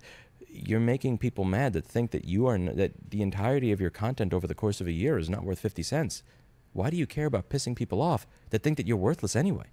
Again, if you're like me and you already have a job and a business and you don't have to worry about That's quite a breakdown then fine. of it. But if you're like me and you don't have a job or a business to worry about, it might just be worthwhile to put together a general YouTube strike. I really do wonder what would happen if the largest creators on the platform said, you know what, I'm not signing this. Because again, you have to review and accept the terms to remain in the YouTube Partner Program. What would happen if the largest creators on the platform that already had some FU money already just said, you know what, we're not going to accept this? I think that would actually be a really cool thing to organize. Like, what if the largest creators on the platform did videos on this and then also said, we are not accepting this agreement? I don't see it happening. It would be a really even if they didn't thing do what I did and just mindlessly click accept on it. I still don't see it happening. That'd be too risky for them. I don't think it would happen. I think it would be, and I also don't think it would matter to YouTube, to be fair. I think YouTube at this point does not give a fuck about like the upper echelon of the YouTubers or anything. They have such a huge reach now at this point, they don't need the YouTubers. It kind of fills itself with just random videos and shorts. So I don't really think they'd care to begin with. Organize and put together, because again, at this point in time, the alternatives to YouTube are just, in my opinion, sincerely lacking, and let's face it, they're just bad. But it's something to think about, because like, nothing's going to change if we just hit review and accept and hit yes. I don't want to click review and accept and hit yes to that. I really don't. I really don't. Let me know what you think in the comments down below. That's it for today. And as always, I hope you learned something. I'll see you all in the next video. Bye now.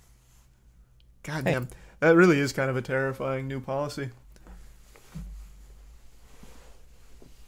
Thanks to the Bitsubungi. True. Thanks to Resub Rat.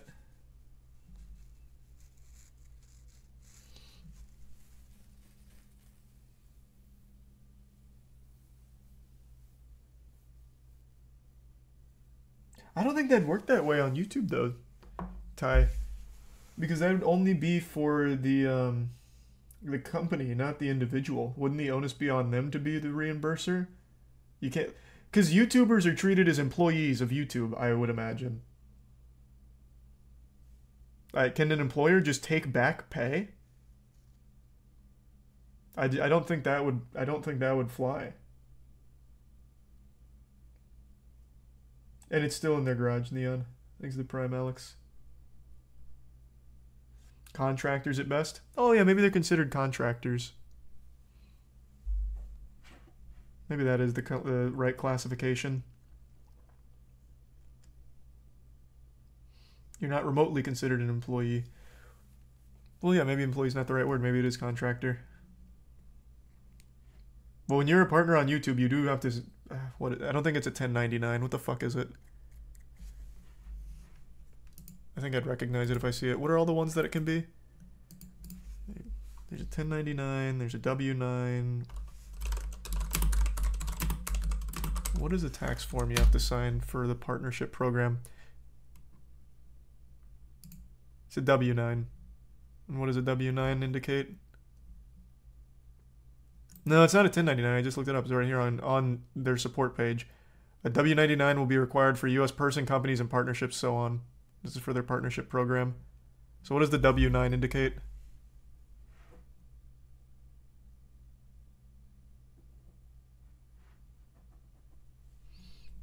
Look at the Bitsubungi. You sign a W9 to get a 1099. Wait, what? That doesn't make sense. Aren't they two separate tax forms? Let me see.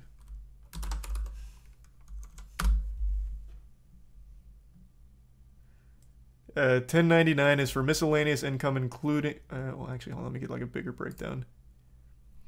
The 1099 is a collection of tax forms documenting different types of payments made by an individual or a business that typically isn't your employer. The payer fills out the form with the appropriate details and sends copies to you and the IRS, reporting payments and made during the tax year. And then when you are part of the YouTube partnership program, they send you a W9.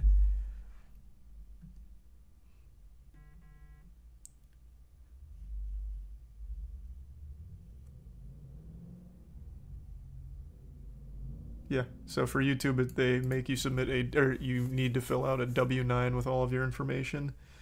Then you get a 1099 or should. Yeah, but that doesn't come from YouTube. So as I'm understanding it, that 1099 is something that you have to do for the IRS at the end of the year, not from YouTube.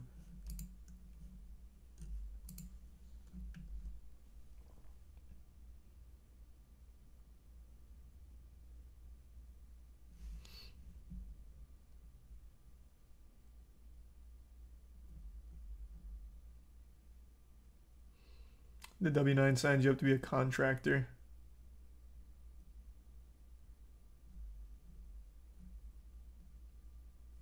Thanks to the bits, dude. How do you not know this? Because it's been 15 fucking years since I had to do this for YouTube. How am I supposed to remember what forms that they had me fill out back then?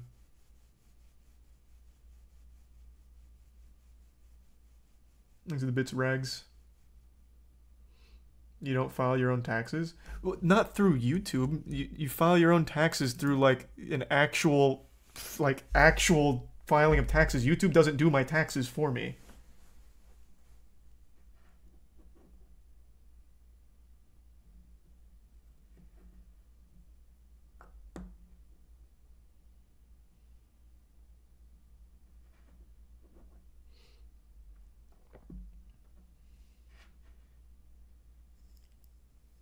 Resub Gonzo and Sinister.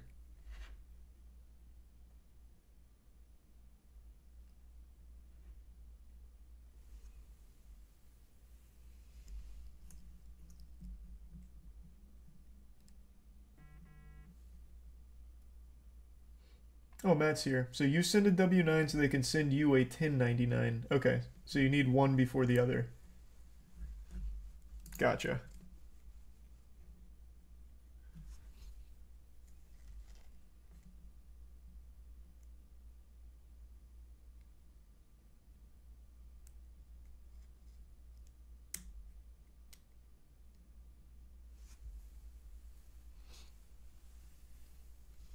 Thanks, the resub, Carlo.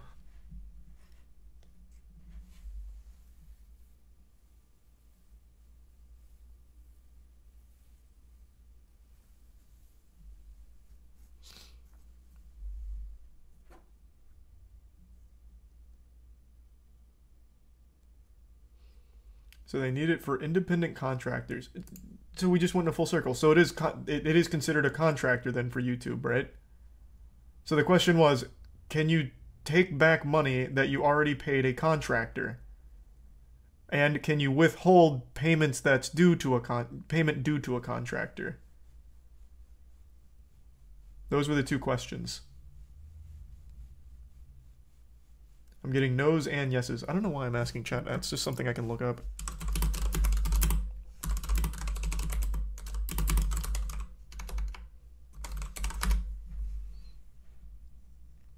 If a contractor does poor quality or unfinished work, you can ask for a refund. Well, that's not what we're talking about here. This is them going back and charging back in your account.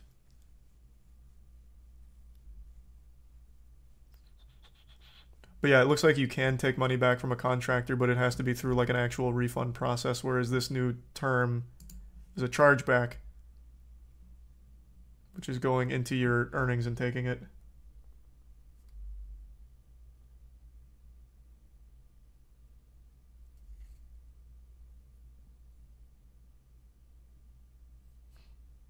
Different types of contractors.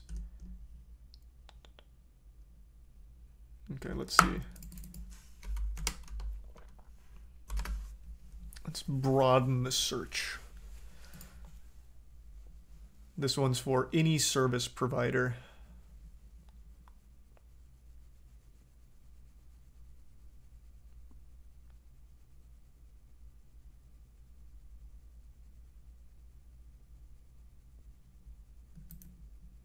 That didn't answer the question.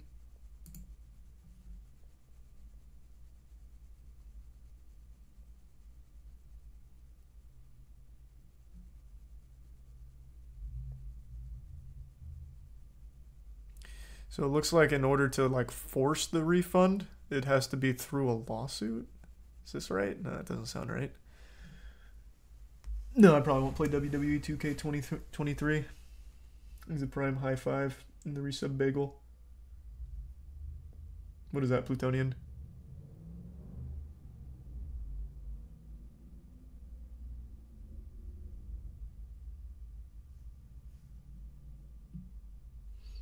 These are the bit soap.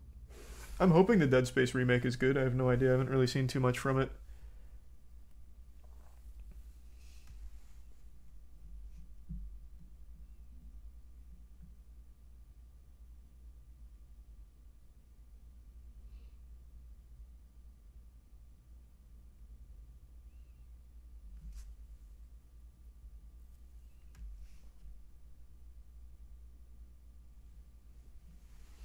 Either way, though, new policy is very scary. Very hard to fully understand the scope of what it'll do.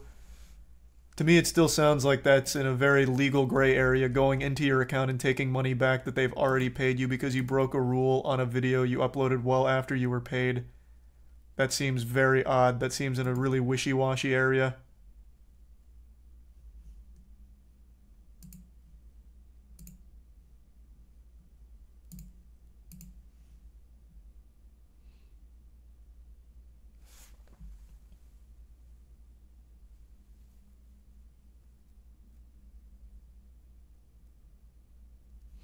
A Reddit comment explained that YouTube is clarifying an existing part of the terms. The specific terms apply to all channels and videos where ads are playing, but the channel doesn't get ad revenue. This can include copyright claim content, and the terms are not referring to removing previously paid money from a person's account. It's referring to YouTube's collecting ad revenue that would have gone to the channel in the future, not the past.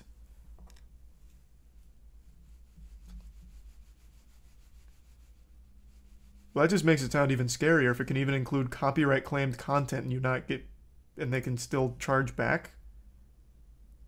Is that still not an issue? That makes it much worse. I assume this would be for like actual community guideline violations, like strikes. But the way that reads, assuming the Reddit comment's accurate, sounds like this can be hit if you even get a copyright claim. I'd hope the Reddit comment isn't accurate. Thanks to the resub, Derek.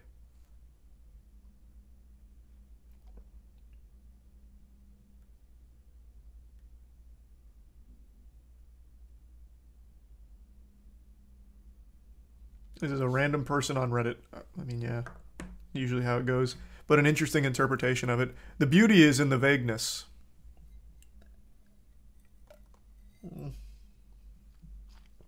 I spilled.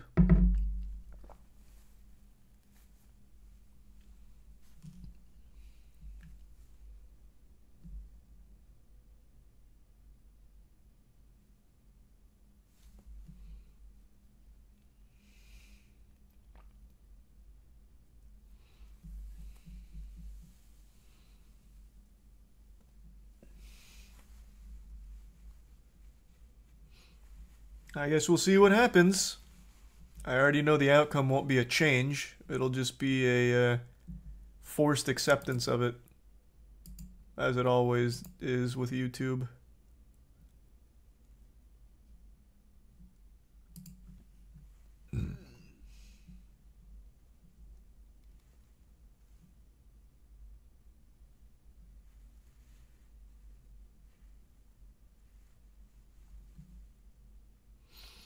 It's not vague. They're saying that the money earned on a struck video will either be charged back or withheld from future ad revenue generated by your channel. What's not saying on... Where are you getting that? This is just anything that is deemed a violation, not just like a single video.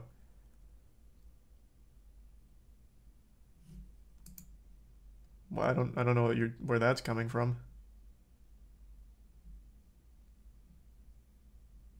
That doesn't make too much sense. Especially since it is all AI generated, exactly. That's a problem. It's very confusing. Let's resub Terra's.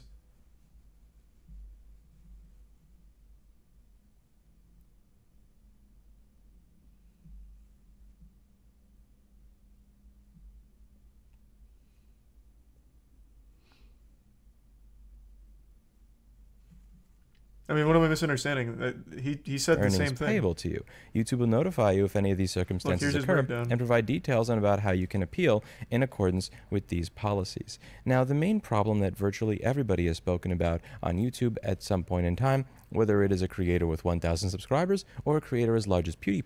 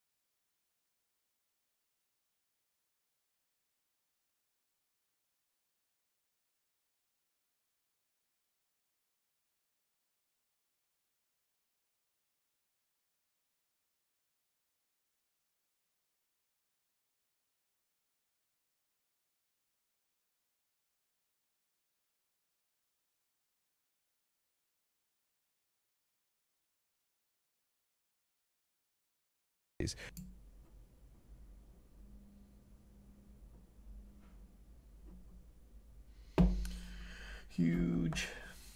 Thanks for resub, Tony. Well, I'm gonna go pee. Fill up my water. The old double whammy crash tonight. Amazing. Love that for us.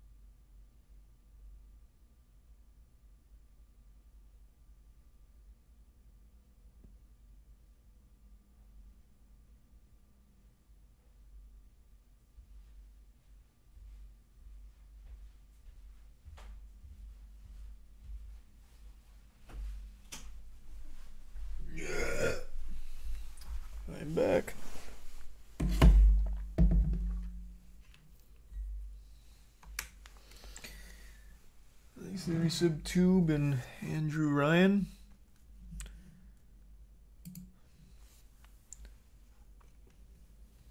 One of the best examples that I have on my channel of this happening to me is this video I did of an angry content strike that I got for, I'm not kidding, harmful and dangerous content. This video is literally a cat. It was an adorable little cat. And the cat is just sitting there. And this is where he talks about what it means. Now, it's one thing if YouTube makes a mistake and one of your videos disappears. At some point, any content creator with thousands of videos is going to say mea culpa, whatever it is, what it is. They're going to curse, but they realize that there's no other platform on the internet that is going to allow them the reach, the monetization that YouTube does. So they just kind of suck it up and deal with it. But I think something that's going to cause a lot of people to start saying, no, screw this, is the ability for YouTube or Alphabet to literally reach into your bank account and take back money that they gave you based on a robot striking your cat for hate speech because he was meowing. And that is what you have the potential for here. If I am reading this contract right, and if I'm reading this contract wrong and you're an attorney, please do let me know. This is a serious, serious issue. Now, again, they say even if you do something with your bank account, like let's say, I don't know, set it up so that there's no money in it, no overdraft protection. So if Google tries to go in and take money out, there's nothing there. This is still an issue if your channel is creating revenue right now and they decide to go back and take back revenue from a few years ago. The obvious problem here is that even if you set up your bank account without overdraft protection and you immediately transfer money out of it the moment YouTube deposits money into it, is they can take away from future revenues. So the money that you would make on YouTube last month is not given to you until this month, which would mean... So what am I not understanding? What am I not getting? Like, it feels like the amount determined could be all over the place, though. Like, so, in the example, his cat getting struck down by the AI for being hateful. How are they going to determine how much money to take back? Because let's say it gets struck immediately. So at the moment, it gets struck like right away. Are they going to take any money then? Is it $0 or what? Or it gets struck after 100, then they take 100 from future earnings or right away, whatever. Like, where am I lost? Because it seems like they could pretty much say anything. Take anything. Any money associated with it. So if there's $0 associated with it when it gets the hit, $0 gets taken?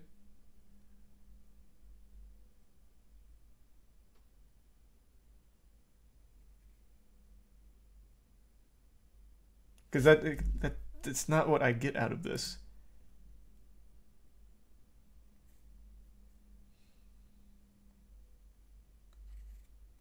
Well, maybe I just don't fully grasp it. Maybe it's over my head. Because if a video from 3 years ago gets hit, and that video made $1,000 over the 3 years, do they take the $1,000 now? Or whatever money it made after the hit?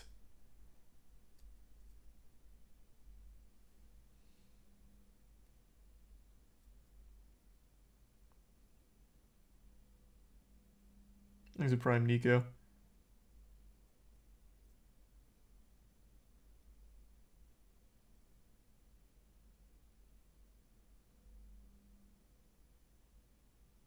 They just don't give you the 1,000, but they already have. My video is 3 years old. It didn't get hit by the AI, but now it did. But that video had made me $1,000, and now all of a sudden it's a problem. Are they taking the full 1,000, or just only whatever it was making right before it became a problem? Because I've already made that 1,000 now, but now it's been hit.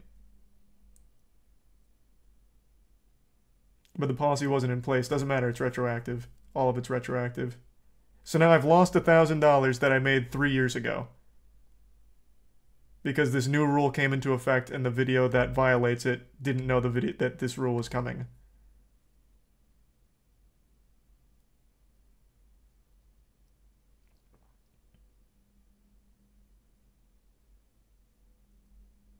I assume that it's after the strike. Well, after the strike, it's making $0. So after the strike is $0, which wouldn't matter if it happened immediately, because then the video made $0. They can't take anything, I guess, as I understand it now.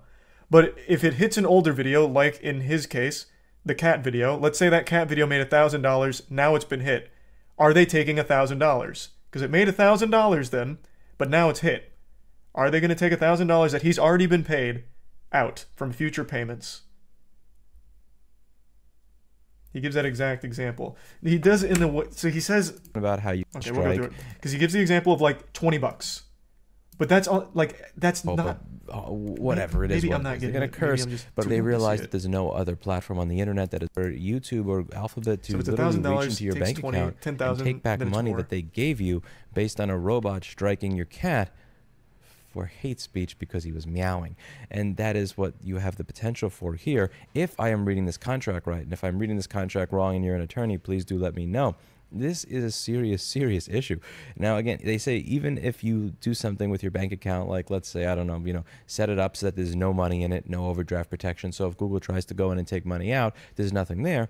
This is still an issue if your channel is creating revenue right now and they decide to go back and take back revenue from a few years ago. The obvious problem here is that even if you set up your bank account without overdraft protection and you immediately transfer money out of it the moment YouTube deposits money into it, is they can take away from future revenues. So the money that you would make on YouTube last month is not given to you until this month, which would mean that, let's say you're supposed to get, I don't know, $1,000 deposit in your bank account this month, and that video made you $20. That would mean that instead of getting $1,000 deposit in your account, you get $980. Now, so this example is talking about recent videos. You make a video, you're expecting $1,000 this month, it gets hit, you lose $20. I'm talking about a video that was up way before the rules, 3 years ago. It's already made you that $1,000, but then it gets hit. Well, it's making $0 after the hit. So what are they taking anything or no? You're wrong. I'm asking a question. Does it take the full 1,000 or no? That's not what he said. I'm asking a different question than what he's talking about. We're talking about two different things. This applies retroactively to all content.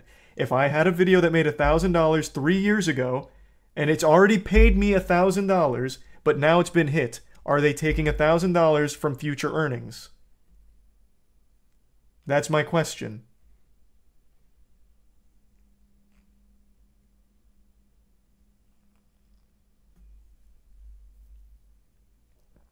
So everyone's saying yes. Do we see why that's a huge problem?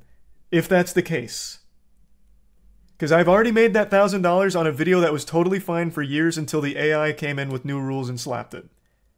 And now that it's no longer okay, they're taking $1,000 from something that I made 3 years ago that I was not currently getting paid because I've already been paid it 3 fucking years ago. So now we can see why this is all an issue if this is all accurate, if that's the case.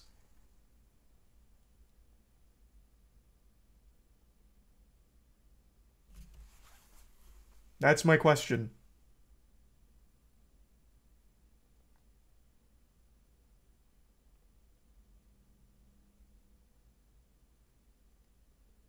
No one said it wasn't an issue. A lot of people in chat were saying it's not an issue. I don't know where that's coming from. There's a lot of issues with it, but I think that one's a glaringly obvious one that I think everyone can be able to meet in the middle and see what a huge problem that would be. Like, let's say evolution of dance got hit with the AI algorithm. That's generated hundreds of thousands of dollars. If it gets hit today, is the guy behind evolution of dance going to be hundreds of thousands of dollars in debt? Like, there's a lot of weird vagueness here.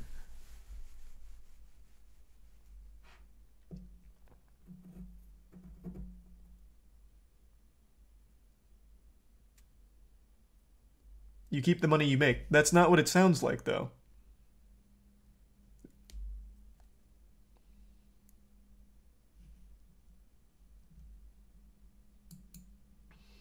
Your future earnings get penalized only if they can't take. If they can't charge back, then it goes to your future earnings. So it'll either be a chargeback where they directly take it back, or it comes from future earnings.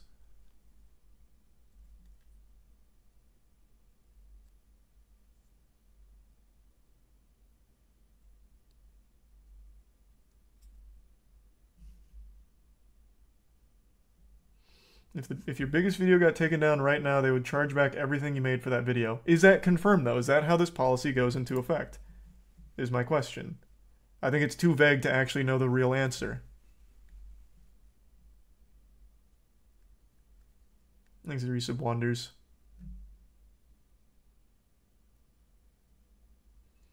It's not about past videos, only revenue from here on out. Where do you see that? I don't see that stipulation anywhere in here. Their policies all apply retroactively, such as their new swearing policy.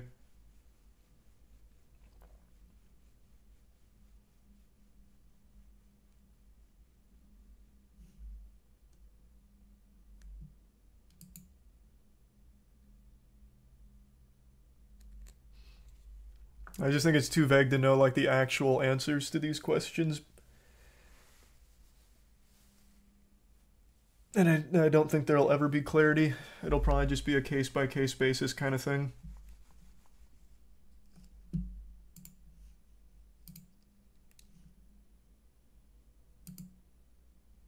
Thanks, Resub Clown.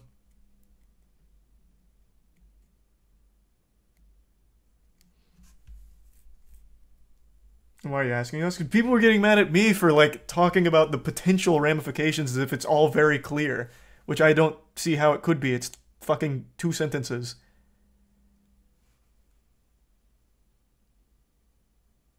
Thanks to the Prime Destroy in Tier 1 phase.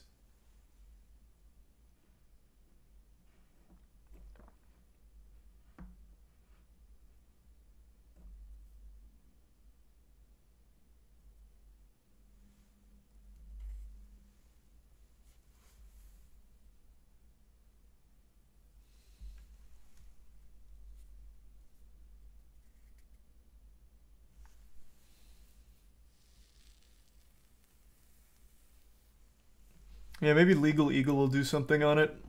Like a really thorough breakdown.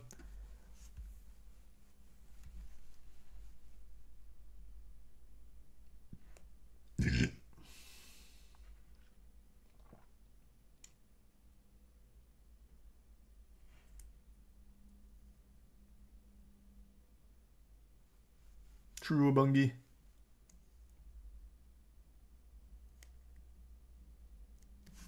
There is some more.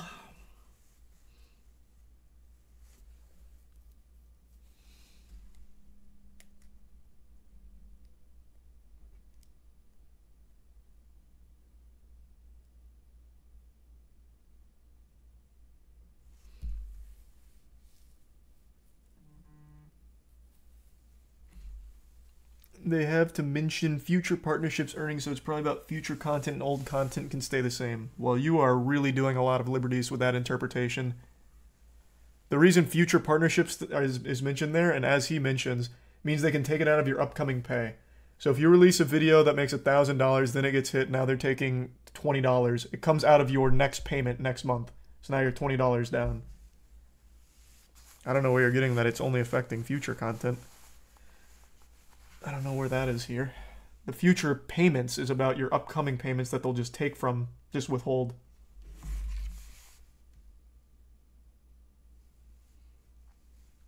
Would you send me here, Matt?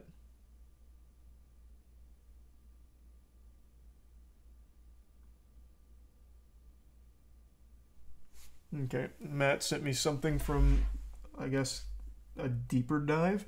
For any such violations, this is talking about the non-qualifying revenue stuff. For any such violations, we need time to investigate whether the revenues need to be withheld, adjusted, or offset, and this may result in payment delays of up to 90 days or until we resolved any third-party rights disputes. Examples of violations where we might need to withhold or adjust your revenue include, but aren't limited to, instance of invalid traffic on your content, fake engagement, or content ID claims. That's a really scary one if it's content ID claims where they're going to start withholding. Like if you just get... This is a huge on TikTok right now.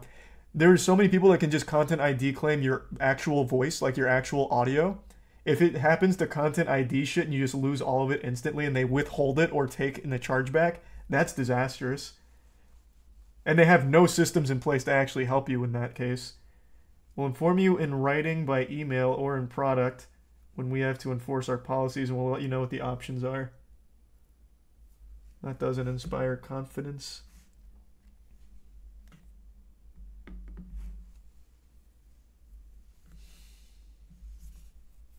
And that is pretty scary.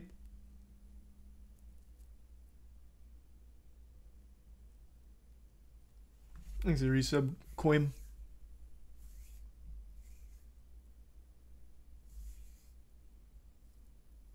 Chargebacks are such bullshit. Chargebacks are some baloney. Thanks, Resub Ivanator. And nobody.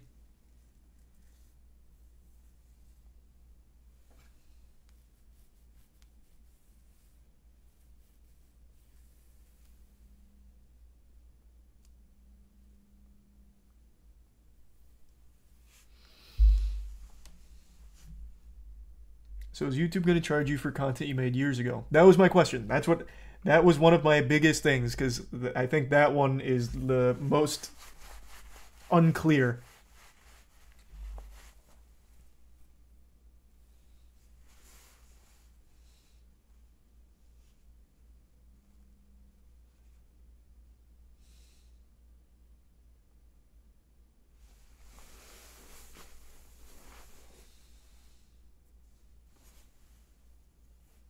It'd be very evil if they do.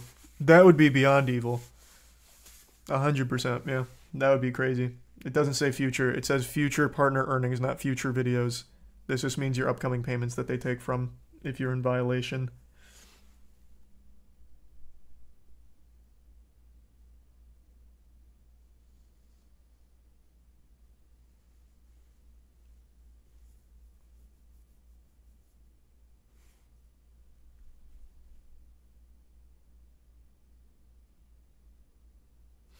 If they decide a ton of back content is grounds for reduction in future paychecks, are you going to have to start owing them money? These are all questions that I was asking as well, because it's not clear exactly how this is enforceable or what they're planning to do with this.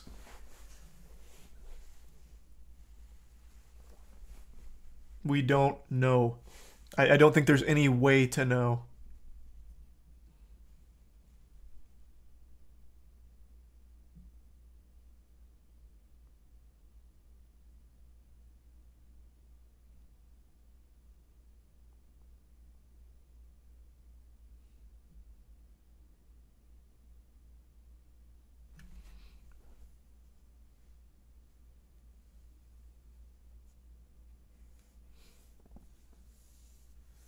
I didn't understand why everyone's going on TikTok. Well, they're going to TikTok just because the reach is so big and it's so easy to go viral.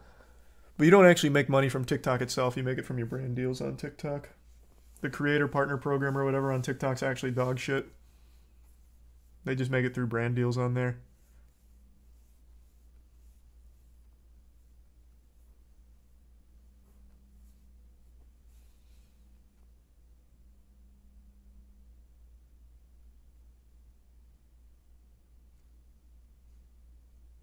How much do I make on TikTok? $0. It's not monetized.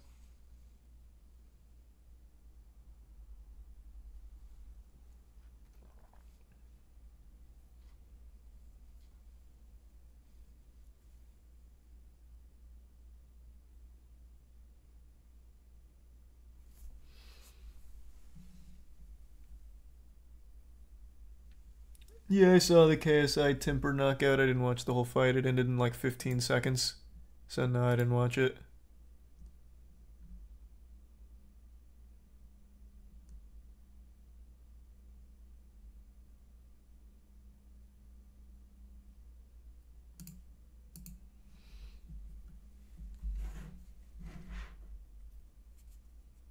I couldn't tell you, Bungie. Probably just some kind of legal gray area.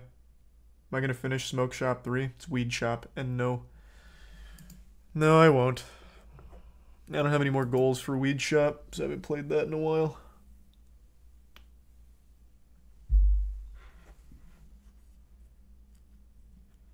I don't know, Jackson. Hard to say.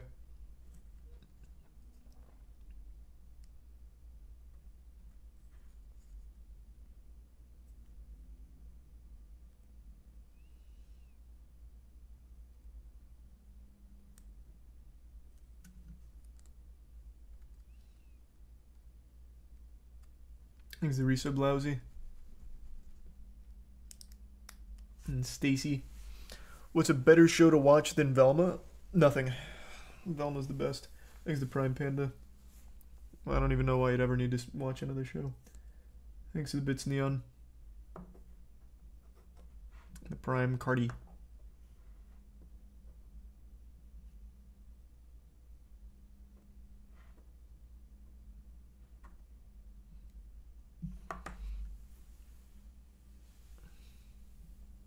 Bits Happy Cat. Blippy anal to anal shit. It's pretty cool. We already talked about that at length, though. We don't have to go over the Blippy shit again.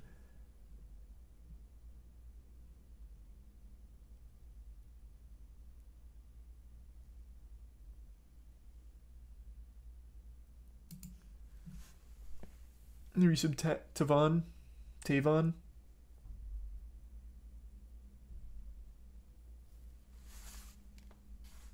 You see pink sauces at Walmart now? Yeah. I mean, this isn't surprising. We all knew this was coming. I told you guys this was happening. I don't know why so many people got caught off guard.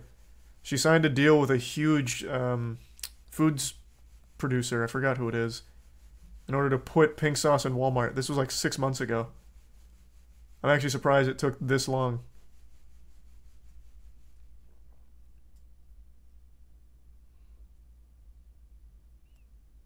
I hope she doesn't sell a single fucking bottle. Thanks, Resub Furry. Hopefully soon.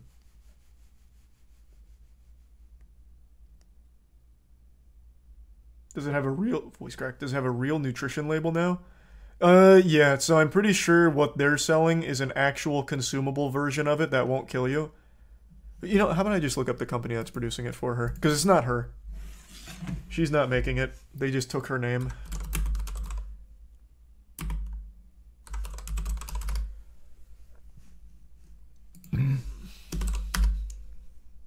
Who's the guy? Who's the company? Dave's Gourmet Sauces. In August 17th, Dave's Gourmet Sauces acquired Pink Sauce in order to distribute it. So they're the ones that's taking it over.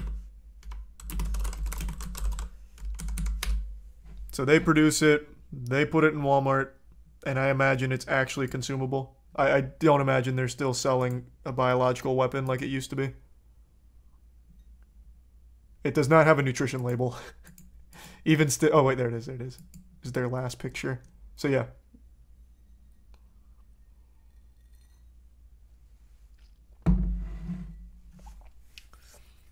How do trends even catch on like this? Because it was so outrageous, people couldn't help but laugh at it and then get curious and buy it. And then delusional companies like Dave's Gourmet Sauces see it and think of potential customers. Kind of like how Morbius, like the team, I already forgot who produced Morbius. I think it was Warner Bros. How Warner Bros got gaslit into putting Morbius back in theaters because of the memes, thinking that they'd make money on it, and then they just lost even more money again. Sony. It was Sony. Thanks. But yeah. I think that's still a great example. That's exactly what happened with Pink Sauce. Dave's Gourmet saw how much buzz Pink Sauce was generating. They're like, damn, this is going to go fucking huge in Walmart. And I hope it flops. I feel like it will. It's a stale, dank meme now. No one really gives a fuck. It's run its course. Now it can just wither away on the shelves of Walmart. And Dave's can feel real dumb. Thanks for resub Tingy. And the 5 gift subs Jfish. Thank you for that, man. Resub Milk Toast and Volvor. No, it's not the same Pink Sauce, so no one's going to get sick and die from it this time. Unless Dave is truly just an actual madman and he's like, you know what? Chef P, come on over here. I want you to make the exact same formula. I want all the rotten ingredients and we're putting it on the shelf. I don't see a world where he did that. But maybe.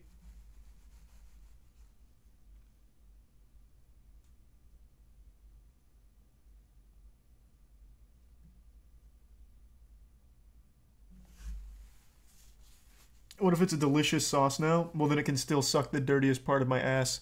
The lady behind it is such an asshole. I can't stand her. The way she treated like a really nice lady who was just being even remotely critical of her product is unforgivable. She does not deserve the success she found through this. Fucking poisoning people and then also being an arrogant douchebag about it. That doesn't deserve to be rewarded. So fuck Dave too for giving her that deal.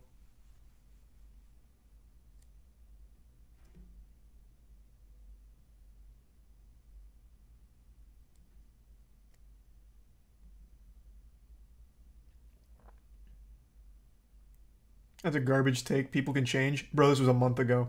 She went on a talk show with the lady who criticized her and just kept insulting her. And even had the gall to grab her hand and be like, I forgive you. She's just such an asshole. Yeah, I'm sure she had a total overhaul of her personality in a fucking month.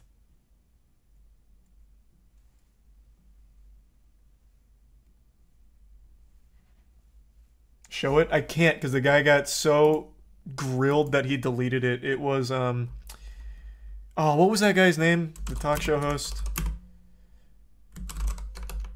It won't come up with this, but what was his name? Karamo. Yeah, it was the Karamo show.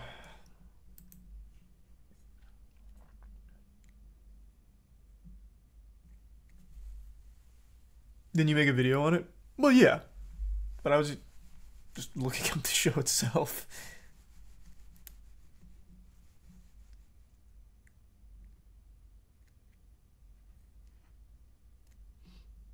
Can you find the clips there? But yeah, but what I'm saying is the show itself doesn't exist anymore. Well, I guess there's re-uploads. Thanks to Prime, Gavin. All fake? Even if it was fake, it made her look even worse. So, great fake. She played the villain super well.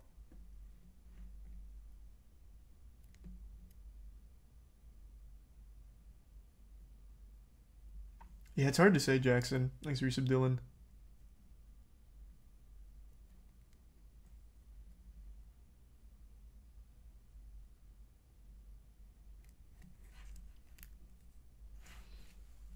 Rewatch it. Man, what's the point? She's just an asshole. When you make a USDA label, you have to put in batch numbers because if something were to be recalled, you have to be who's fabricating something on the internet. But nothing was fabricated. To be honest, you're not special. You're not special. Yeah. Okay? So And then clapping for it, yikes. I lose my mind and approach you directly when you're fabricating something on the internet. So What she was fabricating was just getting lab results to make sure that the pink sauce was safe for consumption. That's what this is all about. In fact, that lady that she is attacking here is super wholesome. All she did was send it to a lab to try and get results to make sure that it was edible because the one she received was completely rotten and rancid. And this is her response to it. You're not special. Why would I reach out to you about this situation to make sure that you're, like, okay and safe and the food's safe for consumption? USDA labels, you're just a fucking liar. You fabricated everything. And she eventually grabs her hand, talking about forgiving her. I meant, and also, and I'm gonna touch your hand when I say this. Ugh. When I said that you're not special, I meant that as you're not special as far as someone trying to hurt me. So I didn't take it as a direct insult because... Yeah, she just doesn't deserve the success she found. She sucks.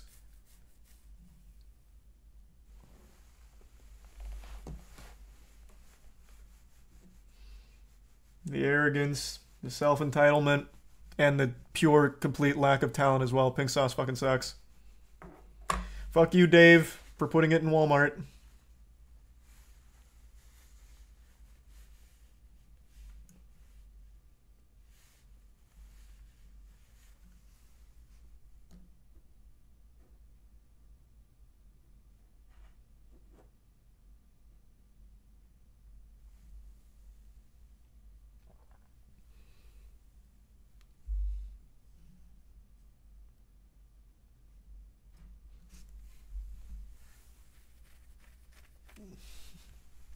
Yeah, I know, man. It's wishful thinking. I already know the TikTok crowd's going to be too curious to go get the pink sauce. I'm sure it's going to do really well.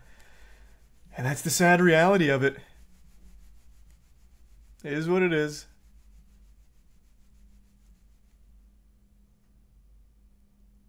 Thanks, Resub Moon.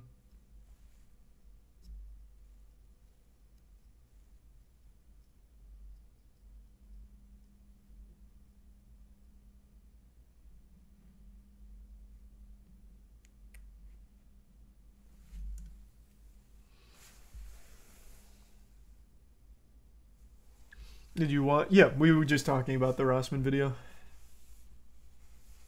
I'm trying to understand what all of it actually means in like practice. Rossman did a great breakdown of it, and it's a very scary set of rules that are so vague that it has wide-reaching potential consequences.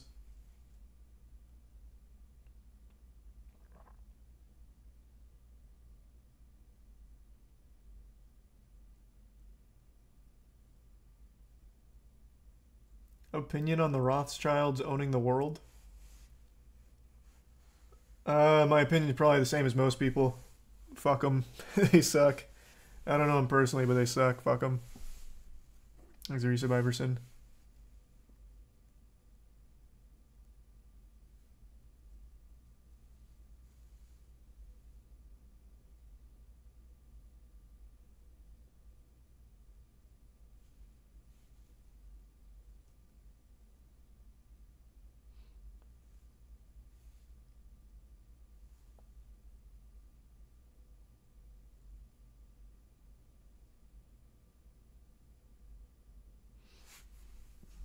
What do the Rothschilds actually own? I have no clue. I don't know shit about them. I've just seen that name ever since I was a kid. I know it's like this extremely mysterious, extremely wealthy family. I don't know shit about them.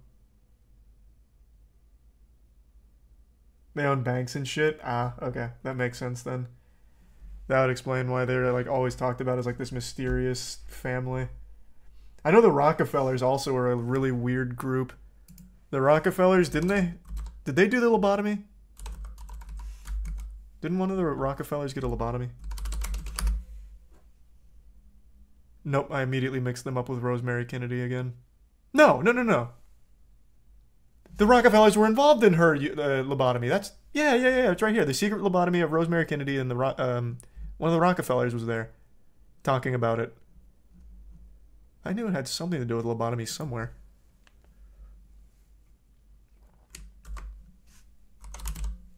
They didn't get a lobotomy, though. That I just straight up got wrong. Oh, nope, never mind. They're just cited in the lobotomy. They weren't actually there preaching it. John D. Rockefeller believed in eugenics and pseudoscience that advocated for forced sterilization of a defective group that included mentally and physically disabled. And of course, the Kennedys were devout Catholics whose church deemed disability the result of sin, a punishment from God. This is all in the Rosemary Kennedy lobotomy stuff. Super sad story. That shit is diabolical.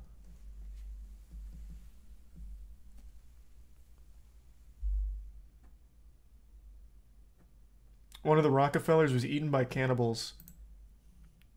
Jesus Christ, that's hardcore. What a way of going out.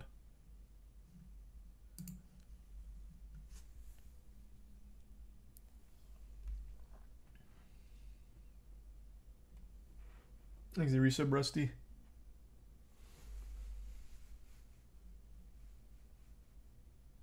He was allegedly eaten by cannibals. I don't want to offend any cannibals in the chat. Oh, it's not clear if he was eaten by cannibals. Oh, gotcha. I thought that was supposed to be like a news speak. Gotcha. No, like they just don't know if it was cannibals. Gotcha.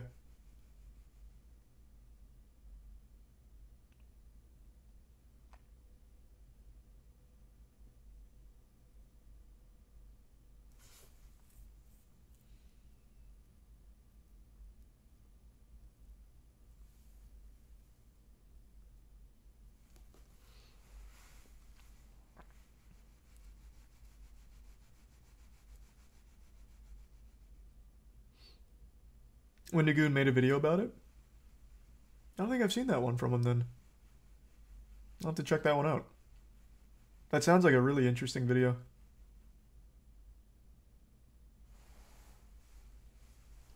Thanks for resub, Snoop.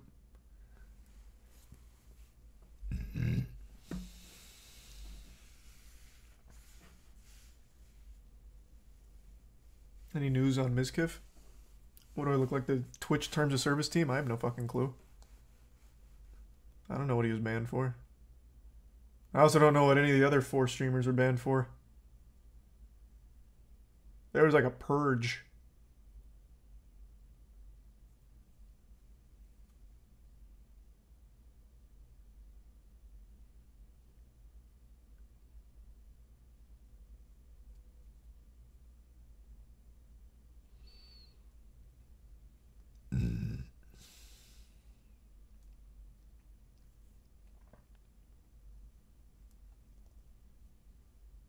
What 4 streamers? It was Miz, Zerka, Viviana. Oh, I know why she was banned. That was the one that went on the racist rant. Who else? There was a lot. Help me out, chat. Who else was there? Aiden Ross.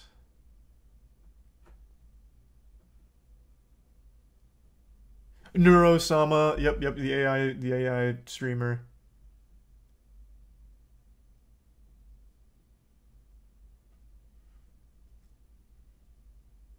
Was that it? I thought there was one more. Maybe not. Maybe that was it. Even still, though, that all happened in like one day. Fucking came around and slapped the meat on them. I don't know if they're like long bans or anything, but yeah, everyone got banned there.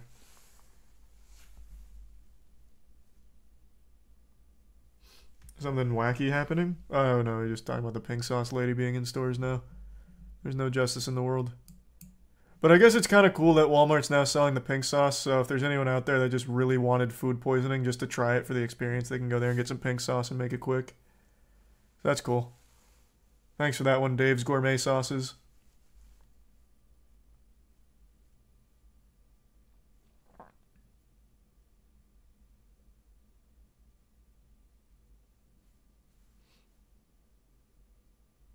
Am I trying it? Nah, I'm not even trying it as a joke. Fuck her. No shot.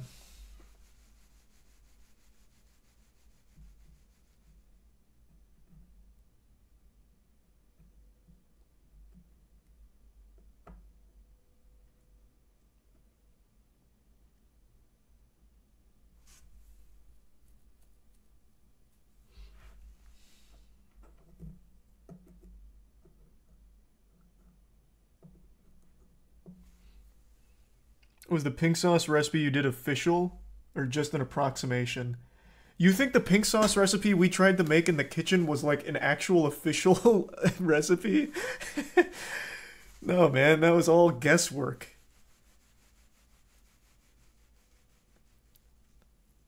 Thanks to the prime tequila.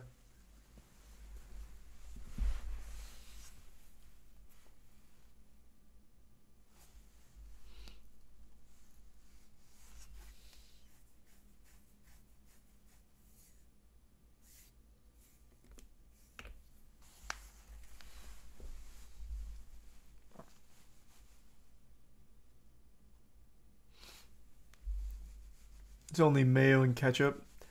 That'd be some great pink sauce, but that's not what this is. Unfortunately. Mayo and ketchup's that OG pink sauce. That's that school cafeteria lunch pink sauce. There's a tier 1. Swift.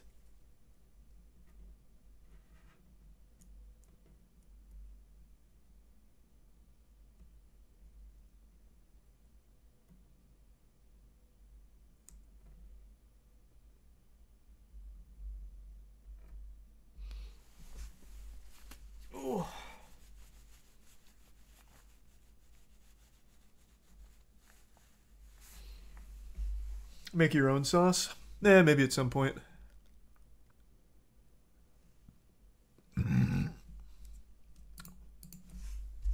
What game did I say came out on the 24th? Forspoken. I need to put that in another tab so I don't forget. I was just trying to remember because I knew it was one game coming out relatively soon.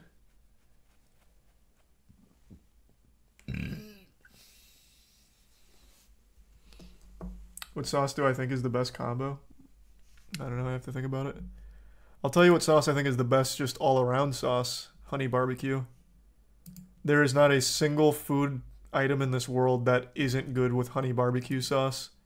Legitimately, like, there's just not one that exists that's not good with that.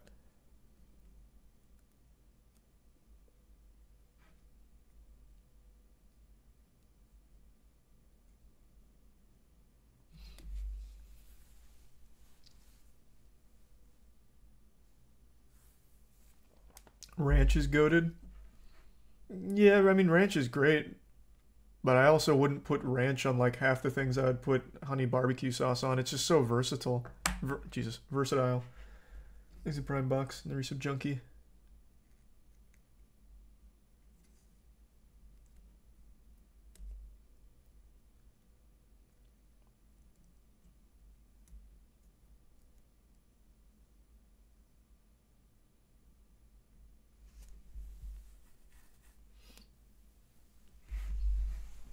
The Forspoken demo's awful. I know, that's why I'm excited for the full game to come out.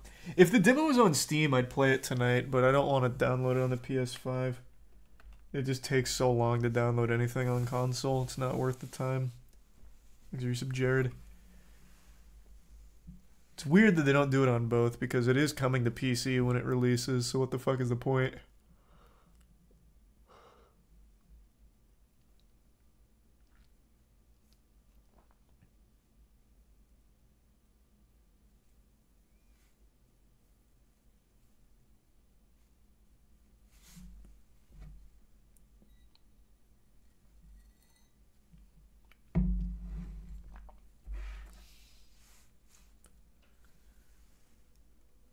Thanks to the resub Groose. And of course, I'll play Silk Song when it comes out. Hold on, let me look at something real quick on Steam.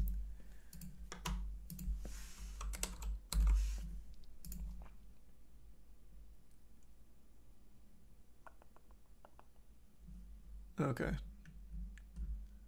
It was worth a try. I was seeing if it was here for some reason. Well, I didn't plan on playing the Forspoken demo. I really don't give a shit about demos.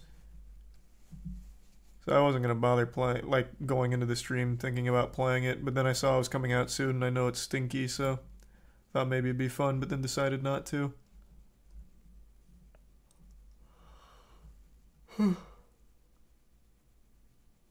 What's the verdict on One Piece Odyssey? Any good? Or is it only for One Piece fans?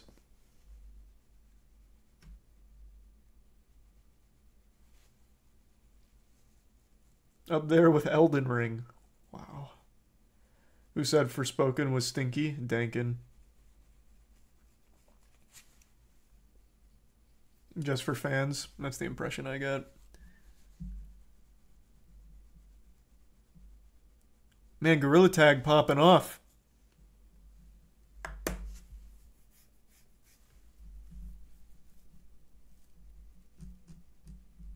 Why is the Division 2 going so hard? Just because of the sale?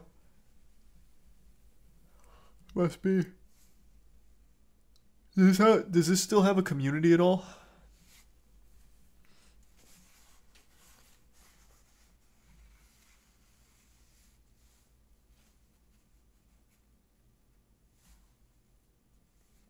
Overwhelmingly, no.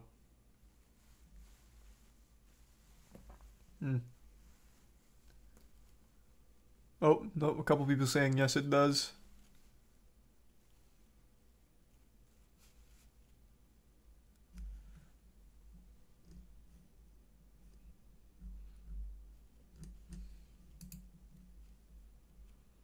Nah, I don't feel like going through these shitty games tonight. It's already like 1:30. I don't feel like spending 40 minutes finding one good stinky game.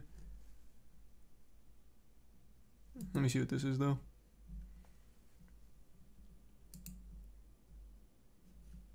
That was kind of cool.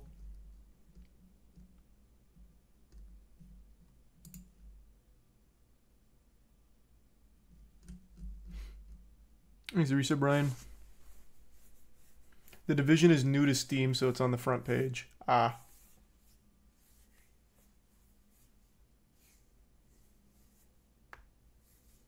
Thanks, Resub Decaying.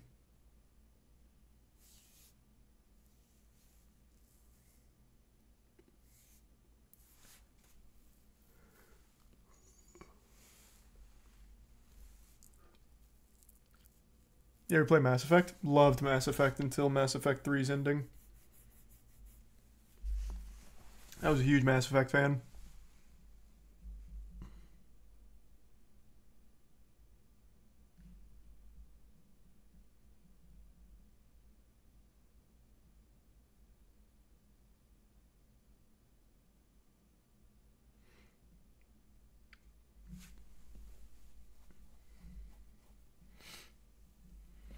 Why do people do this? And why do I fall victim to talking about this? Twitter really has become too infectious. About the streamer Viviana, that's the one that went on the rant that got her banned. Crazy to think white people can perpetuate a millennia of oppression, genocide, gentrification, subjection, and to this day systemic oppression and at best racial bias that puts non-white groups at a significant disadvantage, but some idiot getting one-guyed by our chat and saying stupid shit about white people is equivalent. You pseudo-intellectual asshole. No one is saying any of that's equivalent. It's very easy to understand. Hating someone because the color of their skin, regardless of what the color of their skin is a bad thing. It's that simple. You can go through all the hoops you want, but at the very core of it, hating someone because the color of their skin is just bad. It's just actually bad. Now you can sit and stew in that for a long time if you want, but I think it's just very simple.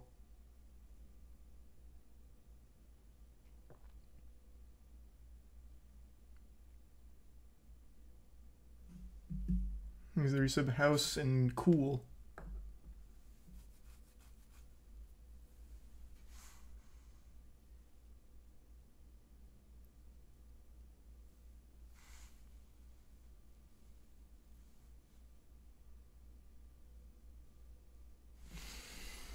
Ugh.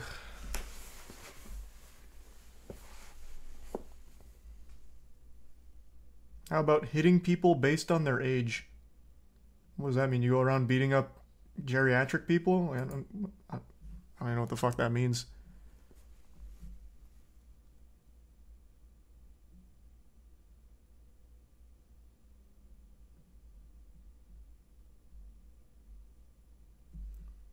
Thanks to the resub El Chino.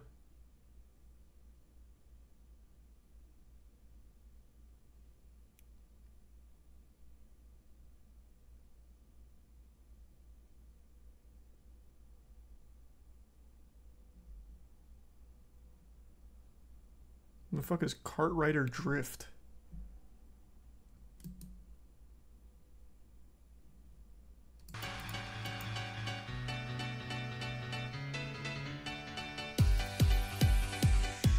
Steam's got its own little Mario Kart here.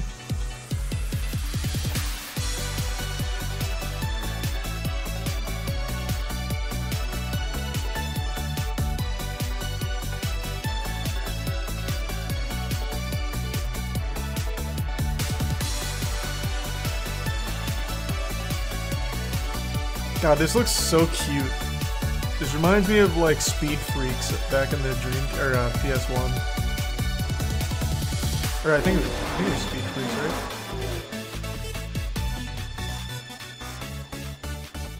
This looks like a mod. Yeah, kinda. Is this any good? It's on the top sellers. I'm assuming there's some people in chat that have played it. Is it any good? Yeah, I'll give it a try. Here, I'll download it real quick.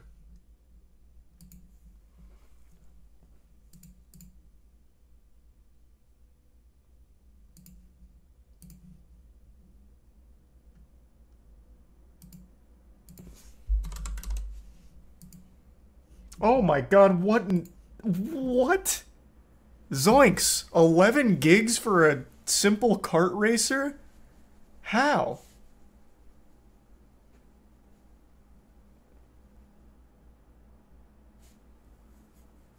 Jesus Christ.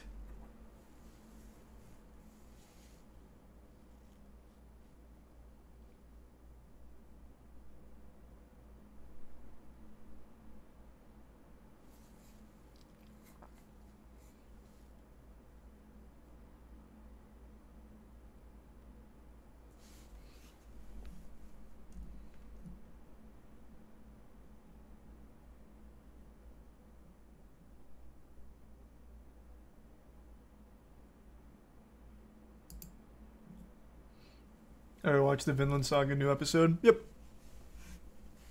I did.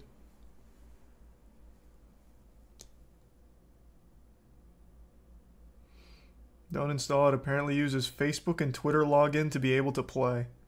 I don't believe you. There's no way they'd require that. A fucking Steam game? Half the gamers on Steam probably don't have a Facebook. Twitter maybe, but I don't see why they'd require that.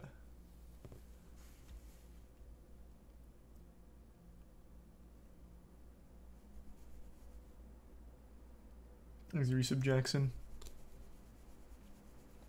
This is a mobile game. So is Yu-Gi-Oh! Duel Links, and that doesn't make me sign in with Facebook and Twitter to play on Steam.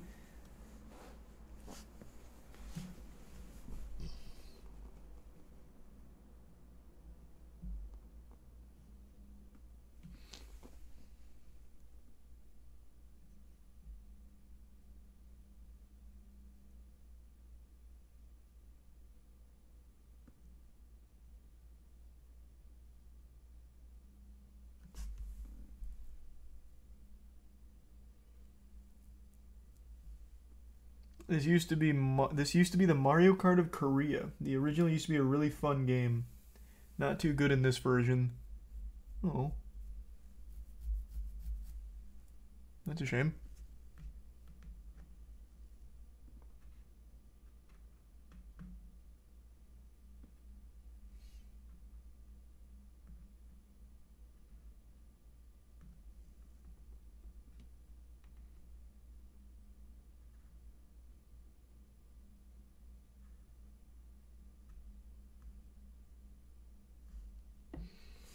How many games are in your library? 800 something.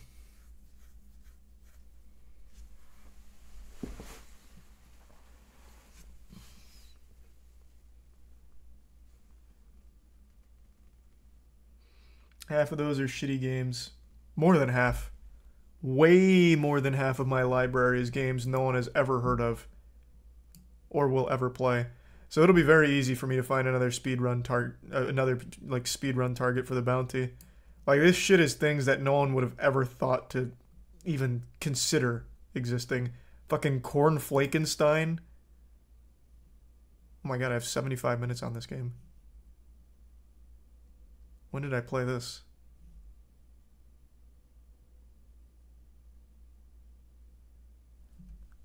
Maybe I played more of these shitty games than I remember.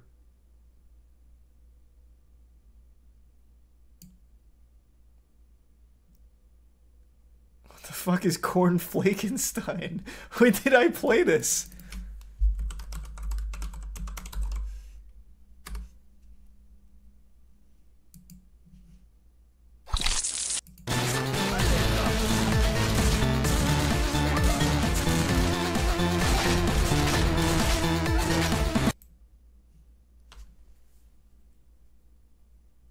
Huh. That's not ringing any bells.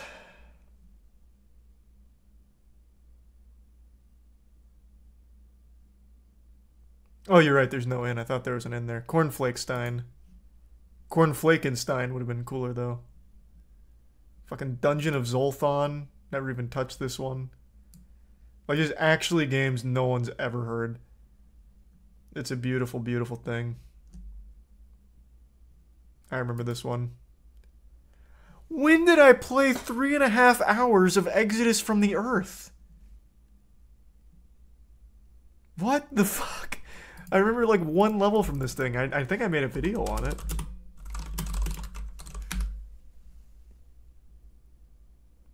I did 6 years ago. Oh, there's a speedrun for this.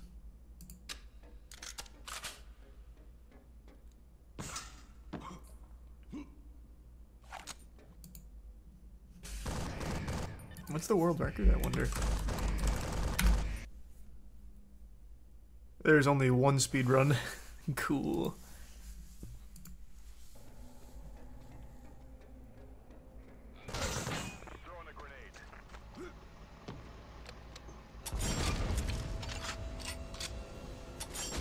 There's one guy who runs this game.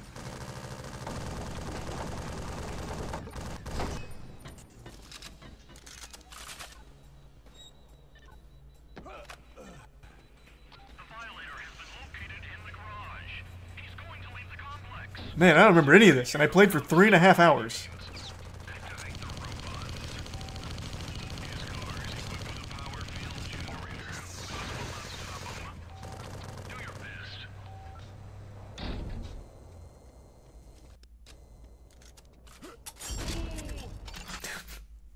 Cool. Very cool. Alright, is the game ready? Nice. Okay, that's rad. Thanks to resub Pat Lol and Tonal.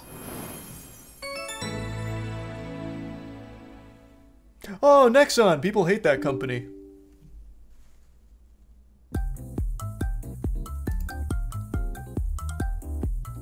Yeah, people fucking hate Nexon.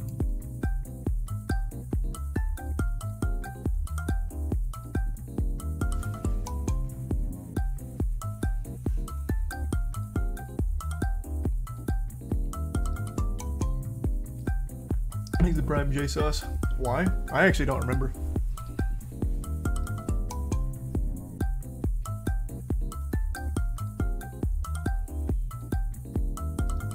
We're looking pretty good. He's the Prime Tofu.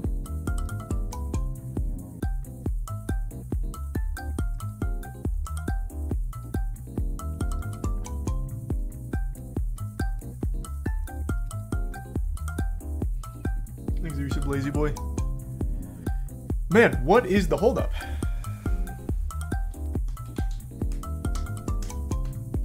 At least the jams are going hard. It's no Stumble Guys soundtrack, but it's not bad either.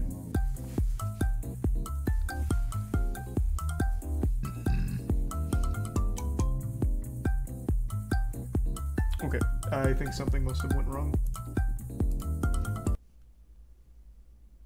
There's no way the load time's supposed to be that long.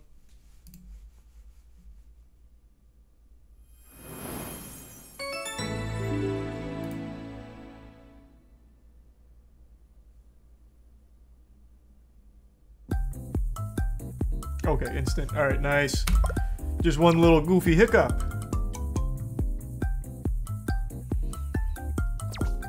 I need a Nexon account, do I?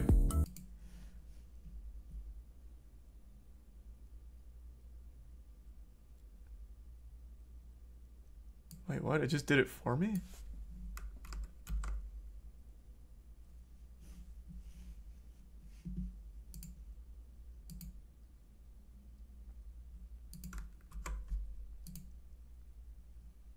What the fuck? This is a confusing system. Alright, I think I'm in. Racer name. I'll be... what's a cool name for a kart racing guy? I imagine I can't get too wild and have, like, shit in the name or something like that. So let's dial it back, but still get kind of gross with it. We'll be... Butt Stomper. I'm going to assume it's already in use. I'll be...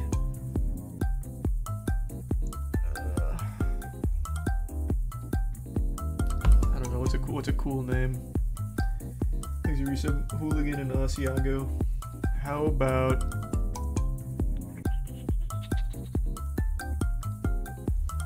I'm stealing this from someone from World of Warcraft, but I'm curious. What about Asclepius?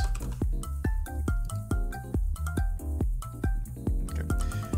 I don't know why for even a single second I thought that one might work, but I thought maybe, you know, the Clapicus might throw it for a, for a loop there. Unlucky. Can't keep the good word of Asclepius alive. I need a cool name.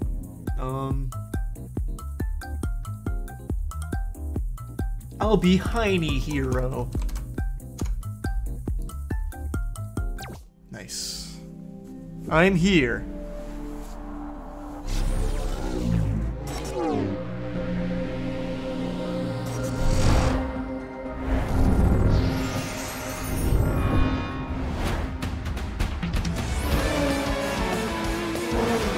Does this have cool lore?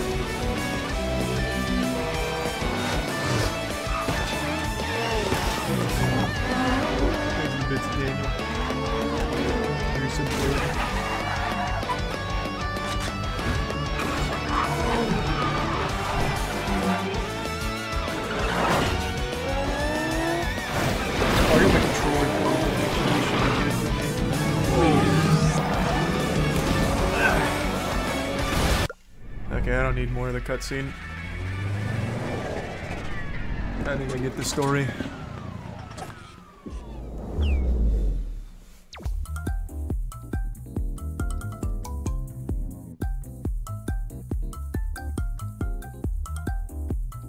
So there's like a baby mode? Like bumpers at a bowling alley? Disgusting. No, I want to be like granny shifting, fucking double clutching. I want this to be a manual transmission.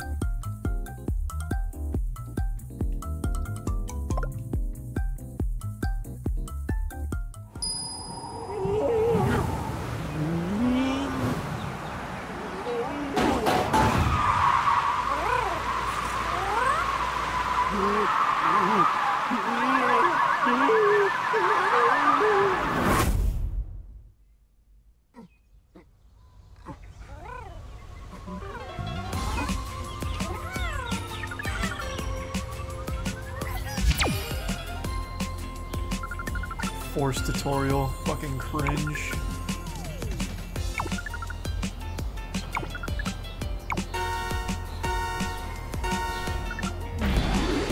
Woo! Yeah. Love to feel that wind blowing my hair back.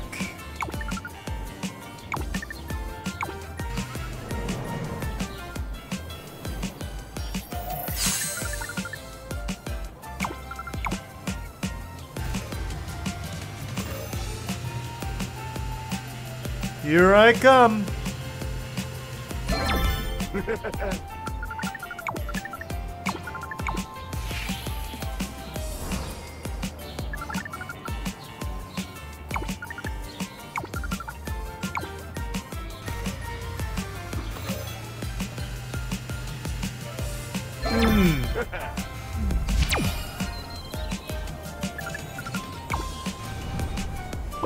I hope it has really cool items like a gun, like a chainsaw.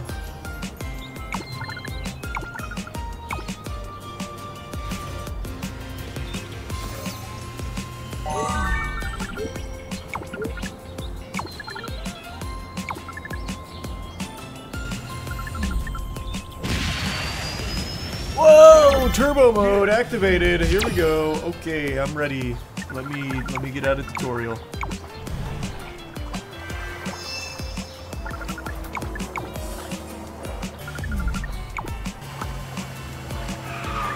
Whoa, okay, that was a huge drift. What the fuck?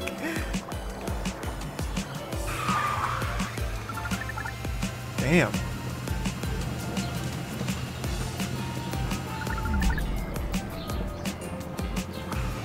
Oh, it's making me auto drift.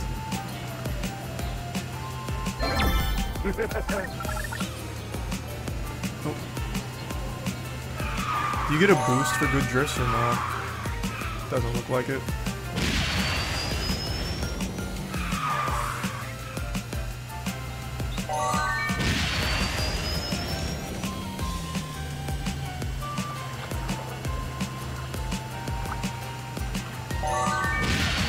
Why even bother drifting that turn? It's such a huge turn. Okay, this one's not though.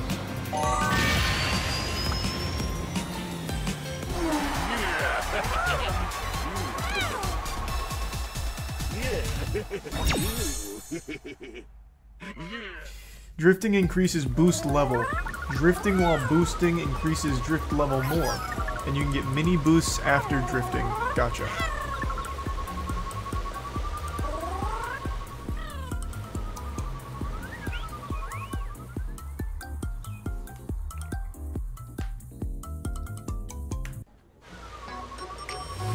Give me some pesos.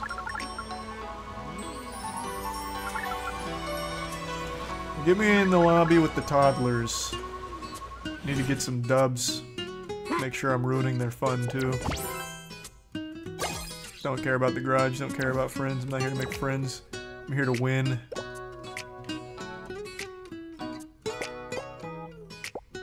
A racing pass, huh? This thing's got a battle pass? Whoa!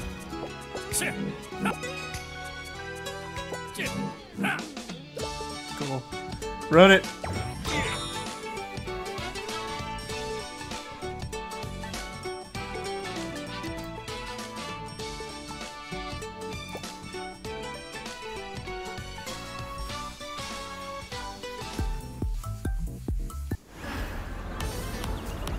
Tiny hero came to... Wow, that guy's got a level 40 racer pass over there.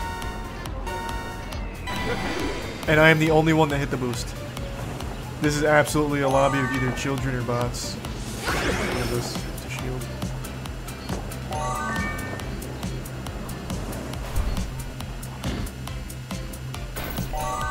Okay, what the fuck was that? Unlucky.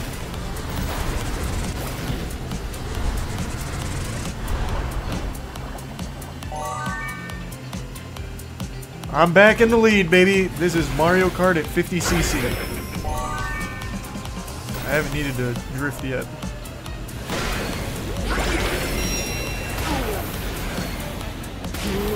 Okay. What the fuck was the point of the shield?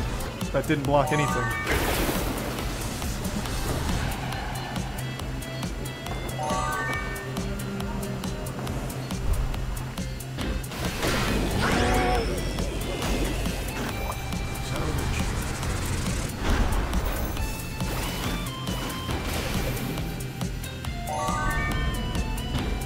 How do I look behind me?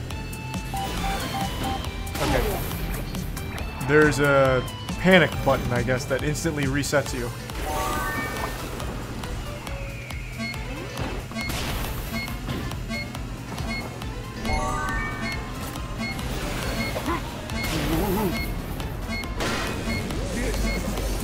I got someone with that. Come on, you assholes.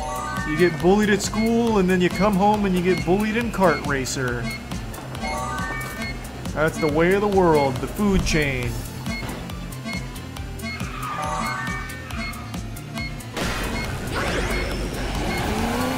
What is the point of this fucking shield? It does nothing!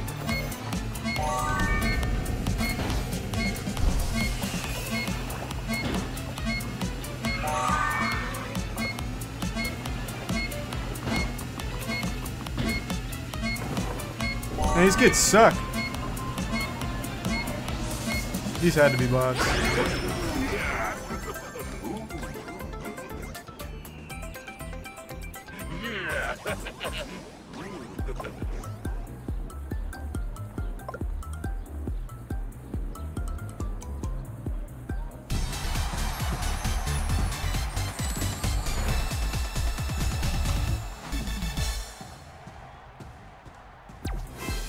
Let's go!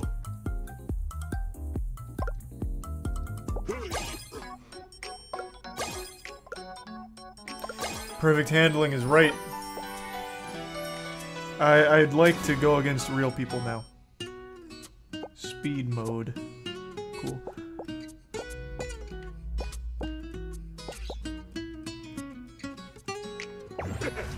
Okay, let's try again. You can't shield alien ship or the magnet. That sucks. Thanks, Resub Logan.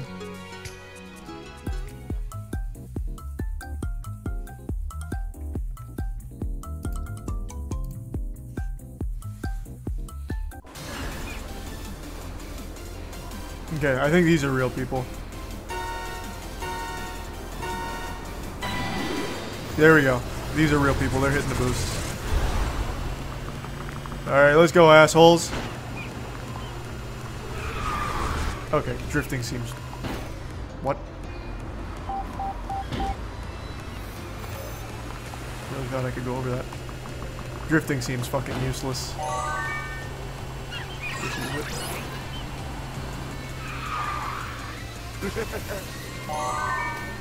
What's this? I got a plus helpfulness.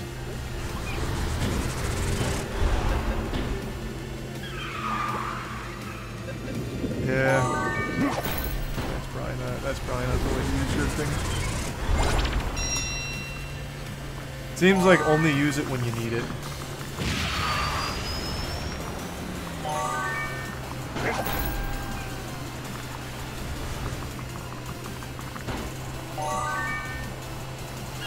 What's this thing? Oh, it's me healing him. Whoa! Jesus Christ! We're bumping and grinding out here.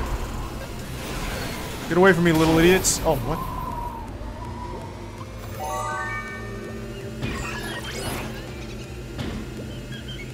It's open mic? Sorry, kids.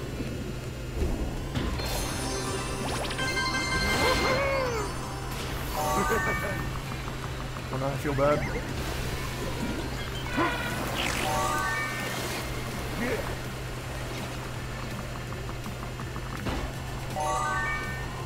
I highly doubt it's open mic. If it was open mic, I'd absolutely hear these kids like goo goo gaga. No shot.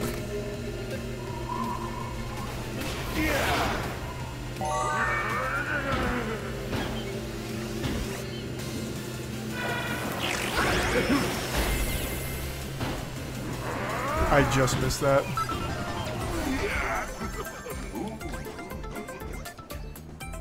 Your mic icon goes active? Where do you even see that? Oh my god, that's so fucking embarrassing. I'm so sorry, kids. Holy shit.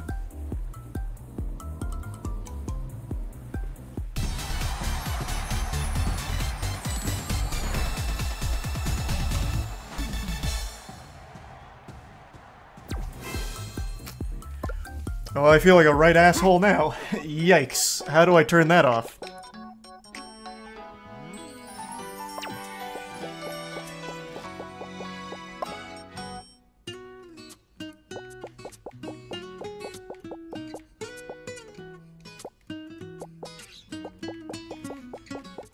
How embarrassing. Yeah, how embarrassing. I want voice chat on, but only push to talk. Where's push to talk?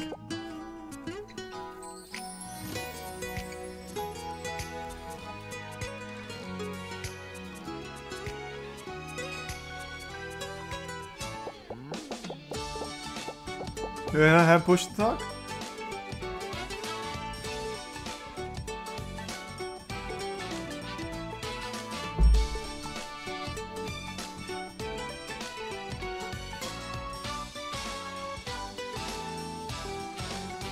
Go to controls, maybe? No.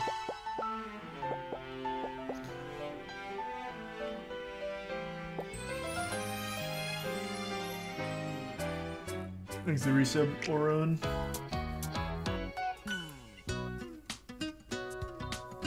Try gameplay.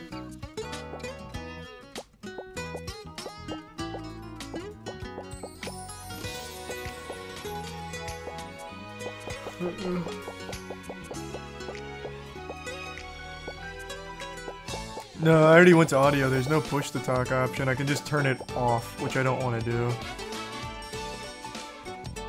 There's the prime consistency.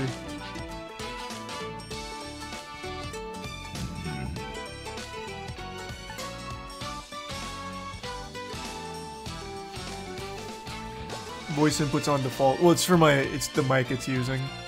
So just using my default mic, see? Wait, what mic did it use? Oh, it used my good one.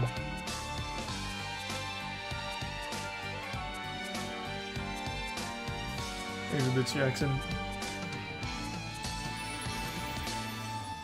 Oh, I'm sorry to hear that, Jackson. That's rough. Thanks for your sub Sean and Paintball. I don't think there's anything I can do to convince her otherwise. Thanks for prime consistency. You're so blitzed. Leave it on and talk shit to children. No. I won't be doing that. LT for mute when you're playing.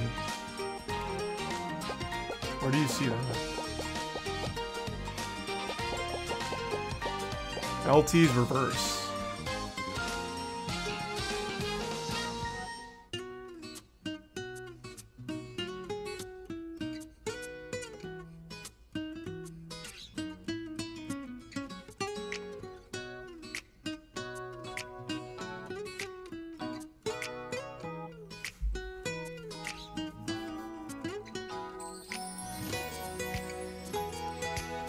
You just put your mic volume to 0.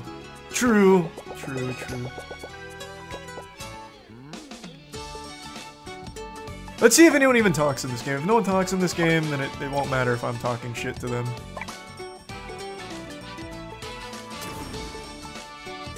What's license?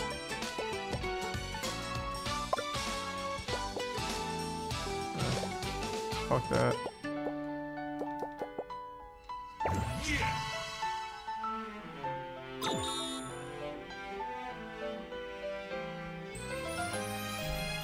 Easy resub Soul and Blitzed.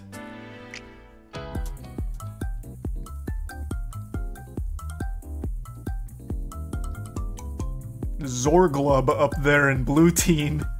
Straight out of High on Life.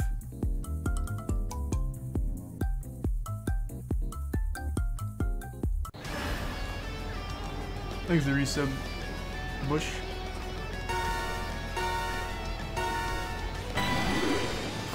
Oh, we got a team of pros out here, god damn.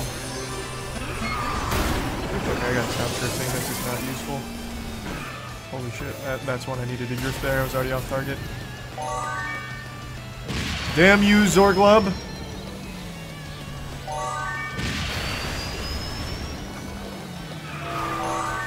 Back in first where I belong. Oh, you son of a bitch. Oh, wait, you can throw backwards? That's a game changer. Okay, I'm getting stun locked.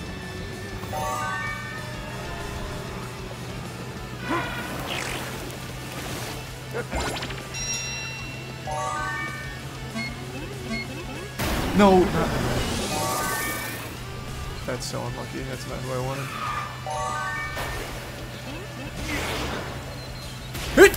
Oh, sneezing. Oh my god. I had my eyes closed from the sneeze. I didn't see it.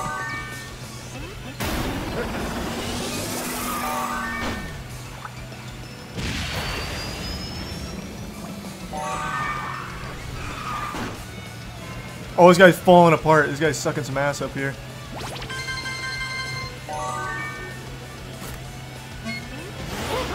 Gotcha. Wait, what?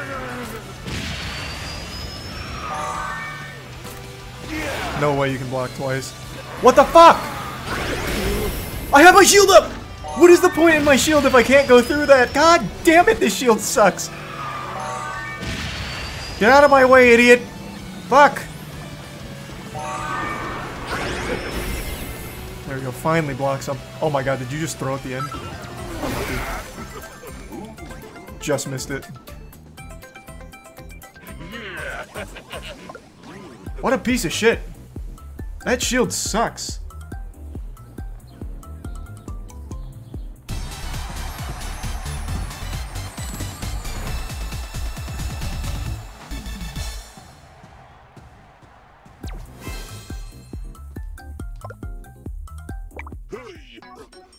Thanks to resub Oni. Oh, and you mute the lobby? I didn't mute the lobby. How the fuck would the lobby have got muted? All I did was turn down my mic volume, nothing else.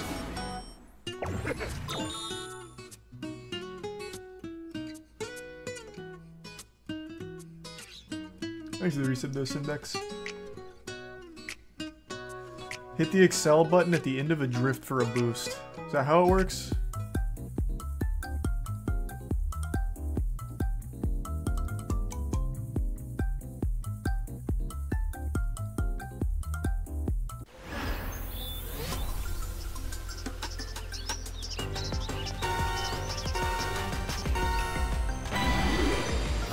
Whoever in the lobby hitting that.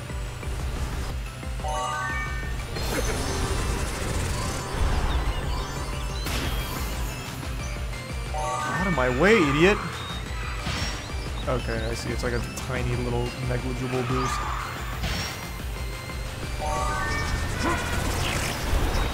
Why did that go behind? Oh, I don't look behind me.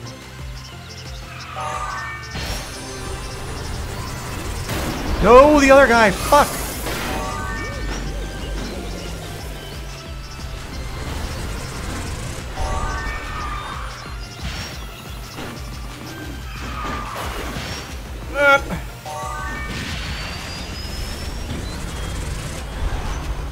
Out of my way, bitch.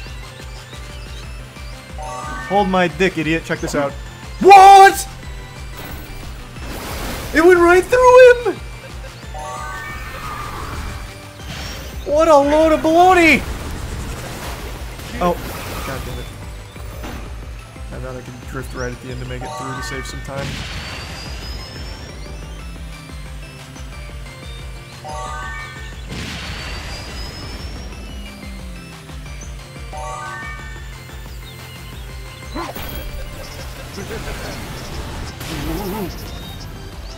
do there. Didn't have a shield.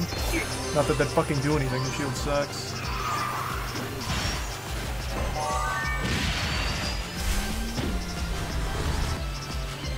Oh, wait. That was a huge bubble blast.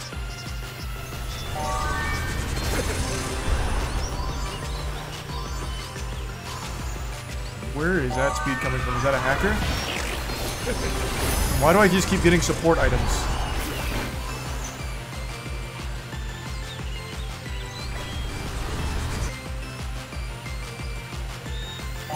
Does this game have, like, drafting? Oh, goddamn.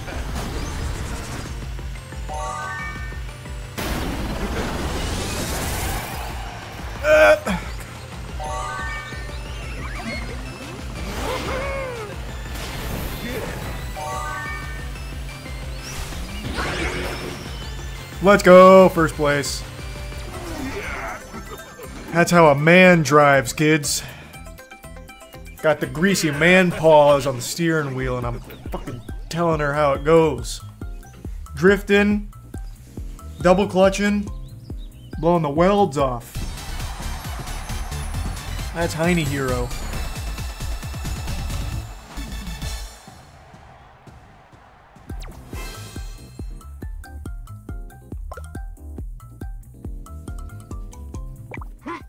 Thanks, Resub J.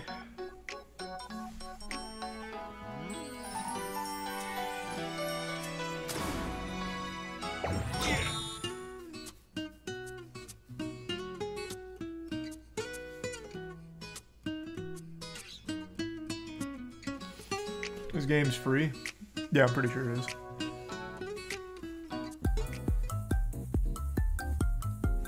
You gotta be the oldest dude playing this game. I don't believe that for a second.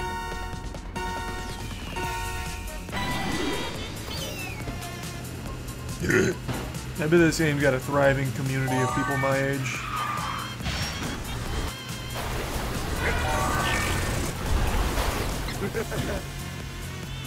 Let me catch a draft here.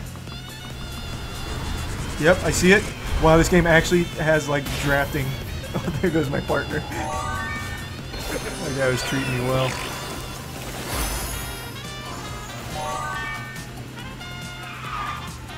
Okay, I should have gone for that little boost there.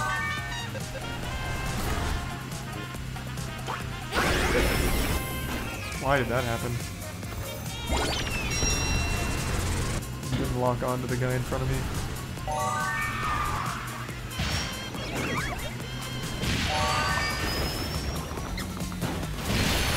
Ooh, straight through, baby! Let's go! Alright, no need to get fancy with it. Take it back to the basics.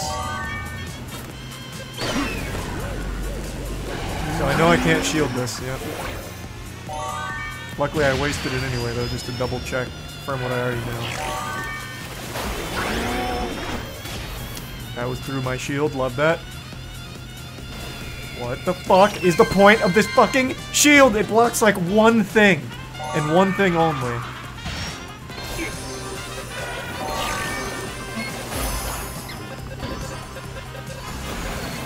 Oh my god, now I'm just getting hammered. Come here, I need a draft, I need to draft. Oh my god, why?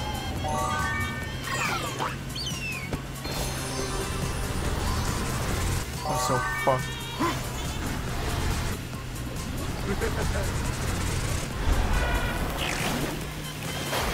Me?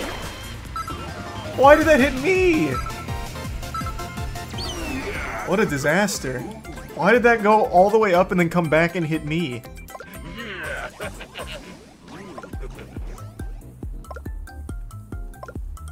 Thank you, Bits of Bungie.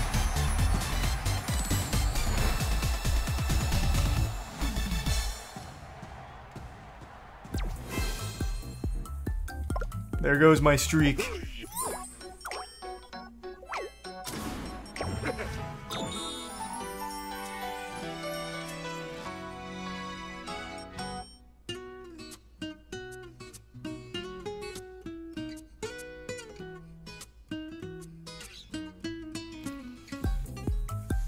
When you reach the ground after getting hit with a missile, you can also mini boost then. Gotcha.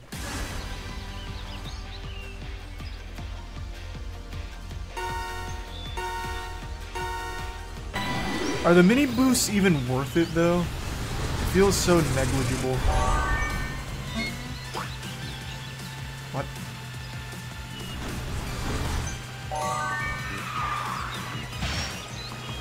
There we go, gotcha. Idiot. Okay, you can't throw them forward. Yeah. What the fuck? Oh, this is my teammate, so I can't actually hit them.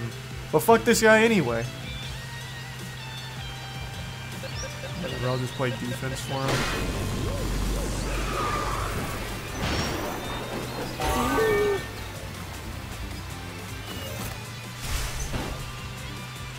Oh! Okay.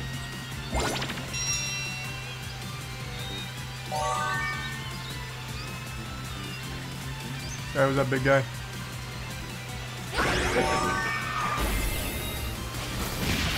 Damn, you're falling apart up here. Oh, shit! I thought I'd, like, run him over. You can stay first, man. We're on the same team. I don't care.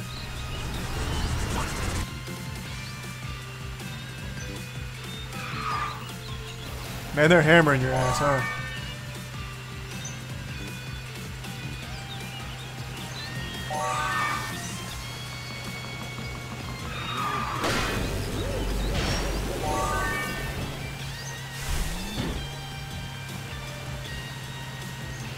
Looking good. Also, why is my rear view cam in 3 FPS? This shit needs an upgrade.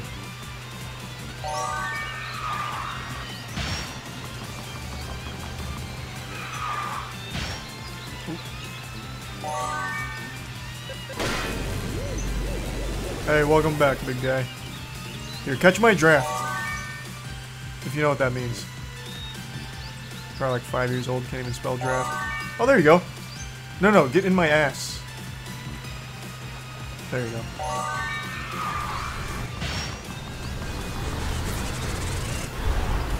Congrats on the dub, big guy. Unless I steal it from you, which would be very tragic. I had to force him in there to give him the draft.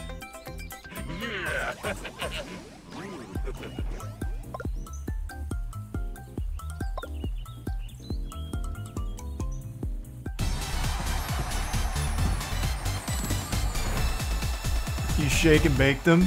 Yeah, we gave him a little shake and bake there at the end. I let him take the dub home. Thanks to resub Mo and Crow. Try speed mode. Oh, true. I'll try speed mode next. That's probably where the men race, not in this dumb item stuff. I can't cancel. Thanks to resub SCP.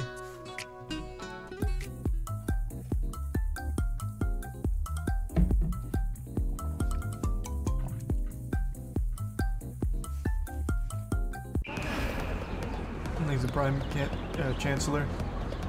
Misha Bra guy.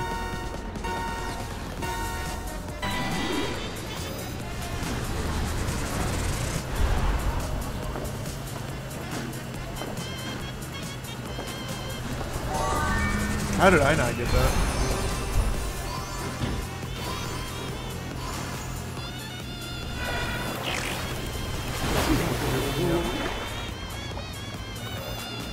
Saw that coming. That's alright though. Plenty of time.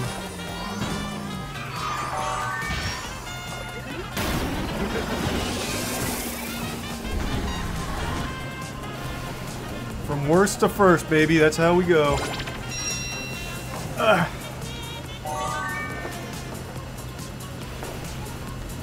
What a terrible toss. Who was that? Man, this guy sucks. Learn how to aim.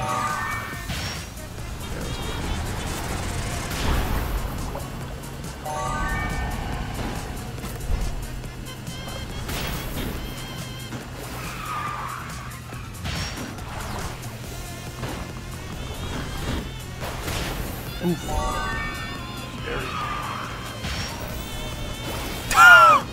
You stupid moron! You imbecile! Take this. Oh my god. It just vanishes. Okay. If there's no one to throw it, like, in front of me, it just straight up vanishes.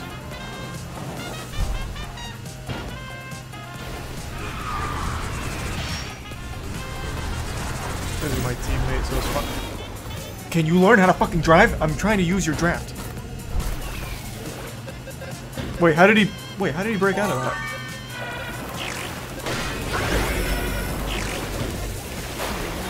Shield doesn't block the UFO. How did he not get hit by the UFO?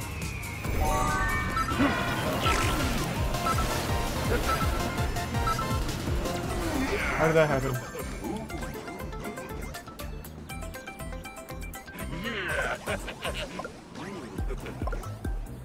Thanks, you said 1.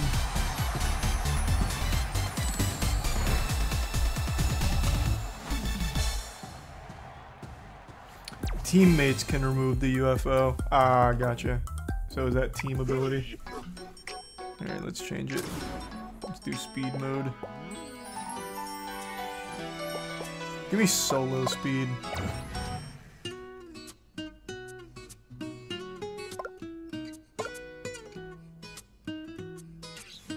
I've already learned this.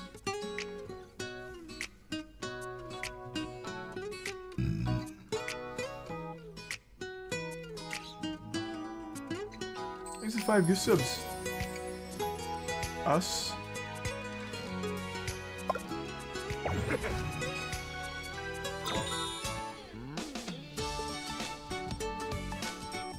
Try doing the licenses to get more maps in the game. Nope.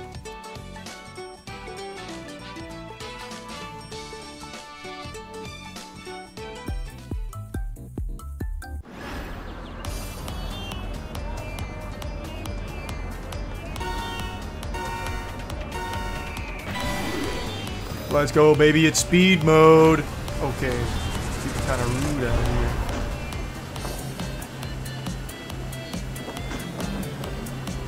I'm just gonna keep blocking this guy. He's trying to catch my draft here.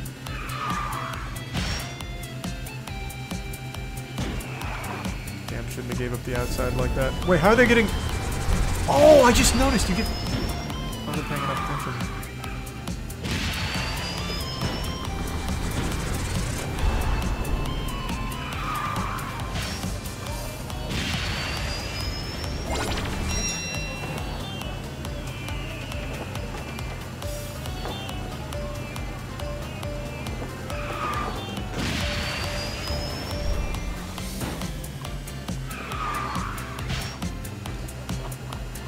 I think I need to hold that down more. I'm not getting the full benefit of my boost.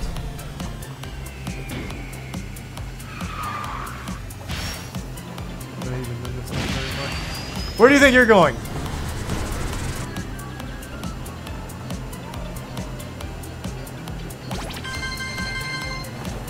I'll be honest, that drift boost just does not seem worth it. We can do this all day. My boost is on a better cooldown than hers.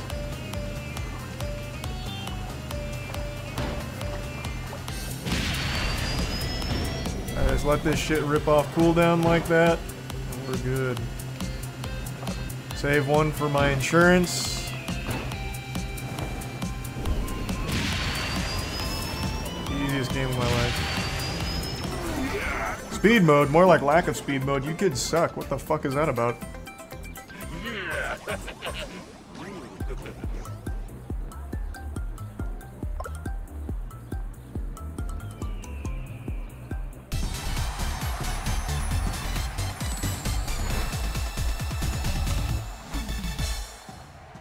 You can reduce the cooldown by drifting.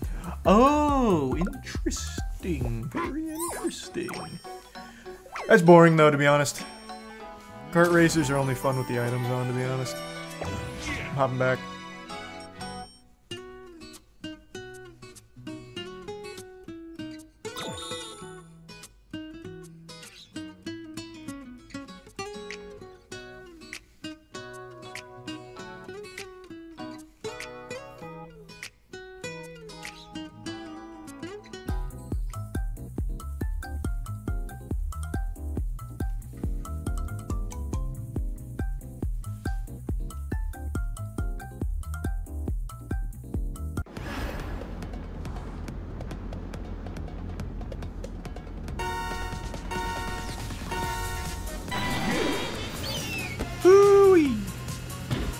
We're in a lobby with some stinkers.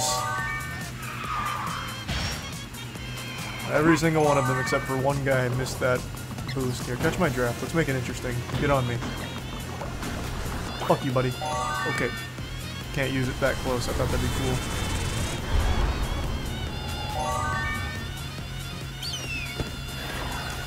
Oh god. Oh! They're bullying me out here.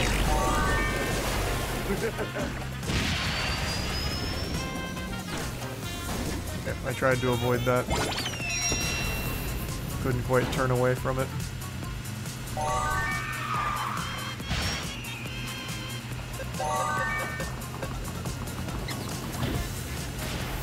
That doesn't work, man. Lesson I learned the hard way. Shield sucks. Sorry, Robert.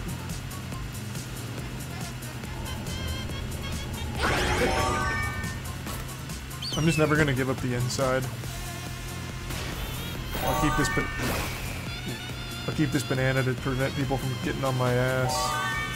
No drafting for you.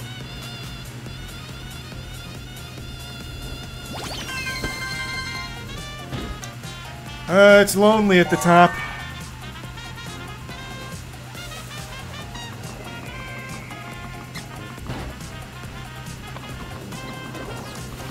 Well, the middle school lunch tables back there are still fighting amongst themselves.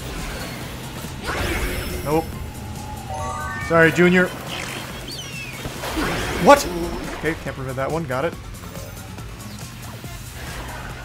Oh my god, what a disaster. Oh god, what a... Oh my god, this is so sad.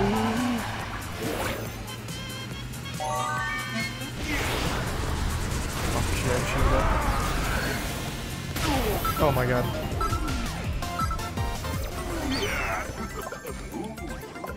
That UFO is a real bitch. Man, that UFO is real rough. Thanks, Resub Cloudy.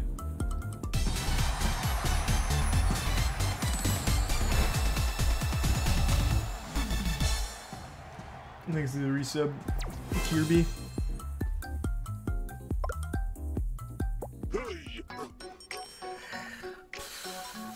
Thanks to the 5 gift subs, Genesis.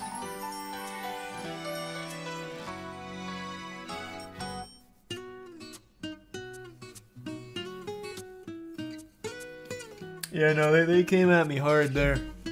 That was big. That was ruthless. Are there different carts? Yeah, I'm sure there are. We've seen quite a few. Thanks to Tier 1 Us. Whew. Thanks to resub Oranges.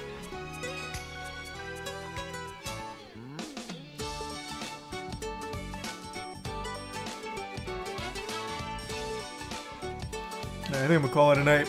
It's 2:30. That's probably enough kart racer for now. Alright, everyone. Thanks for tuning in. New subs, welcome aboard. Sub means a lot. Thanks for subbing. Enjoy the emotes. I will see you all tomorrow. Have a great rest of your evening. Let me see who's streaming.